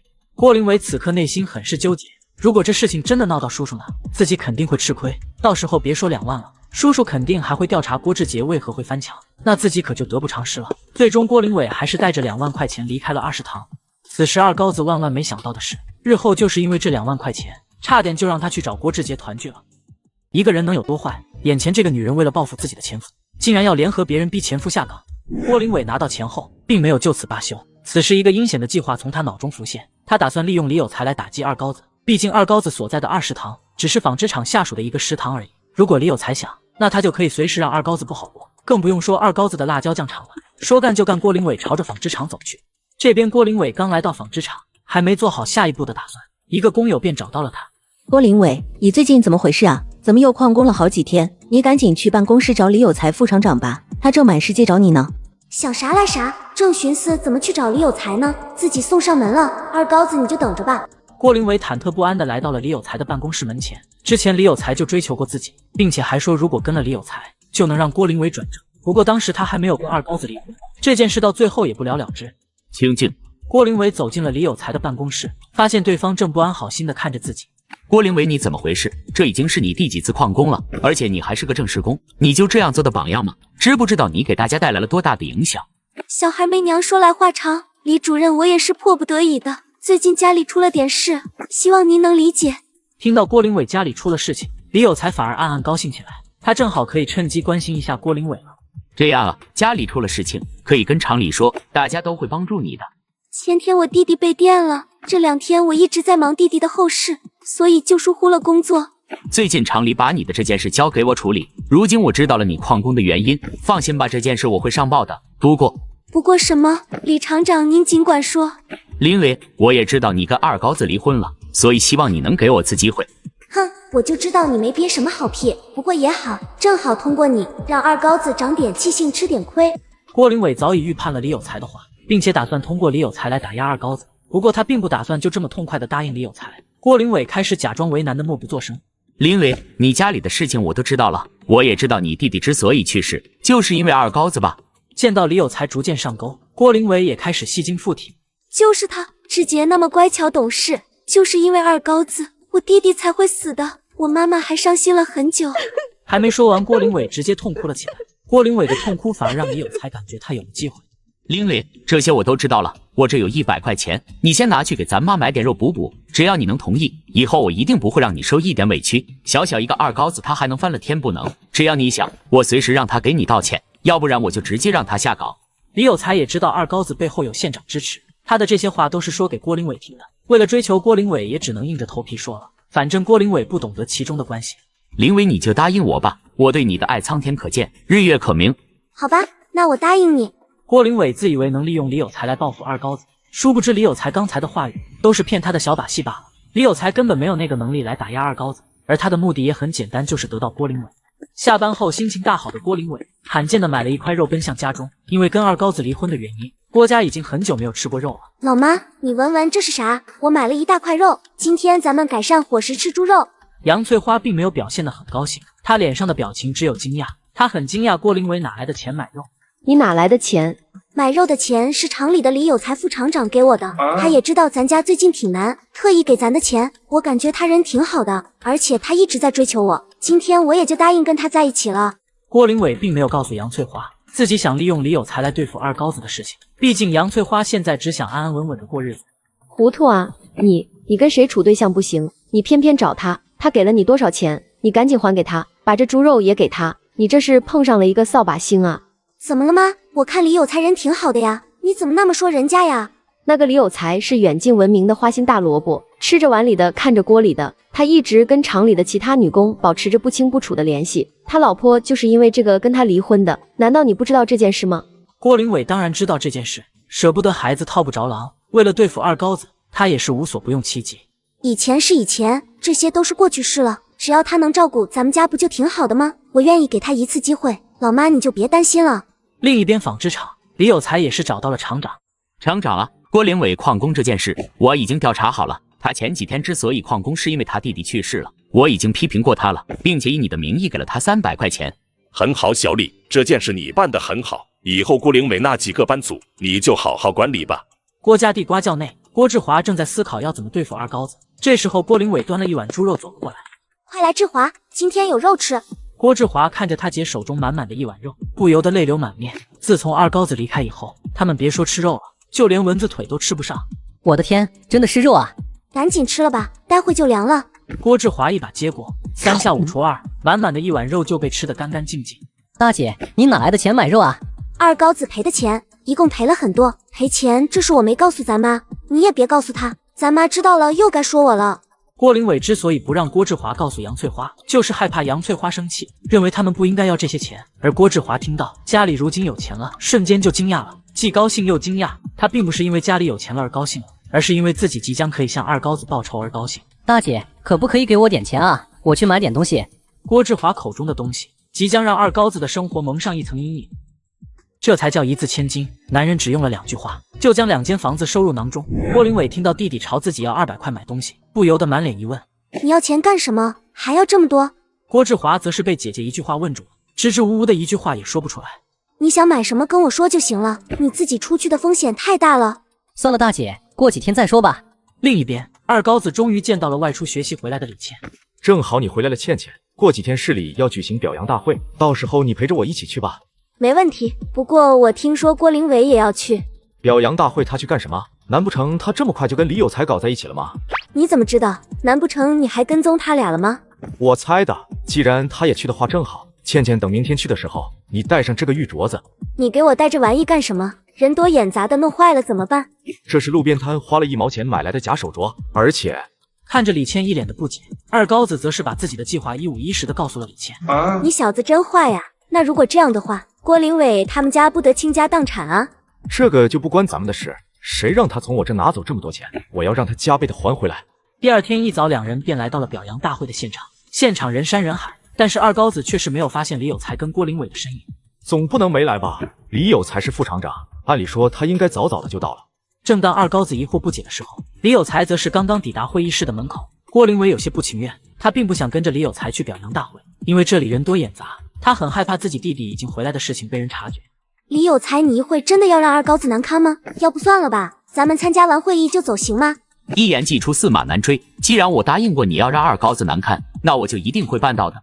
尽管李有才很忌惮二高子身后的势力，但是为了能够在郭林伟面前表现一把，也只能硬着头皮上了。他现在只希望二高子不会生气。走吧，来都来了，放心吧，我自有分寸。李有才执意如此，郭林伟只得不情愿地走进了会议室。你就是二高子吧？没想到20堂里还出了你这一号人物啊！听说就是你抛弃了心地善良如花似玉的郭林伟啊！二高子看着站在李有才身旁默不作声的郭林伟，瞬间就明白了一切。有话直说，不用拐着弯的放屁，大家的时间都是有限的。就是你害得林伟的弟弟妹妹先后登了缝纫机是吧？注意你的用词，李副厂长。什么叫做害？难道郭林伟没有告诉你这件事情吗？怎么前脚你俩确定关系，后脚你就跑来为他出头了呀？李副厂长真是个大暖男啊！二高子连珠炮似的发问，每一问都像大炮似的狠狠轰在李有才的心口。此时李有才也不管二高子背后的势力了，张嘴就是回怼，只为了争回自己的面子。你能骗得了别人，还能骗得了我吗？郭玲玉、郭志华之所以背叛那么多年，还不是因为你的栽赃，干出了这么龌龊的事情，你还有脸站在这里？你是真不嫌害臊啊！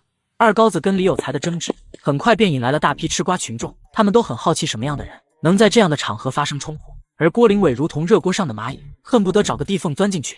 你做了什么，自己心知肚明。郭志华顶多进去蹬2年缝纫机就可以出来了，硬是被你弄成了4年，你还有脸站在这里领奖？你不害臊吗？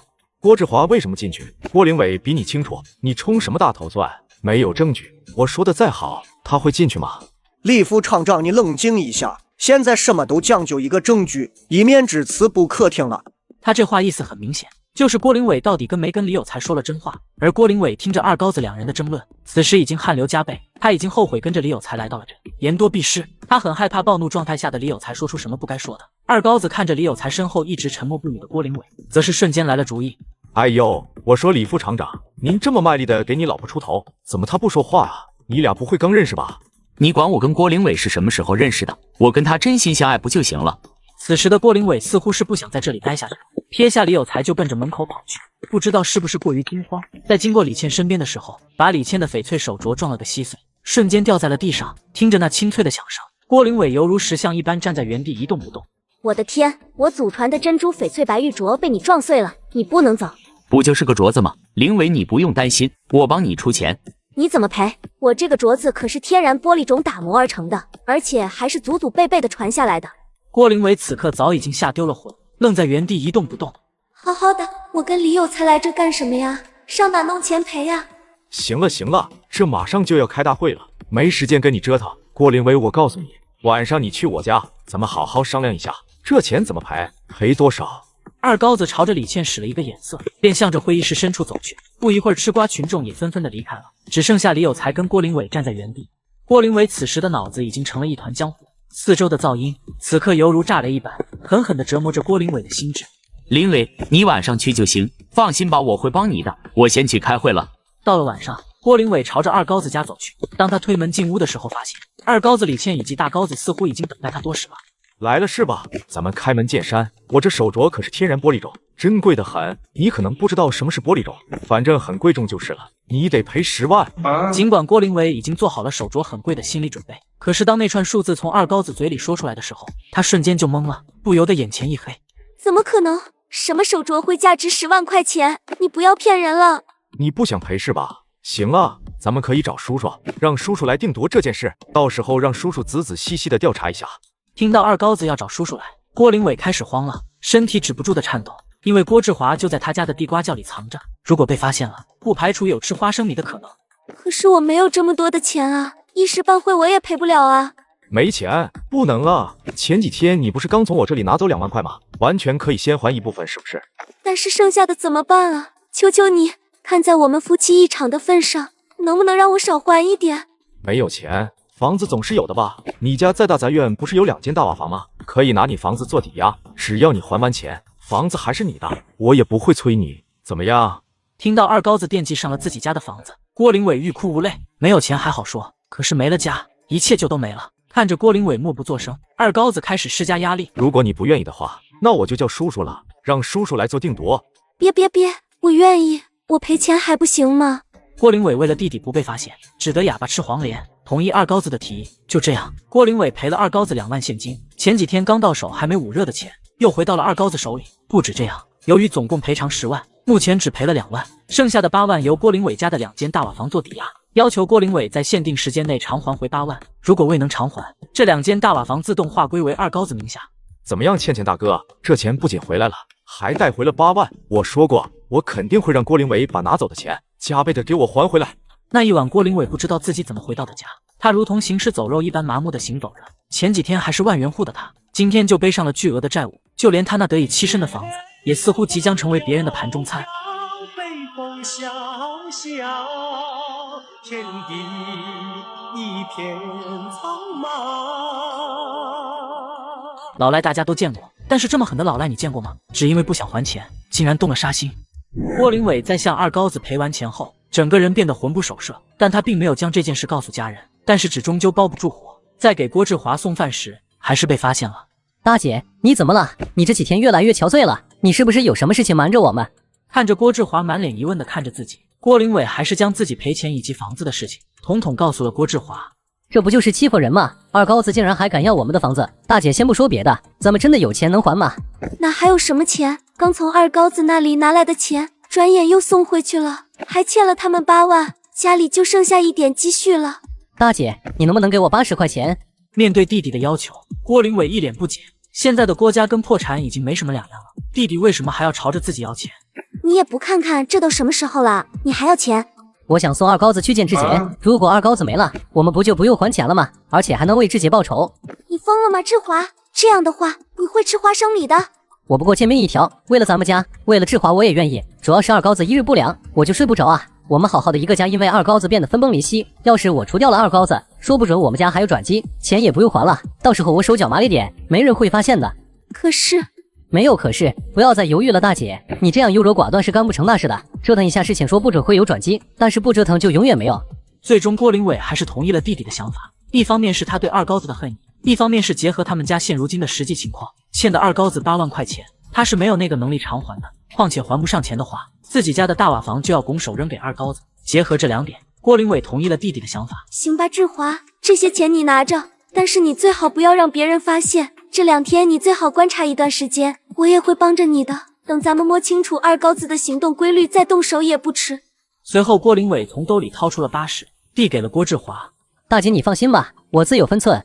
后半夜，就在大杂院的人熟睡之后，郭志华悄咪咪地溜了出来，朝着城东的地下市场跑去。为了不被发现，他还时不时回头望去。半小时后，他进入了一间低矮的房屋，只见这里陈列着刀枪剑戟18般武器，甚至还有几把鸟狙。郭志华内心暗暗感慨，没来错地方。看着面前的东西，郭志华不由得两眼放光。那边那的小子，你干嘛的？不买就走，别在那转来转去，别耽误我做生意。我是来消费的，这把冲子多少钱？只需要800，物美价廉。这家伙一下就是一个窟窿，保证好使。这么贵，金子做的啊，有没有稍微便宜一点的？头冲子250，你要不要？怎么都这么贵？有没有更便宜点的？你小子来买东西的，还是来找茬的？就问你要不要吧。不过你小子上来就问冲子多少钱，不会是要用来那啥的吧？郭志华没想到自己总共没说2句话，就被老板看出了意图，属实是有点慌了。没有那回事，我买着玩的。郭志华苍白无力的辩解，更是引起了老板的怀疑。他目光死死地盯着眼前的郭志华，突然大惊失色。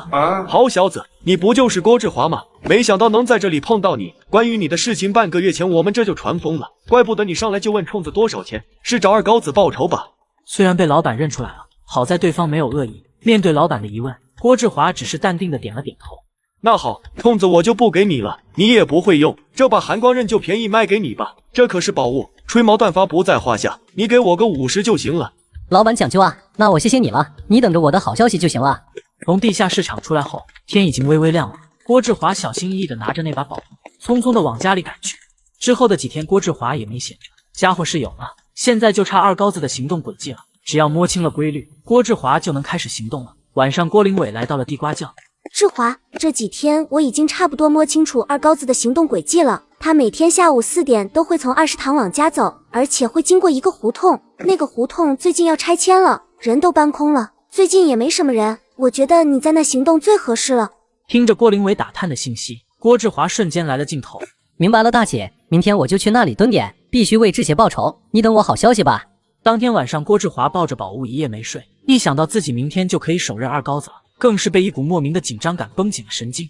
第二天下午，结束了一天工作的二高子正打算下班回家，好巧不巧的是，李倩竟然来到了20堂找他。二高子，我不去找你，你也不去找我呀，走吧，今天我跟你一起回家。二高子李倩手拉着手朝着家的方向走去，殊不知前方不远处的胡同，郭志华一直在等着二高子的出现。就在二高子两人走到胡同时，郭志华也发现了他俩。你给我弟弟偿命！眼前的这个男人只因为一个念头，就把自己推上了绝路。埋伏许久的郭志华终于蹲到了二高子，只是未等他出手，二高子就看到了郭志华手中的家伙，不敢多做停留，拉起李倩飞也似的逃跑了。而郭志华也没有贸然去追，因为出了胡同就是人来人往的大街了，转身朝着家的方向跑去。二高子这边由于躲避及时，万幸并没有受什么伤，他只是惊讶郭志华怎么会出来了。郭志华不是在里面登缝纫机吗？怎么出来了呀？李倩看着面前的二高子，不由得发出疑问。跑出来了呗，没想到他竟然会这么丧心病狂，直接去警察局报警吧。既然他出来了，不耽误再把他送进去。郭志华这边行动未能成功，慌忙赶回了家。行动失败则是意味着自己极有可能再次被送进去。郭林伟此时也来到了地瓜窖。志华，你今天没去吧？今天我蹲着二高子了，但是让他给跑了。不是说好的再观察几天吗？你怎么真动手了？机不可失，时不再来，来得早不如来得巧。我在那蹲了一会就看到二高子了。但是你没成功的话，后果很严重的，二高子肯定会报警的。听着郭志华行动失败的消息，郭林伟脸上阴晴不定，他很清楚失败意味着什么。你这样打草惊蛇，他接下来肯定会找叔叔抓你的。问题不大，大不了我接着躲一段时间，时不时的给二高子一个突然惊喜。郭林伟却是觉得事情已经闹大了，要无法收场了，急忙离开了地瓜窖。慌张的他来到了杨翠花的卧室，向他坦白了自己跟郭志华的计划，以及郭志华干出的事情。对不起老妈，事情恐怕已经无法控制了。怎么可能？他赤手空拳的，怎么敢去找二高子的？这是真的老妈，志华前几天在地下市场买了一把宝物，他就是拿着那个东西去蹲点二高子了。好消息是蹲到了，坏消息是让二高子跑了，更坏的消息是二高子肯定会去报警的。随着郭林伟不断补充的细节，杨翠花这才意识到事情的严重性。糊涂啊，放着好好的日子不过，非得去找刺激，这下好了，志华还得进去蹬缝纫机。老妈，其实志华不一定用进去，让他再躲一阵不就得了？你想的太简单了，刚才你都说了让二高子跑了，你觉得他会善罢甘休吗？你也别想着志华藏起来这种侥幸的想法了，现在赶紧去把志华送回去要紧，等被叔叔找到抓起来，意义就不一样了。郭林伟此刻也冷静了下来，他也觉得回去自首才是对的。志华，我跟老妈商量了一下，觉得你还是回去自首吧，如果等到你被抓起来，可不是简单的多蹬几年缝纫机那么简单了。今天你好好睡一觉吧，明天我就送你去自首。凭什么？我不回去，好好的为什么把我送回去？我和咱妈都是为你好，明天你就老老实实的跟我回去，你这样一意孤行下去，只会害了自己。不回去不行吗？我在这里躲得好好的，谁也发现不了。等风头过去了，我还是一条好汉。你就不害怕二高子带人来咱家找你吗？大杂院里人多眼杂，你就那么确定咱家的地瓜窖没人知道？郭志华的不断抬杠让郭灵伟很是头疼，他清楚的明白弟弟这样做的后果是什么。你就听咱妈的话，老老实实的回去吧。你如果不回去，咱家以后指定没好日子过了。不行，我一决，我不会回去的。回去就代表我怕了，我可丢不起那人。郭灵伟眼看弟弟越来越激动，生怕他再做出什么出格的事情，便匆匆离开了地瓜窖。另一边村头情报中心，郭志华出来的事情已经人尽皆知，一群大妈正在七嘴八舌的议论着。你听说了吗？郭志华不知道什么时候出来了，昨天还差点一刀劈了二高子，也幸亏二高子跑得快，要不然真让那小子给得逞了。那这不完了吗？先不说别的，就说郭家那郭灵伟的正式工，十有八九不保了。警察局内，二高子如实把事情告诉了警察叔叔。生么？郭志华那小子还在市里面，还差点砍伤了你，这小子太猖狂了。你放心吧，我这就组织人手，全城搜捕郭志华，一定给你一个说法。不多时，办公室前面的空地上集结了许多叔叔。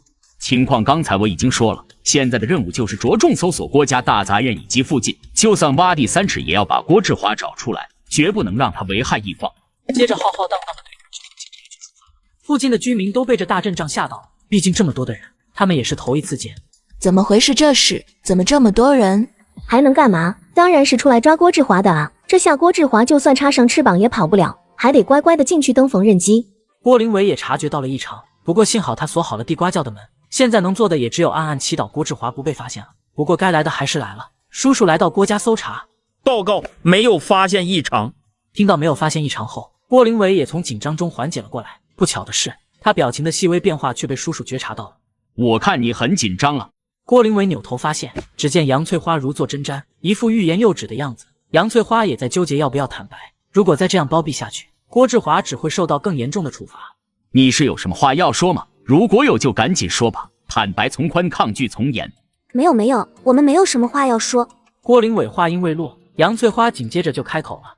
这位长官，我知道志华藏在哪了，他现在就在我家的地瓜窖里藏着。最终杨翠花还是说出了郭志华藏在了哪，而郭灵伟则低着头沉默不语。事不宜迟，赶紧带我们过去吧。灵伟愣着干嘛？还不赶紧带着人家过去？不一会，一行人就来到了地瓜窖。可是此时的地瓜窖内却空无一人，并没有一丝一毫郭志华的身影。你怎么回事？不是说郭志华就在这藏着吗？人呢？我发誓郭志华这几天一直在这里，我也不知道他去哪儿了。原来郭志华在昨天与郭灵伟争吵过后，在晚上就偷偷溜走了。可也就是这一个选择，郭志华亲手把自己的命运推上了绝路。上一秒这个男人还在耀武扬威口出狂言，下一秒就被人摁倒在地趴着唱征服。一行人来到地瓜窖后并没有发现郭志华，看着眼前空荡荡的场景，郭灵伟明白自己弟弟这下真要闯下大祸了。你最好别跟我们耍什么小把戏，如果是你给郭志华通风报信的话，那你就是犯了包庇罪，一样会严加处理的。冤枉啊，我真的没有撒谎，刚才我妈妈也说了，郭志华就在地瓜窖里藏着，而且我真的没有通风报信啊。随后郭灵伟又把昨天自己跟郭志华的争吵仔仔细细的讲了一遍。两位叔叔又是经过一番寻找，还是没有找到郭志华的踪迹。看来那小子跑了，通知大家重点搜索郭家大杂院附近以及汽车站、火车站附近，务必要抓住他。原来就在昨天晚上，郭志华就已经跑了出来。既然郭灵伟想送他回去，他也不能够坐以待毙。找二高子报仇已经成为了他心中的执念，他可不想就这么轻而易举的被送回去。既然二高子早晚要找警察叔叔来抓我，那我就主动出击，打他个措手不及。说着，他拿出了藏在衣服里的那把宝物。那把宝物在月光的照耀下，反射出的寒光映射在郭志华那已经接近扭曲的脸上。此时他的心里只剩下了复仇。看了一会，郭志华又将其藏了起来，慢慢的朝着二高子家附近走去。另一边汽车站，众多叔叔依然在搜索郭志华的踪迹。郭志华这小子应该没有那个胆子坐客车跑路吧？不至于，我看他就是单纯的想找二高子报仇。一会搜完汽车站这里，咱们去二高子家附近转悠一下吧。小张自己在那，我有点不放心。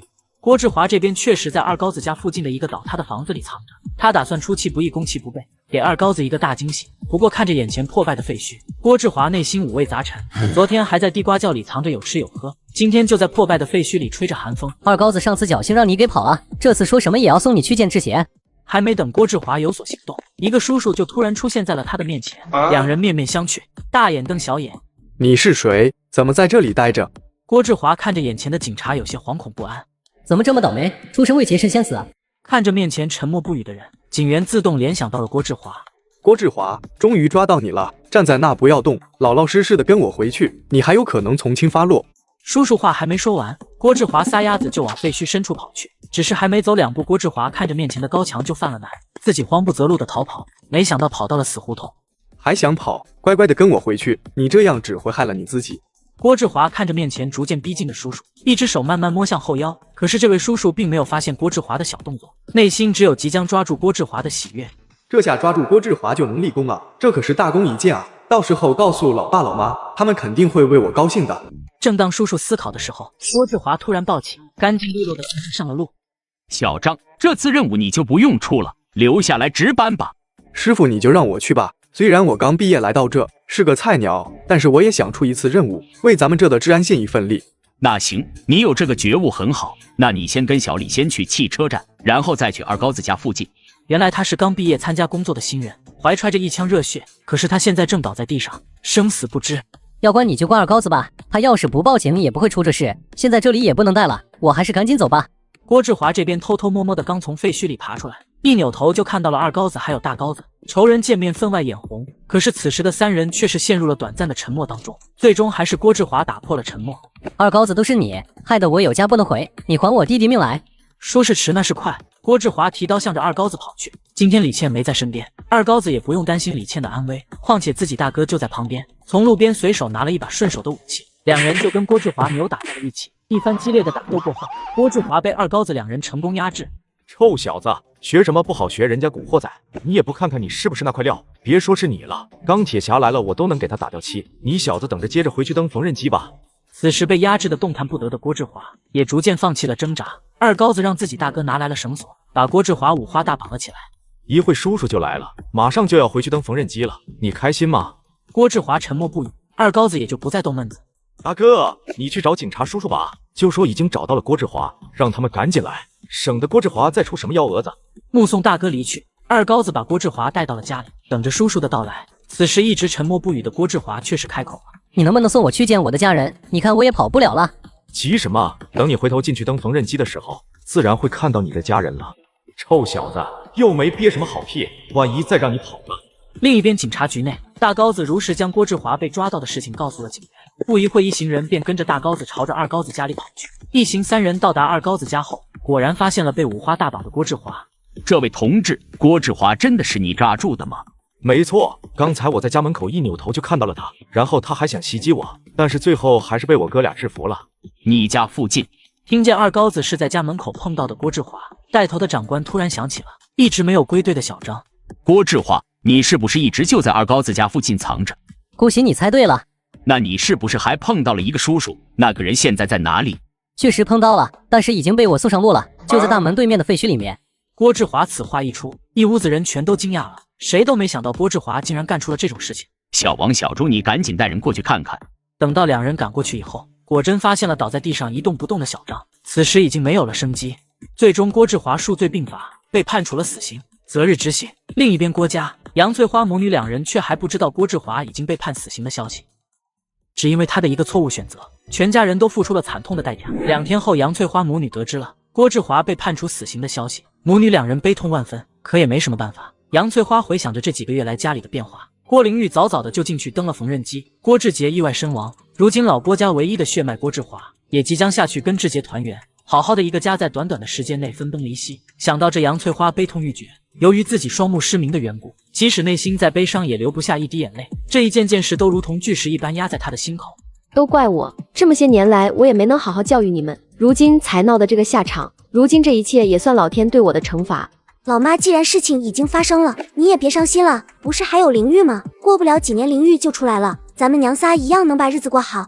郭玲伟面对郭志华即将吃花生米的结果，也不是那么惊讶。从郭志华跑出来躲进地瓜窖的那一刻，他的人生就已经走上了绝路。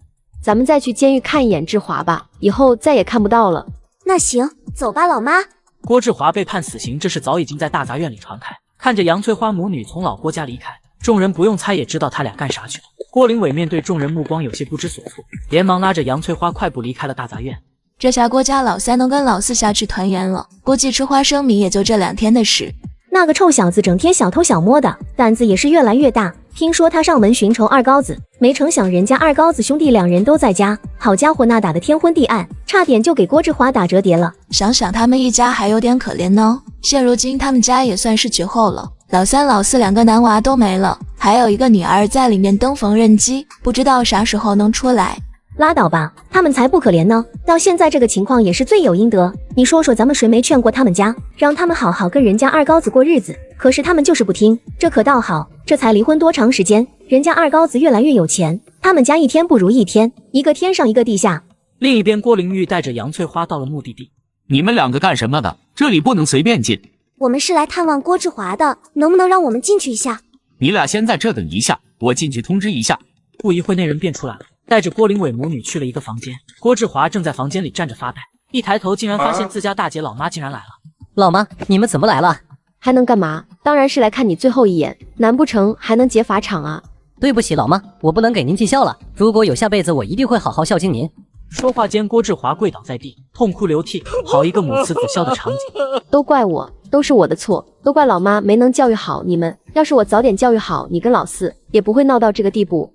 杨翠花绝望地抚摸着郭志华的头，好好感受着他这即将离他远去的儿子。郭玲伟则是在一旁泣不成声。正当三人还沉浸在悲痛之中时，工作人员走了进来。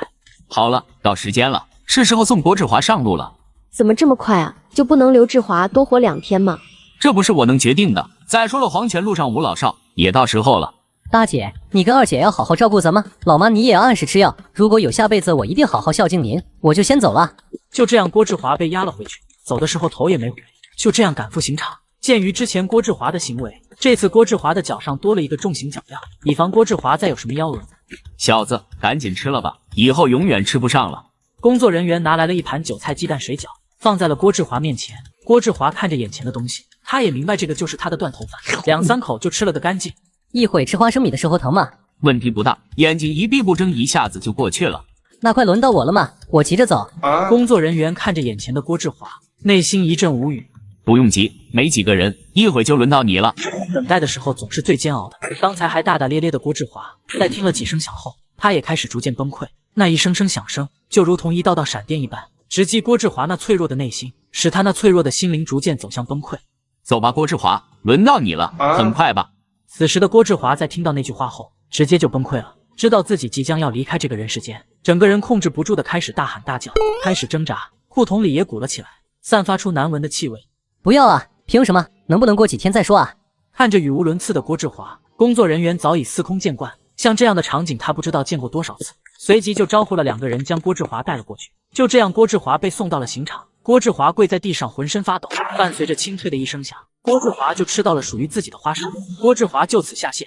就在郭志华行刑几天后，二高子跟李倩举行了盛大的婚礼，现场人山人海，还来了几个大领导。终于，二高子在重生一世后，迎娶到了自己的真爱，终于过上了幸福的生活。而另一边，杨翠花这里，悲伤过度的杨翠花，在郭志华走后没几天就一命呜呼。郭玲伟亲眼看着自己母亲离自己而去，精神逐渐崩溃，整个人变得疯癫起来。没多久，郭玲伟就消失了，就好像他没来过这个世界一样。不过听说有人在千里之外看到了疯疯癫癫的他，而那老二郭玲玉也似乎人间蒸发一般，没人见到过他的身影。由于郭玲伟在失踪前还欠了二高子钱，并且2人还立好了字据，还不上钱，那2间大瓦房就自动划到二高子名下。如今他们家疯的疯，死的死，失踪的失踪，似乎也还不上了。就这样，随着郭玲伟家的那2套大瓦房划归到二高子名下后，所有关于郭家的一切就消失了，就好像这个人世间就没有他们一般。